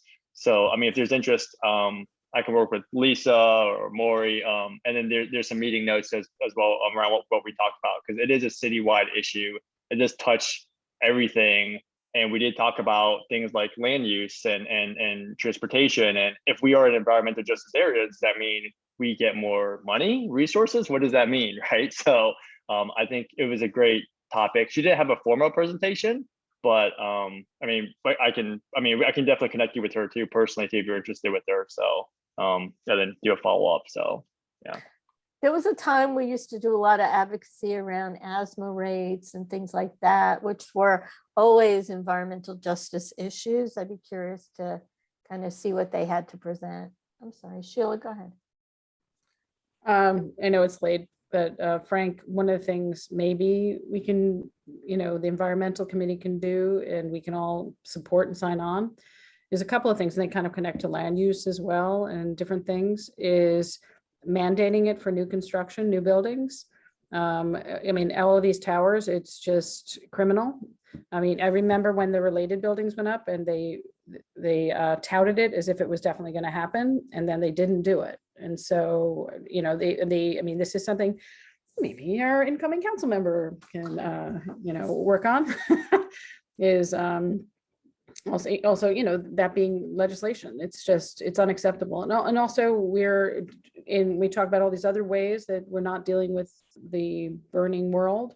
We need to be getting our food scraps out of the trash and being composting them. So It's a great point, Lisa. Like buildings actually have a high amount of CO2 emission, and there's actually local law 97 that was passed where buildings have to be more energy efficient and be more carbon neutral. But if you have affordable housing in that building, you're automatically exempt from that. So I know we've asked for things within land use rezoning around like, do you have a public EV charger in your parking garage? Things like that. But just how efficient, energy efficient is your building? Is it compliant to local law 97? Which they don't have to be because they're exempt, but knowing that threshold, that's something I've been actually trying to get a speaker on, but it's been hard. And I agree. Yeah, 1000%. Yeah. Yeah, no, they get these ratings now, like the food ratings. So your building gets a D if it's not energy efficient. They do all these ratings. So it would be interesting to have someone come and talk about that. I agree. All right, where are we? I guess that's it for the Environment Committee. Any other comments, questions? Transportation, Sheila and Tom, or Tom and Sheila. Thank you, Sheila. You want to tag team this? Thank you. So yes, I'll go and then you can fill in. So on Tuesday night, we went through what I believe is a record of 59 items.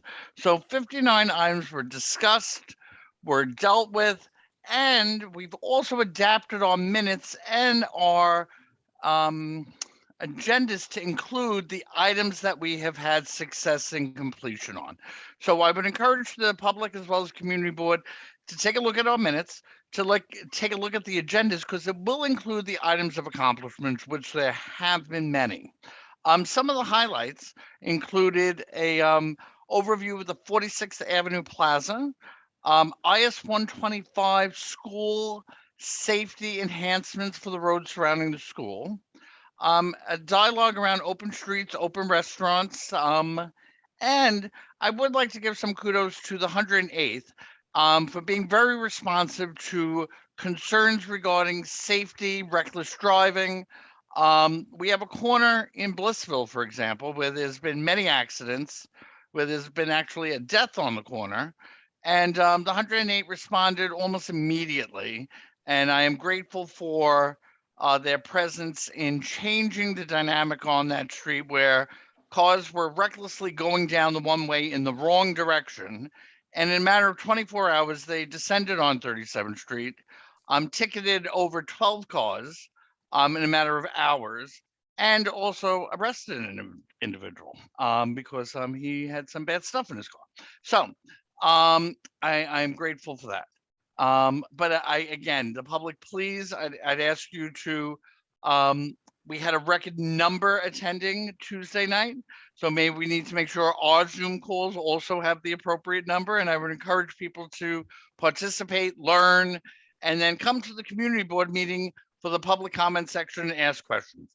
We heard a lot today about people who said that they didn't know about something. Well, there are avenues to learn. And one of the avenues to learn about what's going on is to attend the committee meetings via Zoom. Sheila, I pass it on to you. Thanks. I'm glad you mentioned part of the reason we have a record number of items on the agenda is that we have not had a lot of success in getting other agencies to come, including the MTA. And so in the past, the discussions just didn't happen. And so we've decided we're going to make sure that things like the MTA station improvements and accessibility and these issues, that we discuss them, because in our minutes, they get sent to all the electeds and to the agencies. And so I encourage folks, we talk a lot about DOT here, but there's a lot of transportation issues. We have ferry service, we have Access-a-Ride, stations that are not accessible to, especially to people who are, less abled. And so we want to know these issues, we want to be discussing them, and we want to be on top of it as much as we can. So please send them our way. Thank you. Thanks, Sheila. And one last thing. Glad we have been working, there actually one thing is really negative. that we got a letter back again about the 12 and 14-hour meters that the DOT has decided they're used, so they're not going to do anything about them. Very upsetting. And the other thing about residential parking permits at the transportation committee level, the community board level, that is something we've actually been working with and other people beyond for decades to try to get the state to take it seriously. And so it could get a lot more cars off the streets if we can get that, and money for the state. So just putting that out there. Thank you. Thanks. Any questions for Sheila and Tom? Okay, arts and culture. Let's see which one. Okay, well, we don't have as much controversy in our group. We're kind of the fun group. Occasionally we have a tiff here or there. Just in the interest of keeping things short, most of the actual details are in the minutes. But we had Dan Bamba from Flushing Town Hall, and there's a lot of interesting programs there, and they're also taking on the re-grants program. Then we had Kim McNeil from the Queens Public Library, and we learned a lot about you should actually go to their Facebook page. It's really interesting. There's a lot of stuff going on with services from the library that we didn't know about.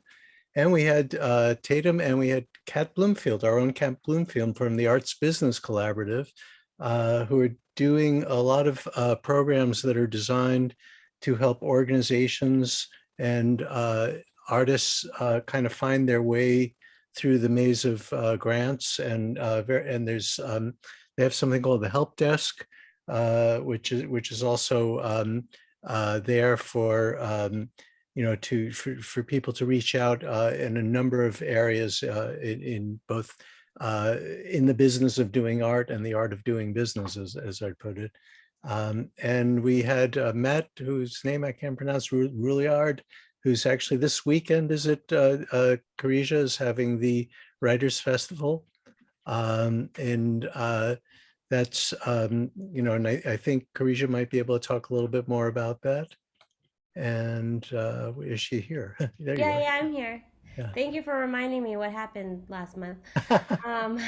So I'll just go backwards. So yeah, this is a Sunnyside resident who actually lives facing Luludati Park, and he reached out to some of us on the community board because he wanted to put together his very first event as a new Artist Corps grant.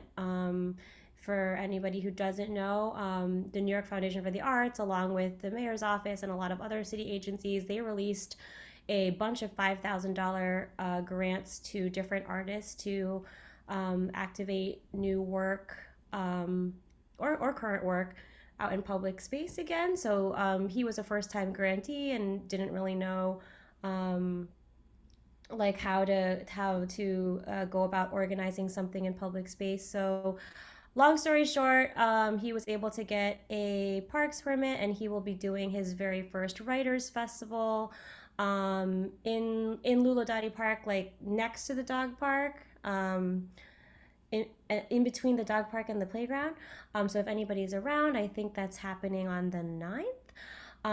And although we aren't usually controversial, it reminded me when we had Dan Bamba at Flushing Town Hall, they have a new artist services department because they were given NISCA funding to be a re-granter, which was a responsibility that used to belong to Queens Council on the Arts. There was a hearing that happened hosted by DCLA and Commissioner Casals. That was just a listening hearing about artists' various experiences with artist services that were happening at Queens Council on the Arts. So that is still in progress. We're going to continue talking about that at our meeting on Tuesday. What else did there was something else I wanted to say, but Anyway, on Tuesday, we do invite everybody to come. We're going in celebration of Filipino American Heritage Month. We are having Little Manila by Anihan Arts Group come speak to us about their programming. They're based in Woodside, and we're also going to have Queens Collaborative come speak. I don't know if anybody's seen, but they recently acquired a storefront I believe it's as a pop-up space in Astoria, to support artisans' work, and we wanted to invite them to hear about that process and how we can potentially reflect that type of programming in our storefronts here. So please, we need more of our arts and cultures that I know exist in this district to come to our meetings and share their opinions and, most importantly, their needs. Thanks. Thank you, guys. I skipped over the tech committee, which I so didn't mean to do, Anatol. No worries. That's So- because the environment is so fun. We all got caught up on the tree planting in my neck of the woods. So please do come. When was it again, Frank? I'm plugging your thing as well. October 30th on Saturday at There we 10 go. a.m. Yep. Yeah, 10 a.m. So on the tech committee, one of the things we worked on this month is the community agreement that you all saw, and I'm glad was shared widely today. And of course, thanks Frank for the original version that I was able to edit. And yeah, I mean, and you know, just overall, you know, I'm glad that today's conduct was comparably better. And also, you know, just from the since I'm one of the biggest advocates of, you know, hybrid and virtual and just, you know, new ways of doing things, I personally also apologize for the 100 limit, 100% limit. To anyone who couldn't get in, and but yeah, we'll work on that, right, Debbie? We'll up the limit, and otherwise, we thank you, Camille, for creating a PDF newsletter draft, and sorry for dropping the ball on not having the digital version of it. So I'm still working on that, and that is coming shortly. Thank you, Laura, for volunteering to look at parts of the CB2 site that we can enrich with more resources, and thank you for leading that effort. It'll be very appreciated, and you're not even officially in the tech committee, so thanks for helping out. And yeah, and I guess the next big thing for us is to figure out a hybrid situation. Thank you, Stephen. I got to lose 10 more pounds and buy new clothes. So, but yeah, that's it for us. Yeah, Anatol, is there any way that, I'm sure there is a way, but you know, if it was like I guess if it was a photograph, right? You could put those up as like, rather than have to click on the Google link for the. Yeah, I mean, we can share the screen, and I mean, you know, unless during All right, public just comment put it into someone my needs- background, you know. Yeah, that'll be. I mean, that could work, you know, or we could work on a version that we can see on on your background, or maybe during public comment we share the screen and leave it up, right, and just point to it. That could, you know, it's kind of like having it on a board and pointing to it, like, you know, you're out of order, something like that. Yeah, because there were some provocative comments that were out of order, and you know, we need to find a way to deal with those people, because there were some people who said some pretty rude things. Anyway, thanks, Anatol and Tech Committee. Is anyone here from Health and Human Services that wants to? I know Ty wasn't able to make the meeting, so did a meeting happen? I wasn't around. We did have a meeting. This is Amparo. We were talking about home care mostly in the context of safety, insofar as, you know, caregiver safety and, you know, client safety. We were talking a lot with Sunnyside Community Services regarding vaccination status. We were very concerned about that. And protecting the clients. And right now there is an issue with home care staffing. And we were wondering for our next meeting, which will happen October 18th, which I'm glad it was not canceled, that we would be talking about potential, you know, educational outreach and other ways that we could kind of impact the shortage of home care workers that specifically affects our community board. Yeah, that's great. Lisa, just yeah. a question or a comment. I again would like to advocate for the homeless shelter task force to take on a more like a role in someone's committee. You know, we have the Borden Avenue shelter has reestablished itself. I don't know if you've seen the commentary on the conditions there. We have concerns, new concerns at the North Star shelter for the residents in that shelter. So I just think that we have so many sheltered residents in our community. It should become a more prominent item on our community board for discussion. Yeah. Thank you. Thanks, Tom.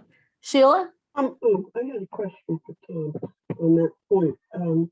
So there was, it's supposed to be the community advisory board meeting on Monday, right? Which got Can't hear canceled. you, Russ. Should we be trying to reach out more to that group, and is it meaningful? Oh, we reach out. There's no doubt that outreach happens. Yeah. They were, I don't know what happened, Tom. Were they unhappy with the I don't know what happened, why they canceled, but they canceled. It will get rescheduled. Yeah, no, we do need to reschedule that. And I think there's so much that we can do for our sheltered residents. And I'd just like to always bring that up and make it an item, not just for a few of us on the community board, for the entire community board, because it is part of our district. Very, very definitely. Sheila, you're on mute. Sorry. Amparo, just two things. I was curious if you could bring back to the committee. One is I am actually often terrified about the fact that home healthcare workers don't have to be vaccinated. My mom is homebound and on oxygen, and they're coming in to take care of her, and it terrifies me. So if there are things that we can do to kind of support your activities around that, or education and also advocacy, that's one thing I feel pretty strongly about. The other thing is, and I'm not saying this to, you know, Julie Wan has left the call, but she's doing something this weekend that for me is personal. And I shared it. She's having something called a period drive to get supplies and kind of to support menstruating people. I'm going to say people because I have trans brothers who might still menstruate. And, you know, so I say this and I post it, like, I know what it's like. I was so poor we couldn't even afford toilet paper, to bleed and to be shamed. So whatever we can do to support people, they need supplies, they need to be uplifted, so I can't be there myself. So I'm going to visit my dad for his birthday, but you know, like, we should be doing more to support our menstruating families. Thank you, Sheila, for both of those points, and I'll make sure to bring it back. Okay. Yeah, thanks, Sheila. City Services, Steve? Yeah, after all this discussion about environment and everything else, all we're doing is opening up 23 new liquor establishments. We haven't met because of the holidays in September, but we're meeting Wednesday, and there are 21 applications for liquor licenses, either renewals or new. It's obviously, people in business believe that it's going to come back big again, and the restaurants and bars are all looking to get applications and all looking to get in. That's what's going on with us. That's about all we have time to deal with at City Services these days. Thanks, Steve. Any questions for Steve and City Services? Okay, I think that's the end. Is there anybody left on public comment, Anatol? Only the people you missed earlier, but I don't see anybody. You want to in just the call those names and participant see list. if there's anybody there? Yep. Sorry, just close the list. Sorry. I'm sorry. No worries. It doesn't look. Yeah, from the participants, I can see it's mostly us left, but There was, I don't know. I know Pat Dorfman was signed up, Denise.